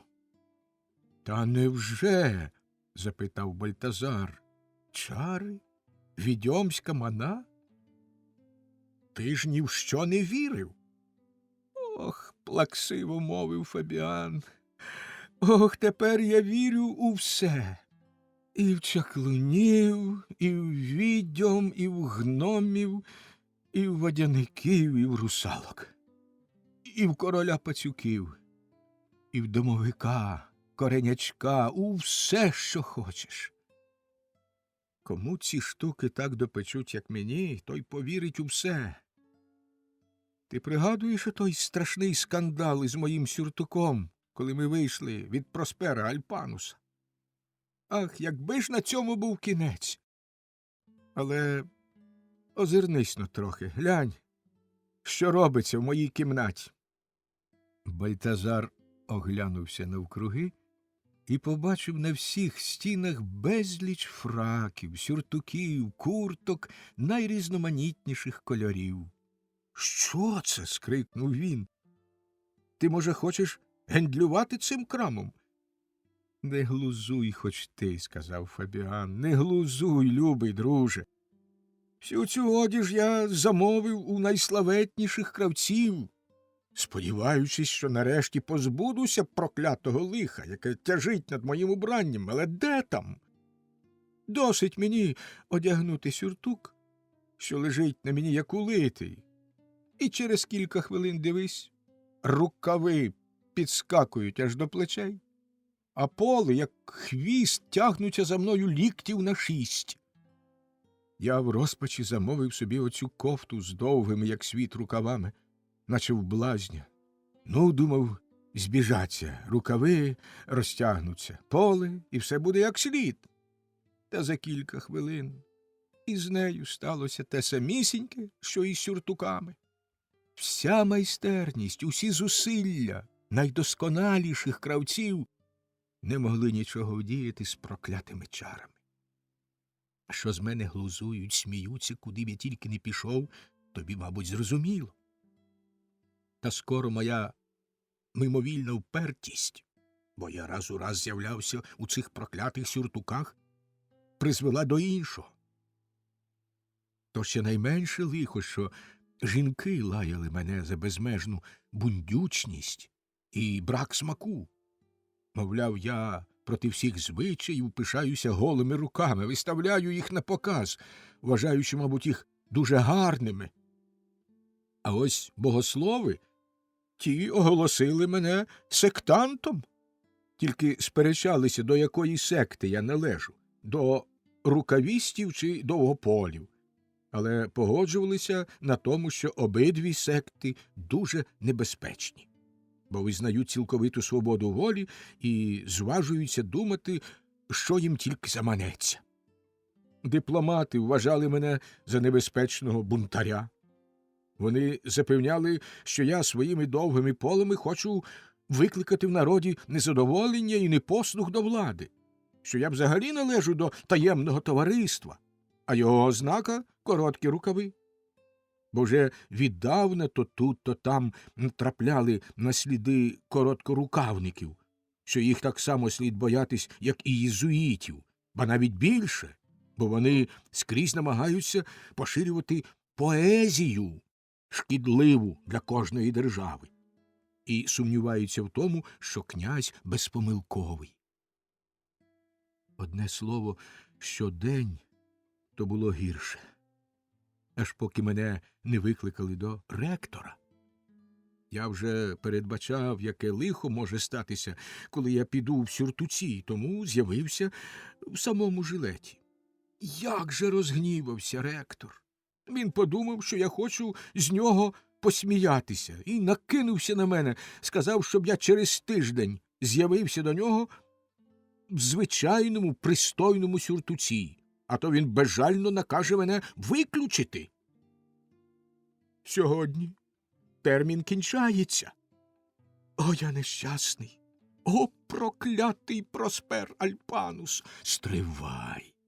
Скрикнув Бальтазар. Стривай, любий друже Фабіане! Не лай так мого любого, дорогого дядька, що подарував мені маєток. Він і тобі не бажає зла. Хоч треба таки визнати, і досить жорстоко покарав тебе за твої кпини. Але я прийшов до тебе з допомогою. Він посилає тобі оцю табакерку, що покладе край твоїм стражданням. І Бальтазар дістав з кишені маленьку черепахову табакерку, яку отримав від Проспера Альпануса, і дав її невтішному Фабіанові. «Що мені, — сказав той, — що мені допоможе ця дурна забавка? Який вплив може мати маленька черепахова табакерка на фасон мого сюртука?» «Цього я не знаю, — відповів Бальтазар. Але мій любий дядечко не може і не буде мене обдурювати. Я йому цілком довіряю. А тому відчиниш табакерку, любий Фабіане. Подивимось, що там є». Фабіан так і зробив. І з табакерки випав чудово пошитий чорний фрак із найтоншого сукна. Обидва, і Фабіан, і Бальтазар, не могли стримати захоплення. «Ой, я розумію вас, — радісно мовив Бальтазар, — ой, я розумію вас, мій Проспере, мій дорогий дядечку. Цей фрак личитиме тобі, Фабіане, він зніме всі чари». Фабіан без зайвих слів надів фрак, і, як Бальтазар гадав, так воно й вийшло. Фрак на ньому неначе влип. І не було навіть мови про те, щоб рукави підскакували або поли витягалися. Не тямлячи себе з радощів, Фабіан вирішив зараз же піти до ректора і залагодити свої справи в новому фраку, що так добре сидів на ньому. Тепер Бальтазар докладно розповів своєму приятелеві Фабіанові, яка в нього була розмова з Проспером Альпанусом, і як той дав йому засіб у руки, щоб покласти край підлим витівкам потворного курдупеля. Фабіан, який став цілком іншим, бо всі сумніви його розвіялись, почав вихваляти понад усяку міру великодушність Проспера і пообіцяв, що й сам допомагатиме, як тільки може, боротися з чаклунською силою Цинобера. Тієї миті Бальтазар побачив із вікна свого приятеля, референдарія Пульхера, що дуже засмучений завертав за ріг. Фабіан, на Бальтазарове прохання, висунувся у вікно і гукнув референдарієві, щоб той зараз же завітав до нього. Тільки-но ввійшовши до кімнати, Пульхер вигукнув: «Що це на тобі за чудовий фрак, любий Фабіане?» Але той лише сказав, що Бальтазар йому все пояснить, а сам помчав до ректора. І коли Бальтазар докладно розповів референдарієві, що сталося, той сказав: Саме тепер і настав слушний час убити огидного виродка. Знай, що він сьогодні врочисто святкуватиме свої заручини з Кандідою, а пихатий Моштерпін улаштовує велику учту, на яку запросив самого князя.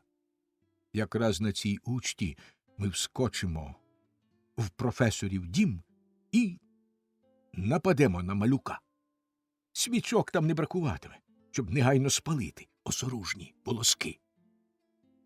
Друзі поговорили і домовились ще про деякі речі, коли прийшов і Фабіан, аж сяючи з радощів. «Сила», – сказав він, – «сила фрака, що з'явився з черепахової табакерки, чудово себе показали. Тільки-но я увійшов до ректора, як він приязно всміхнувся. «Ого», – сказав він, – «ого! Я бачу, любий Фабіане, що ви таки звернули на правильний шлях, кинули свої химери. Але для таких гарячих голів, як ваша, це й не диво. Я ніколи не розцінював ваших вчинків як релігійний фанатизм, а швидше вважав їх за хибно зрозумілий патріотизм, нахил до надзвичайного, що запозичений з історії про стародавніх героїв. А оце вже щось зовсім інше. Цей гарний, добре припасований фрак. Слава державі, слава світові, коли палкі юнаки носять такі прекрасні фраки з добре припасованими рукавами і полами. Будьте вірні, Фабіяне, будьте вірні цій чесноті, цим думкам, бо в них народжується справжня геройська велич. Ректор обійняв мене, і ясні сльози виступили в нього на очах. Я й сам не знаю, як мені спало на думку витягти черепахову табакерку, з якої випав фрак, яку я тепер тримав у його кишені. «Дозволите?» – сказав ректор, склавши в пучку великий вказівний пальці. Не знаю, чи є там табака, чи нема, я відчинив табакерку. Ректор засунув туди пальці, взяв пучку табаки, схопив мою руку, міцно її потис, і по щоках у нього покотилися сльози. Він сказав, глибоко зворушений: «Шляхетний юначе, яка чудова табака! Все пробачено, все забуто. Приходьте до мене сьогодні обідати». Ось бачите, друзі, тепер моїм стражданням кінець.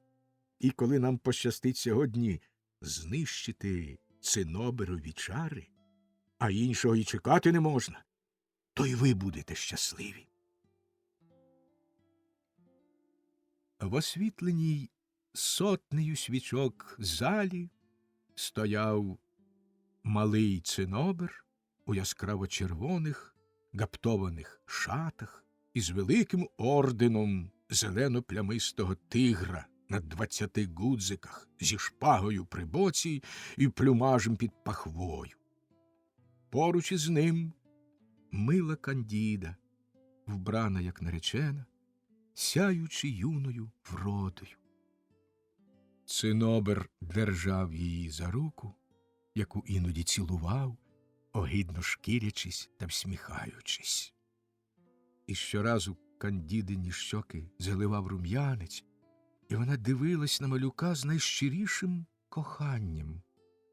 Видовисько було далебі страшне, і тільки через засліплення, яке цинобер наслав на всіх, ніхто нічого не помічав, не обурювався з його чаклунства, не схопив малого відьмака і не жбурнув у камін.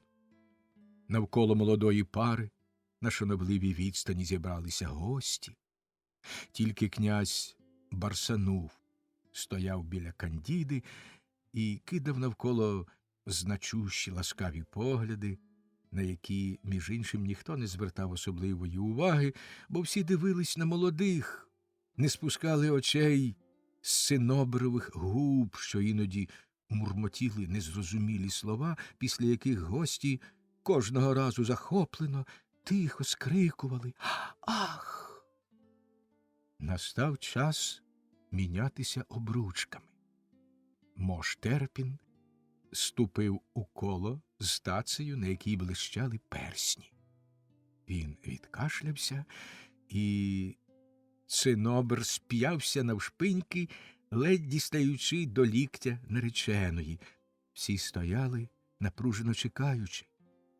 Аж раптом із сіней долинає якийсь гомін, двері до зали розчиняються навстіж, вскакує Бальтазар, а з ним Пульхер і Фабіан. Вони проштовхуються крізь коло. «Що це таке? Чого треба цим чужинцям?» – кричать усі разом. Князь Барсануф перелякано репетує: «Повстання! Заколот! Де варта?» і ховається за камін. Мож Терпін упізнає Бальтазара, який прорвався до самого цинобера, і кричить: «Пане студіозусе, ви знавісніли? Чи зовсім збожеволіли? Як ви посміли вдертися сюди під час заручин? Люди, панове, слуги, викиньте нахабу за двері!» Та Бальтазар, не звертаючи ні на що уваги, вже вихоплює з кишені Просперів лорнет і пильно дивиться крізь нього на циноберову голову. Ніби від дотику електричного струму цинобер пронизливо нявчить, аж по всій залі йде луна. Кандіда непритомно падає на стілець, тісне коло гостей розпадається. Бальтазар чітко бачить вогненно-блискуче пасемце волосся, підскакує до цинобера, хапає його, а той відбрикується ніжками, відбивається, дряпається, кусається. «Держіть! Держіть його!» – кричить Бальтазар.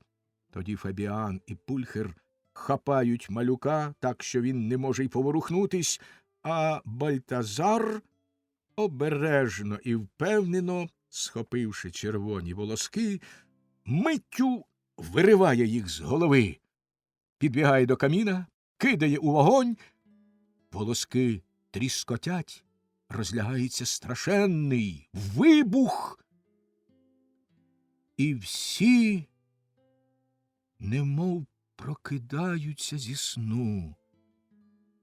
А малюк цинобр, насилу підвівшися з підлоги, стоїть і лається, свариться, погрожує зараз же схопити й посадити в найтемнішу в'язницю нахабних заколотників, що зважились напасти на священну особу, першого міністра держави.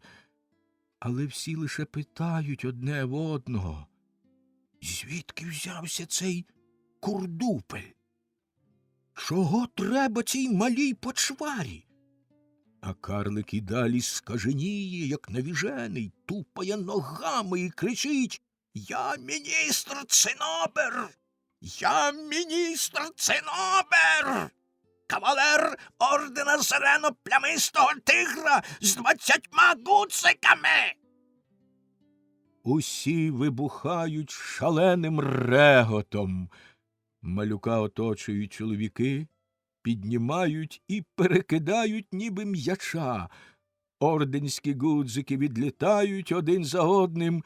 Він губить капелюха, шпагу, черевики.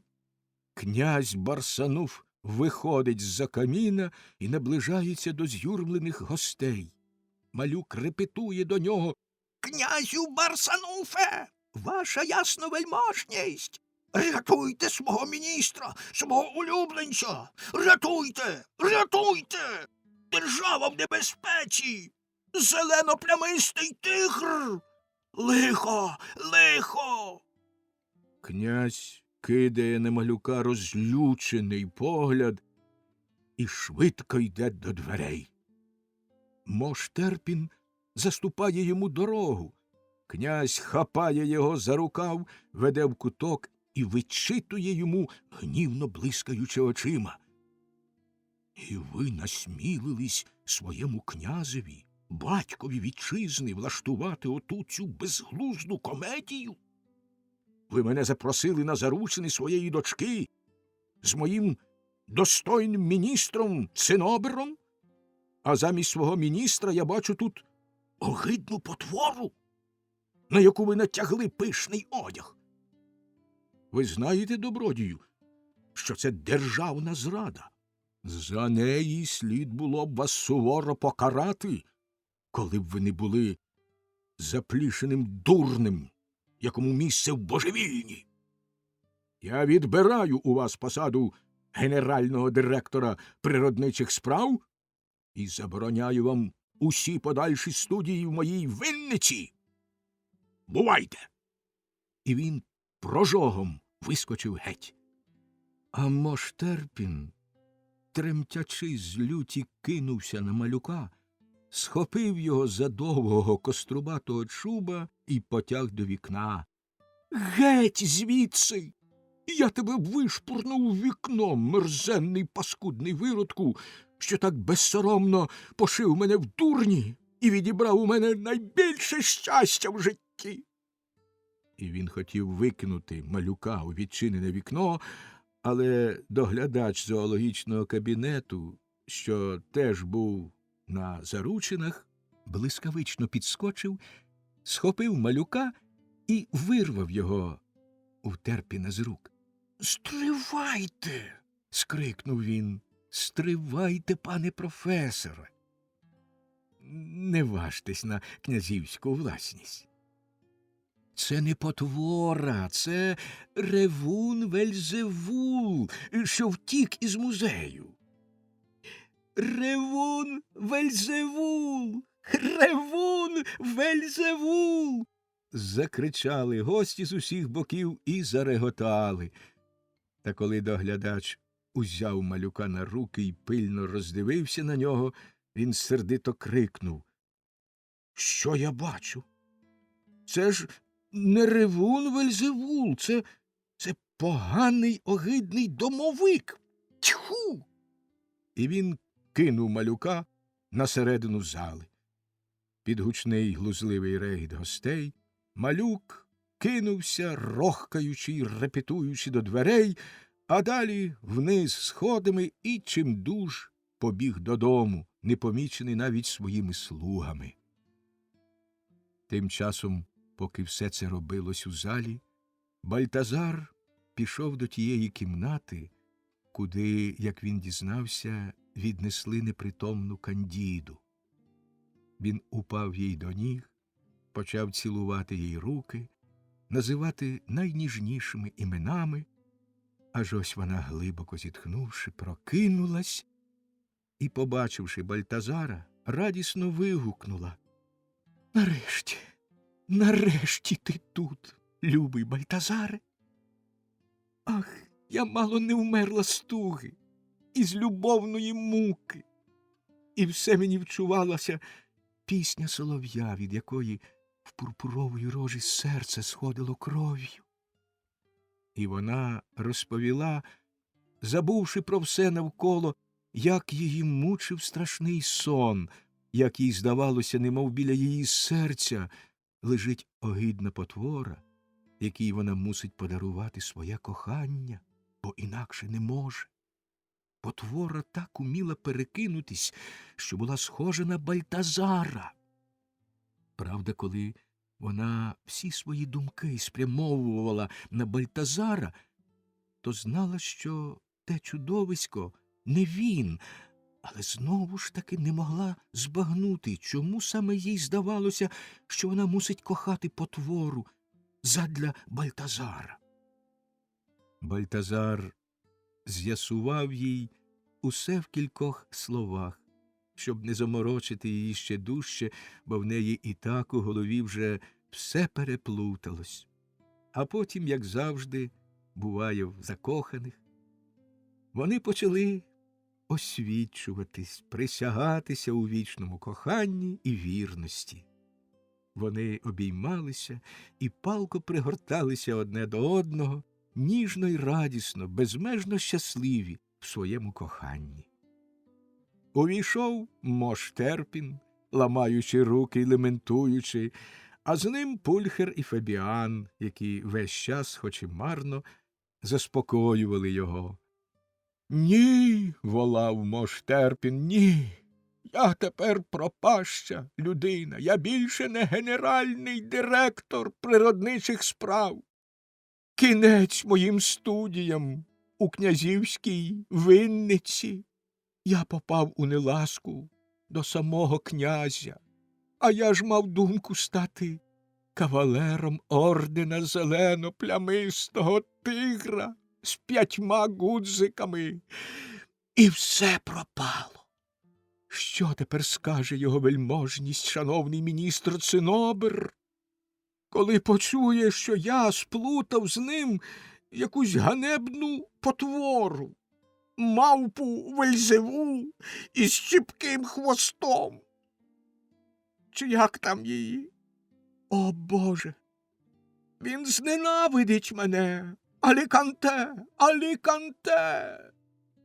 Але ж, дорогий професоре, втішали його друзі, шановний генеральний директоре, опам'ятайся, адже ж тепер немає ніякого міністра Цинобера. Ви зовсім не помилялися, бо потворний курдупель, володіючи чаклунським даром, отриманим від феї Роже Бельверде, так само ошукав вас, як і всіх. І Бальтазар розповів від самого початку, як усе сталося. Професор слухав, поки Бальтазар не скінчив, і нарешті вигукнув: «Чи я сплю, чи не сплю? Відьми, чаклуни, феї, магічні свічада. І щоб я повірив у це безглуздя?» «Ах, любий пане професоре», – перебив його Фабіан, «коли б ви хоч трохи поносили фрак із короткими рукавами та довгими полами, як носив я, то ви б ще і як у все повірили». «Еге ж», – сказав Мош Терпін, «еге ж, все це воно так, еге ж. Мене зачарував потворний чаклун.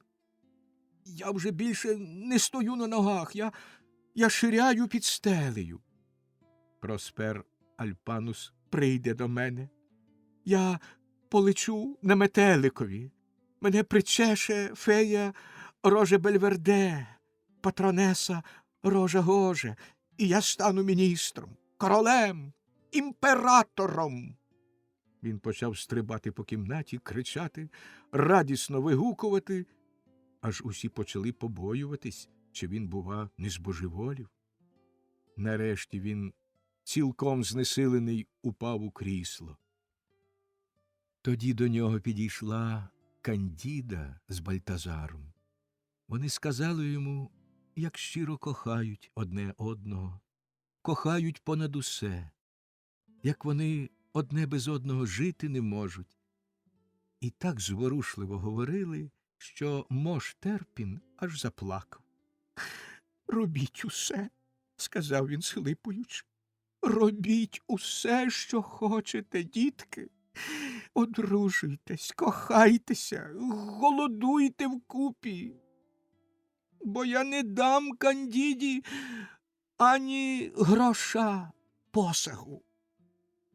«Щодо голодування, – сказав Бальтазар, усміхаючись, – то я сподіваюся завтра переконати вас, пане професоре, що про таке ніколи не може бути й мови, бо дядько Проспер Альпанус уже давно потурбувався про мене». «Переконуй», – сказав знесилено професор, – «переконуй, любий сину, якщо зможеш. Але завтра, а то я збожеволію. Голова мені трісне, коли я зараз же не ляжу спати». Так він і зробив. Розділ 9. Збентеження вірного камердинера, як стара Ліза щинила бунт, а міністр Цинобер, тікаючи, посковзнувся, в який дивний спосіб князів лейб-медик з'ясував наглу смерть Цинобера, як зажурився князь Барсануф, як він їв цибулю, і як ніхто не міг заступити йому Цинобера. Карета міністра Цинобера майже цілу ніч даремне стояла біля Терпінового дому. Візника все запевняли, що міністра давно вже там немає, але той не вірив, щоб його вельможність у дощ і в бурю пішки пішов додому. Та коли нарешті все світло погасили і всі двері позамикали, візникові довелося таки вернутися в порожні, але, приїхавши, він негайно збудив камердинера і запитав, чи вернувся міністр, і Христом Богом просив його пояснити, як таке могло статися. «Його вельможність», – тихо відповів камердинер на вухо візникові, – «його вельможність прибули таки вчора додому пізно ввечері, лягли спати і тепер спочивають. Але, о мій друже, як прибули? Я вам усе розповім, тільки тримайте язика на припоні, бо я пропав, коли його вельможність довідується, що то я був на темних сходах. Тоді кінець моїй службі, бо його вельможність, хоч і маленької статури, проте вдачі надзвичайно запальної, легко гніваються і в гніві самі себе не пам'ятають. Ось хоч би вчора нікчемну мишу, що насмілилась перебігти спальнею його вельможності, геть покололи шпагою. То слухайте. Смерком уже накинув я свого плащика і хотів був тихесенько гайнути в шинок, пограти трішки в кості, аж раптом на сходах щось лізе мені назустріч, хропе, сопе і в темряві шмиг у мене поміж ногами, падає на підлогу, підводиться, нявчить по-котячому, а потім рохкає. О, Боже, дорогий приятелю, тільки не розпускайте язика, а то я пропав. Підійдіть но трохи ближче. Ну от. Рохкає, як його вельможність мають звичку рохкати, коли кухар пересмажить печеню або коли їм не поведеться в державних справах. Останні слова камердинер прошептав візникові на саме вухо, прикривши рота рукою. Візник відсахнувся назад, витріщив очі і сказав: «Не може бути!» «Так», – мовив камердинер. То, напевне, їхня вельможність на сходах прошмигнули в мене поміж ногами. Я добре чув, як вони грюкали стільцями і відчиняли одні за одними двері, поки не дійшли до своєї спальні. Я не наважився піти за ними, але за кілька годин підкрався до дверей і прислухався. А його вельможність хропуть собі зовсім так, як завжди по великих справах. Друже, багато в небі й на землі такого, що нашій філософії й не снилось, казав у театрі один меланхолійний принц, весь у чорному, що дуже боявся другого, який десь у сірому картонному панцирі походжав перед ним. Друже, учора, напевне, сталося щось надзвичайне, і воно пригнало їхню вельможність додому. Адже вчора князь був у професора. Можливо, говорячи про це, він натякнув на якусь приємну реформочку. І ось тобі на, міністр уже квапиться з заручин додому і сідає до праці державі на користь. Я зразу здогадався про це з того, як він хропе. Еге ж, має статися щось велике, вирішальне. Ось побачите. Може, нам знову, швидко чи не швидко, доведеться запускати коси. Але ходімо, дорогі друже, під двері спальні, і, як вірні слуги, послухаємо, чи їхня вельможність і досі снують у постелі свої глибокі думки. Камердинер з візником підкралися до дверей і прислухались. Цинобер хропів, вигравав, свистів у найхимерніший спосіб. Служники стояли в боязкій шанобі, аж поки нарешті глибоко зворушений камердинер сказав: «Яка ж велика людина, наш вельможний пан міністр!» Та рано вранці внизу в міністровім домі щинився гвалт. Якась стара селянка, одягнута в давно виленялу, убогу святкову сукню, пропхалася в дім і напосілася на швейцара, щоб той негайно пустив її до синочка, до малого Цахеса. Швейцар сказав їй, що тут живе його вельможність пан міністр фон Цинобер, кавалер ордена зелено-плямистого тигра з 20 гудзиками. А серед служників нема жодного, що звався б Малюк Цахес. Але жінка, немов збожеволівши з радощів, закричала, що пан міністр Цинобер з 20 гудзиками саме і є її коханий синочок Малюк Цахес. На її крик, на голосну лайку швейцара збіглися всі в домі, і гомін стояв дедалі дужчий і грізніший. Коли камердинер зійшов униз, щоб розігнати челядь, що так нахабно порушує зранку спокій його вельможності, то жінку, яку всі вважали за божевільну, вже виштовхали з дому. Сіла жінка на кам'яних сходах будинку з другого боку вулиці і почала плакати й нарікати, що лиха челядь не хоче пустити її до милого синочка, до малого Цахеса, який став тепер міністром.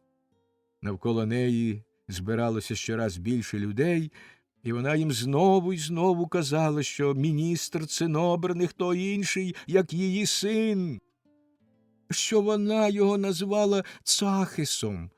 І люди врешті вже не знали, чи вона божевільна, чи, може, в її словах є таки якась правда. Жінка не зводила очей з Циноберових вікон.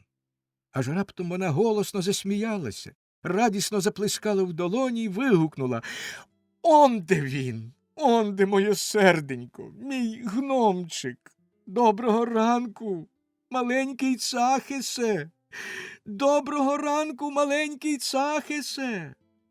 Всі глянули туди і, побачивши малюка Цинобера, що в гаптованих яскраво-червоних шатах, перевішений орденською стрічкою зелено-плямистого тигра, стояв біля вікна, яке сягало до самої підлоги. Всю його постать було добре видно крізь великі шибки. Глядачі зареготали й почали щосили кричати: «Малюк Цахес! Малюк Цахес! Гляньте-но на того маленького причепуреного павіана! На ту химерну потвору, на того відьмака! Малюк Цахес! Малюк Цахес!» Швейцар, усі Циноберові слуги висипали на двір, щоб глянути, з чого люди так регочуть і чого так радіють. Та ледве побачили вони свого пана, як почали завзятіше від усіх реготати і нестямно кричати: «Малюк Цахес! Малюк Цахес! Курдупель! Потвора! Відьмак!» Міністр, здавалося, аж тепер зрозумів, що знавісніла юрба на вулиці регоче не з кого іншого, як з нього. Він розчинив навстіж вікно, блиснув на юрбу розгніваними очима, закричав, зарепетував, якось по-чудернацькому вибрикуючи з люті, погрожуючи вартою, поліцією, тюрмою, фортецею. Але чим більше його вельможність навіснів, тим дужчий здіймався регіт і гамір. Люди почали жбурляти в бідолашного міністра камінням, овочами, всім, що попадало під руку. Довелося йому сховатись. «Боже милосердний!» – злякано мовив камердинер. Тож з вікна їхньої вельможності виглядала якась маленька огидна потвора. Що ж це таке? Як той вовкулака заліз до кімнати?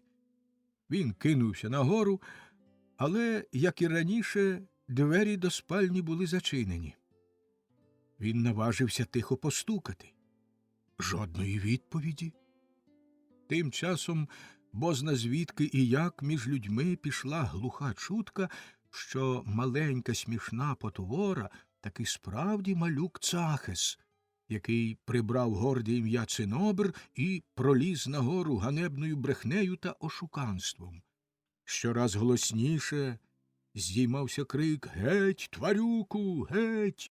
Здерти з нього міністерський сюртук! Замкнути в клітку!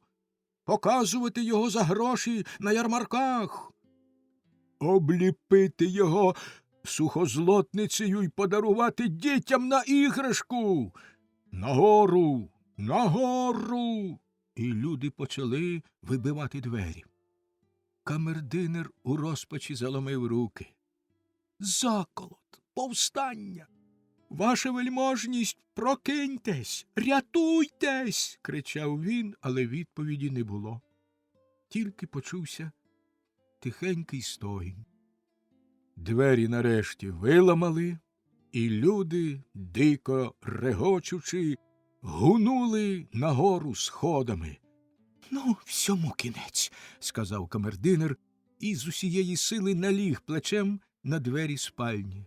Вони, загуркотівши, злетіли з завіс. Але й там не було його вельможності. Не було Цинобера. «Ваша вельможність! Ваша вельможність! Хіба ж ви не чуєте? Повстання! Ваша вельможність! Де ж ви ділися? Господи, прости мене грішного! Де ж ви зволили дітись?» Так бідкався камердинер, розпачливо бігаючи по кімнатах. Та ніде не чув жодної відповіді, жодного звука, тільки глузлива луна ішла від мармурових стін. Здавалося, Цинобер зник безслідно, беззвучно. Галас на дворі трохи затих. Камердинер почув голос якоїсь жінки, що зверталась до людей, і, глянувши у вікно, побачив, як люди помалу виходять із дому, тихо перемовляючись і грізно поглядаючи нагору. «Заколот, здається, вщух», – мовив камердинер. «Ну, тепер його вельможність, напевне, вийдуть із свого сховку». Він знову пішов до спальні, гадаючи, що цього разу конче знайде там міністра. Він кинув навколо допитливим оком і раптом помітив, що з однієї гарної срібної посудини з вушком, яка завжди стояла біля туалету, бо міністр дуже цінував її як коштовний подарунок самого князя, стирчать маленькі, тоненькі ніжки. «Боже, Боже!» – вжахнувся камердинер. «Боже, Боже! Коли я не помиляюся, то це ніжки його вельможності, пане міністра Цинобера, мого ласкавого господаря». Він підійшов ближче, заглянув до посудини, здригаючись з жаху, і крикнув: «Ваша вельможність! На Бога, що ви робите? Що ви там робите на дні?» Та Цинобер не озивався. Камердинер побачив, що його вельможності загрожує небезпека і що пора вже відкинути вбік усі церемонії. Він схопив Цинобера за ніжки і витяг. Ах, мертві, мертві були його вельможність. Камердинер голосно заплакав. Візник, служники, всі збіглися, хтось кинувся до князевого лейбмедика. Тим часом камердинер витер бідолашного господаря, поклав у ліжко і вкрив шовковою периною. Тільки зморщене личко визирало з-під неї. Коли це до кімнати увійшла панна фон Рожа-Гожа. Спочатку вона бозна яким чином заспокоїла людей, Тепер підійшла до мертвого цинобера, а слідом за нею з'явилася й стара Ліза, рідна мати маленького Цахиса. Мертвий цинобер здавався тепер кращим, ніж будь-коли в житті. Маленькі очиці були заплющені, носик білий, на вустах застигла легенька лагідна усмішка, але найперше впадало в око його темно-каштанове волосся, що лягало на плечі чудовими кучерями. Панна погладила малюка по голові, і миттю в чубі тьмяно заблищала червона смужка. «О!» – сказала панна, і очі її радісно сяйнули. «О, Проспере Альпанусе, великий майстре, ти додержав слова, звершилась його доля, спокутувана ганьба». «Ох!» – сказала стара Ліза, «ох, милий Боже, та це ж, мабуть, не мій маленький Цахис. Той ніколи не був такий гарненький. То я, мабуть, зовсім надаремне прийшла до міста, і ви мені погану дали пораду, ласкава панно». «Не ремствуйте, жінко», – мовила фея, «коли б ви робили все так, як я радила, і не вдерлися в цей дім раніше за мене, то все б скінчилося краще для вас. Я вам ще раз кажу, малюк, що там лежить у ліжку, справді ваш син Цахис». «Ну!» – вигукнула жінка, і очі в неї радісно заблищали. «Ну, коли його вельможність справді мій син, то мені в спадок залишаться всі гарні речі, які тут стоять навколо, весь дім з усім, що в ньому є». Ні», – сказала панна, «вони вже для вас назавжди втрачені. Ви пропустили той час, коли можна було виграти і майно, і гроші. Я вже казала, що вам не судилось бути багатою». «То я вже», – мовила жінка, і сльози так і потекли в неї по обличчю, «то я вже й не можу взяти свого бідного малюка у фартух і віднести додому? У нашого священника є так багато чудових опудал із птахів та білок, то, може, він напхає мені й мого малюка Цахиса? Я б його поставила на шафу, щоб він там стояв у червоному сюртуці з широкою стрічкою та великою зіркою на грудях, на вічний спомин». «Як вам могло?» – скрикнула панна майже сердито. «Як вам могло спасти на думку таке безглуздя? Викиньте його з голови!» Жінка почала схлипувати, нарікати, голосити. «А що мені з того, що мій Цахис досяг високої шани, великого багатства? Коли б він залишився зі мною, я б його хоч і в злиднях виховала. Зате він ніколи не впав би в той проклятий срібний горщик. Він ще жив би, і я, може, мала б від нього і радощі, і втіху. Я б його носила скрізь у кошику. Люди жаліли б мене і часом дали б якийсь гріш. А тепер...» Раптом у передпокої почулася хода, і панна випровадила стару, наказавши їй зачекати внизу під дверима, бо вона перед від'їздом порадить їй, як позбутися назавжди лиха і злиднів. Рожа Бельверде підійшла ще раз до малюка і сказала тремтливим голосом, повним щирого співчуття: «Бідний Цахисе, пасенку природи, я бажала тобі добра.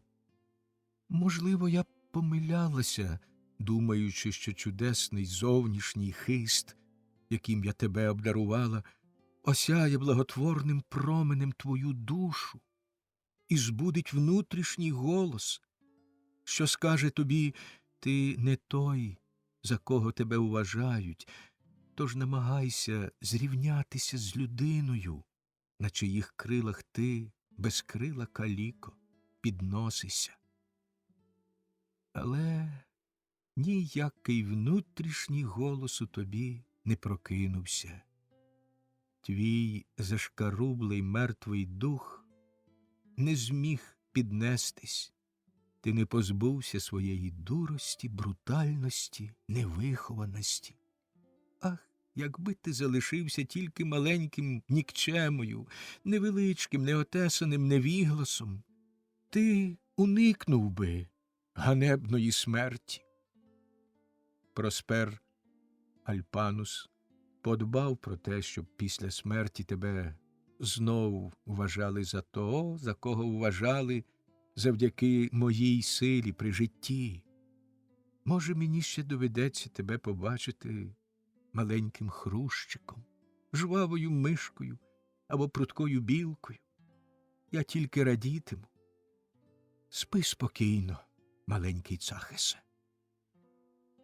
Коли Рожебліверде покинула кімнату, туди зайшов князів лейб-медик із камердинером.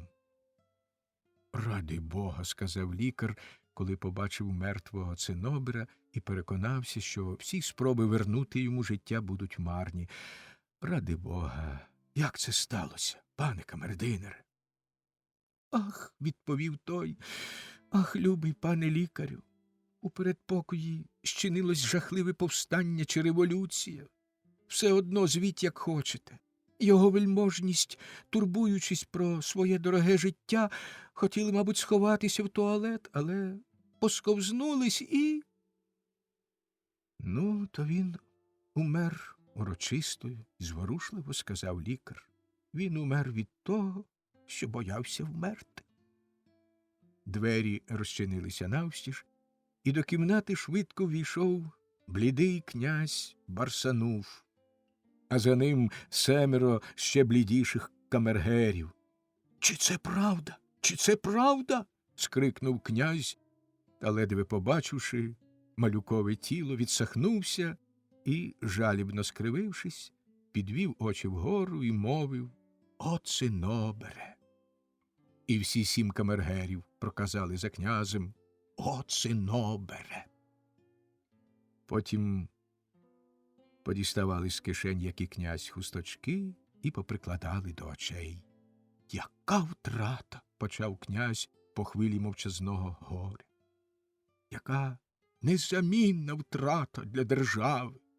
Де знайти людину, що так гідно, як мій цинобер, носила б орден зелено-плямистого тигра з 20 гудзиками? Лейб-медику, і ви могли допустити, щоб умерла така людина? Скажіть, як це вийшло? Як це могло статися? Де тут причина, з чого вмер мій чудовий міністр?» Лейб-медик дуже пильно оглянув малюка, старанно помацав місця, де колись бився пульс, погладив його по голові, відкашлявся й почав: «Найласкавіший пане, коли б я задовольнявся тільки поверховим спостереженням, то міг би сказати, що міністр умер через цілковитий брак дихання. До цього браку дихання спричинилась неможливість дихати, а до цієї неможливості спричинилася знову ж таки стихія гумору, в яку міністр упірнув. Я міг би сказати, що міністр таким чином умер гумористичною смертю, але я далекий від такої поверховості, далекий від прагнення з'ясовувати нікчемними фізичними принципами все те, що природно і непохитно базується тільки на психічному ґрунті. Найласкавіший князю, я буду говорити відверто. Перший зародок міністрової смерті – це орден зелено-плямистого тигра з 20 гудзиками. «Як?» – скрикнув князь, гнівно блиснувши на лейб-медика очима. «Як? Що ви вразите? Орден зелено-плямистого тигра з 20 гудзиками, що його з такою гідністю, так елегантно носив небіжчик. Він причина його смерті? Доведіть мені це, бо, камергери, що ви на це скажете? Він мусить довести, мусить, бо. Вигукнули всі 7 блідих камергерів. І лейб-медик повів далі. Дорогий, найласкавіший князю, я це доведу, а тому ніякого бо. Справа стоїть ось як. Важкий орденський знак на стрічці, а особливо гудзики на спині, шкідливо вплинули на хребтові вузли, і водночас орденська зірка тисла на волокнисте сплетіння між грудочеревною перепоною та брижевою жилою, яке ми звемо сонячним сплетінням, і яке переважає в лабіринтних тканинах з нервових сплетінь.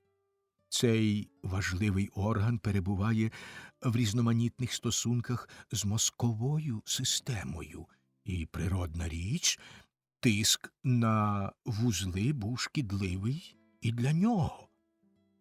А хіба вільна дія мозкової системи не є передумовою свідомості, виявом найповнішого поєднання цілого в одному фокусі? Хіба життєвий процес не є діяльністю в обох сферах вузлової та мозкової системи? Цього й досить. Той тиск порушив функції психічного організму. Спочатку прийшли темні ідеї про потаємну самопожертву на благо держави у формі болючого носіння ордена і так далі.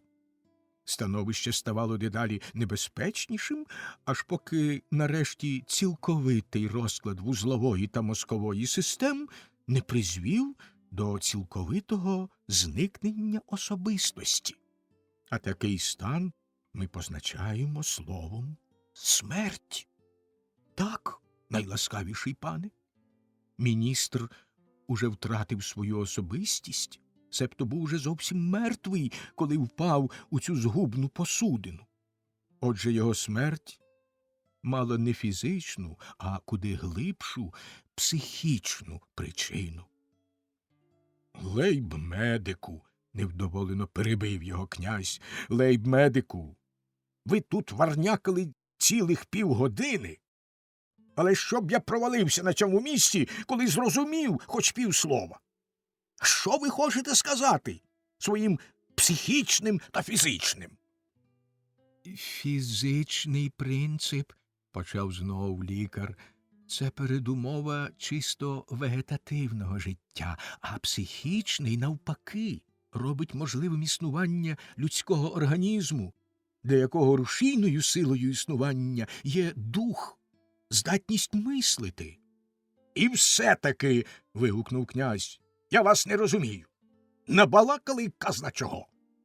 Я вважаю, сказав лікар, я вважаю, ваша ясновельможність, що фізичне означає тільки чисто вегетативне життя, позбавлене сили мислення, якось у рослин, а психічне полягає в здатності мислити. Та коли воно в людському організмі домінує, то лікар повинен завжди починати з мислення, з духа, а на тіло дивитись, як на його васала, що має підкорятися, коли цього забажає володар. Ого. Скрикнув князь. Ого. Киньте краще ці балачки, лікарю. Лікуйте моє тіло і дайте спокій моєму духові, бо він мені ще ніколи не завдавав клопоту. А взагалі, лейб-медику, ви химерний чоловік.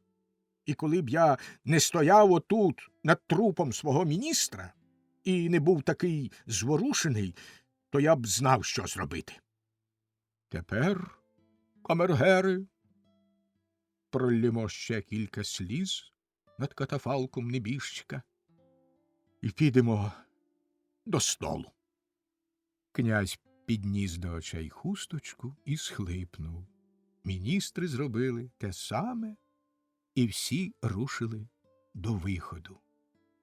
Біля дверей стояла стара Ліза, Вона повісила на руку кілька вінків золотистої цибулі, такої гарної, що кращої й бути не може. Князь випадково глянув на неї, зупинився. Скорбота зійшла з його обличчя, він лагідно усміхнувся і промовив: «Скільки живу на світі, то ще не бачив такої чудової цибулі.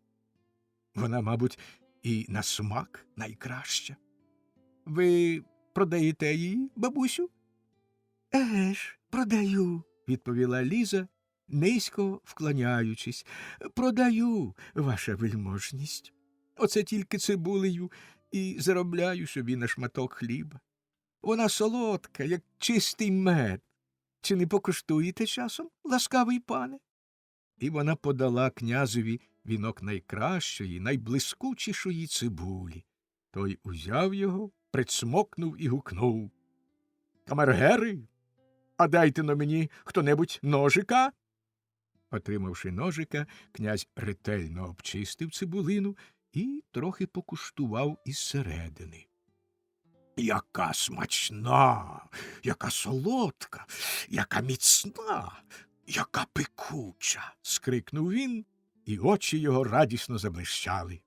«Мені здається, що я бачу перед собою небіжчика Цинобра, який мені киває і шепоче: купуйте, їжте цю цибулю, князю, на благо держави». Князь дав старій Лізі кілька золотих, і камергерам довелося розтикати по кишенях цілий вінок цибулі. І це ще не все. Він наказав, щоб тільки стара Ліза постачала цибулю йому на сніданок. Отак мати малого Цахиса, правда, не розбагатівши, вибилась із злиднів, із усіх нестатків, напевно, вже не без допомоги таємничих чарів доброї феї Роже Бельверде. Похорон міністра Цинобера був одним із найпишніших, які будь-коли доводилось бачити в Керепесі. Князь, усі кавалери ордена зелено-плямистого тигра йшли за небіжчиком у глибокій жалобі. Дзвонили в усі дзвони, навіть вистрілили кілька разів із двох гармат, що їх князь придбав за великі гроші для феєрверку. Городяни, селяни – всі плакали, голосили, що держава втратила свою найкращу підпору і що, мабуть, ніколи вже не стане біля керма такого доброго серця, перейнятого турботою про загальне добро, як Цинобер.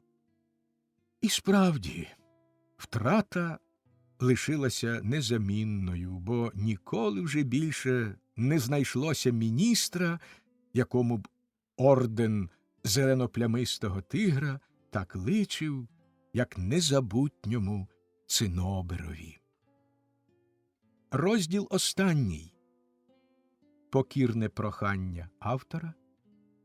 Як професор Моштерпін заспокоївся, а Кандіда ніколи вже не дратувалась, як золотий жук продзищав щось на вухо докторові Просперу Альпанусу, що попрощався й поїхав, а Бальтазар щасливо зажив з дружиною. Тепер, любий читачу, той, хто списує для тебе ці аркуші, хоче з тобою розлучитись, і його огортає смуток та острах. Він ще дуже багато знає всього про славетні діла малого Цинобера і залюбки розповів би тобі все, о мій читачу, бо його й самого до глибини душі захопила ця історія. Та ба, озираючись на всі події, які перейшли перед твоїми очима в 9 розділах, він добре бачить, що в них є дуже багато чудернацького, шаленого, суперечного тверезому глуздові і боїться, нагромадивши ще більше таких подій, втратити твою довіру, любий читачу, і таким чином зовсім зіпсувати стосунки з тобою. Він просить тебе з сумом та острахом, які раптом здавили йому груди, коли він написав розділ останній, щоб ти весело і невимушено дивився на ці образи, щоб навіть заприятелював із цими дивними постатями, які поет завдячує впливові примарного духа, званого фантазусом. Він, можливо, занадто захопився. Тож не дуже гнівайся на обох, на поета і на примхливого духа. Коли ти, любий читачу, інколи, може, усміхався в душі, то, значить, був у такому настрої, якого й хотів автор цієї оповіді, тому він і сподівається, що ти йому багато чого пробачиш. Власне, історію трагічної смерті малого Цинобера можна було б на цьому й закінчити, але чи не краще було б замість сумного похорону поставити на кінці радісне весілля? Отож, коротко згадаємо ще милу Кандіду і щасливого Бальтазара. Професор Моштерпін взагалі був чоловік досвідчений, кмітливий, що, дотримуючись мудрого вислову «ніщого не дивуйся», вже з давніх часів мав звичку ніщого не дивуватись.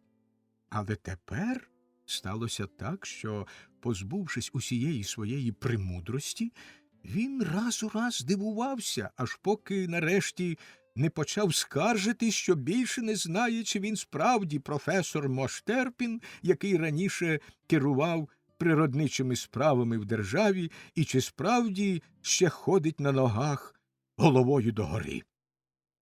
Спочатку він здивувався, коли Бальтазар відрекомендував йому доктора Проспера Альпануса як свого дядька, а той показав йому дарчий запис, згідно з яким Бальтазар ставав власником приміської вілли, що лежала за годину їзди від Керепеса, з усіма навколишніми лісами, полями й луками, і коли він, насилу повіривши своїм очам, побачив записане в інвентарну книгу коштовне начиння, навіть золоті й срібні штаби, вартість яких куди перевершувала багатство князівської скарбниці. Потім здивувався, коли крізь Бальтазарів лорнет побачив розкішну труну, в якій лежав Цинобер, і йому раптом здалося, що ніколи не існувало ніякого міністра Цинобера, а був тільки маленький, незграбний, огидний Курдупель, якого помилково вважали за розумного, мудрого міністра Цинобера. Та найдужче здивувався Моштерпін, коли Проспер Альпанус повів його по господі, показав бібліотеку й інші дивовижні речі, ба навіть зробив кілька прицікавих дослідів із рідкісними рослинами й тваринами. Професорові спало на думку, що його власне дослідження природи нічого не варте, що він сидить у якомусь чудовому чарівному світі, немов замкнутий у яйці. Ця думка так його занепокоїла, що він почав нарешті скаржитись і аж заплакав, як дитина.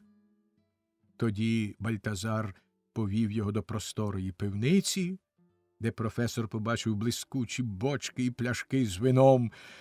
Тут, сказав Бальтазар, він зможе краще, ніж у князівській винарні, студіювати вино і досхочу досліджувати природу в парку.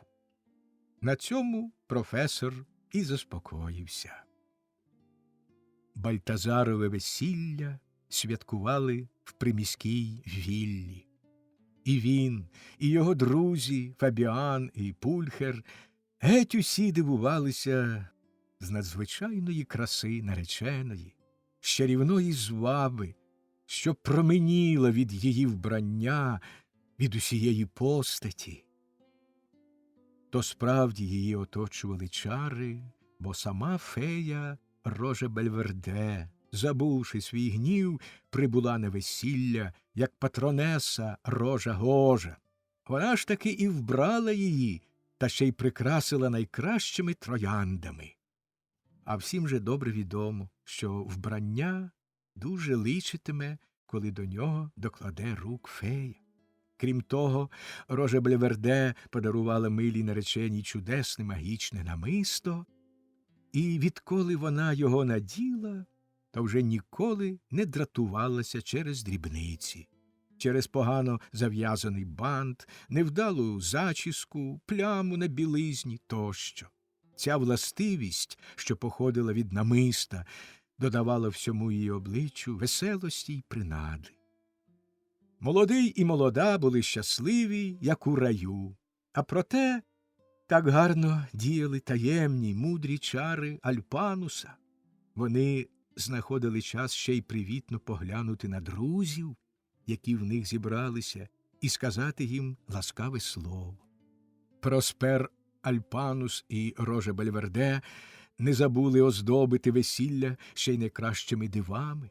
Скрізь із кущів та дерев линули солодкі пісні кохання, із землі підіймалися столи, обтяжені найсмачнішою їжею, заставлені кришталевими пляшками, з яких хлюпало найшляхетніше вино, що вливало життєдайний вогонь у жили гостей.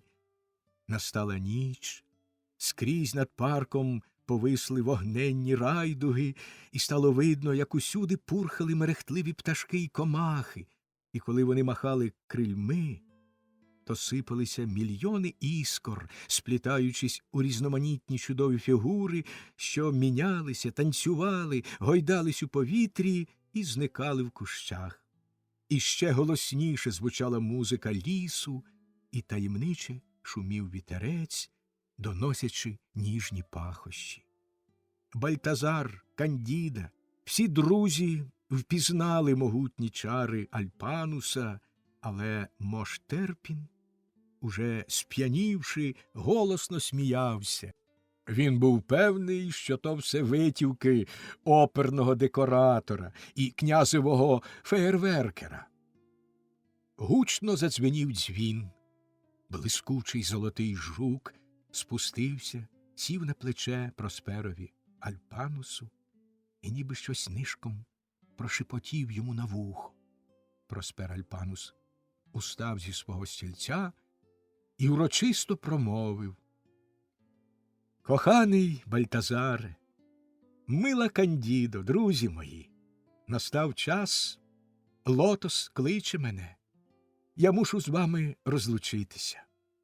Він підійшов до молодих і тихо заговорив до них.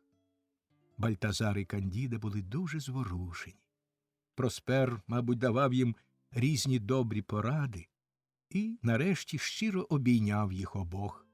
Потім обернувся до панни Рожі-Гожі і також тихо заговорив із нею.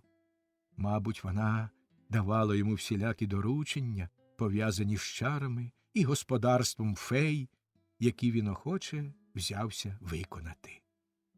Тим часом з гори спустилася невеличка кришталева карета, запряжена блискучими польовими кониками, з срібним фазаном на козлах. «Прощавайте, прощавайте!» – вигукнув Проспер Альпанус, сів у карету і полетів угору понад вогненні райдуги. Нарешті його екіпаж став маленькою блискучою зіркою, і вона зникла за хмарами. «Прекрасний Монгольф'єр!» – пробурчав Мош Терпін і, переможений силою вина, поринув у сон.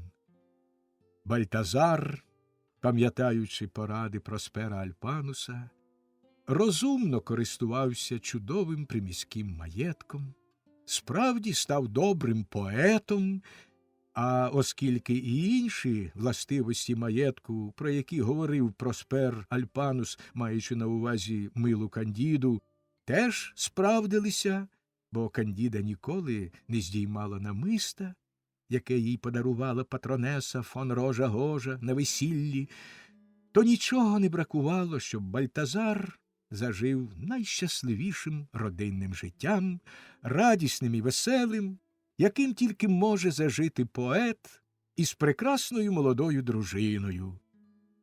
Отож казка про малюка Цахиса, прозваного Цинобером, тепер справді має цілком щасливий кінець.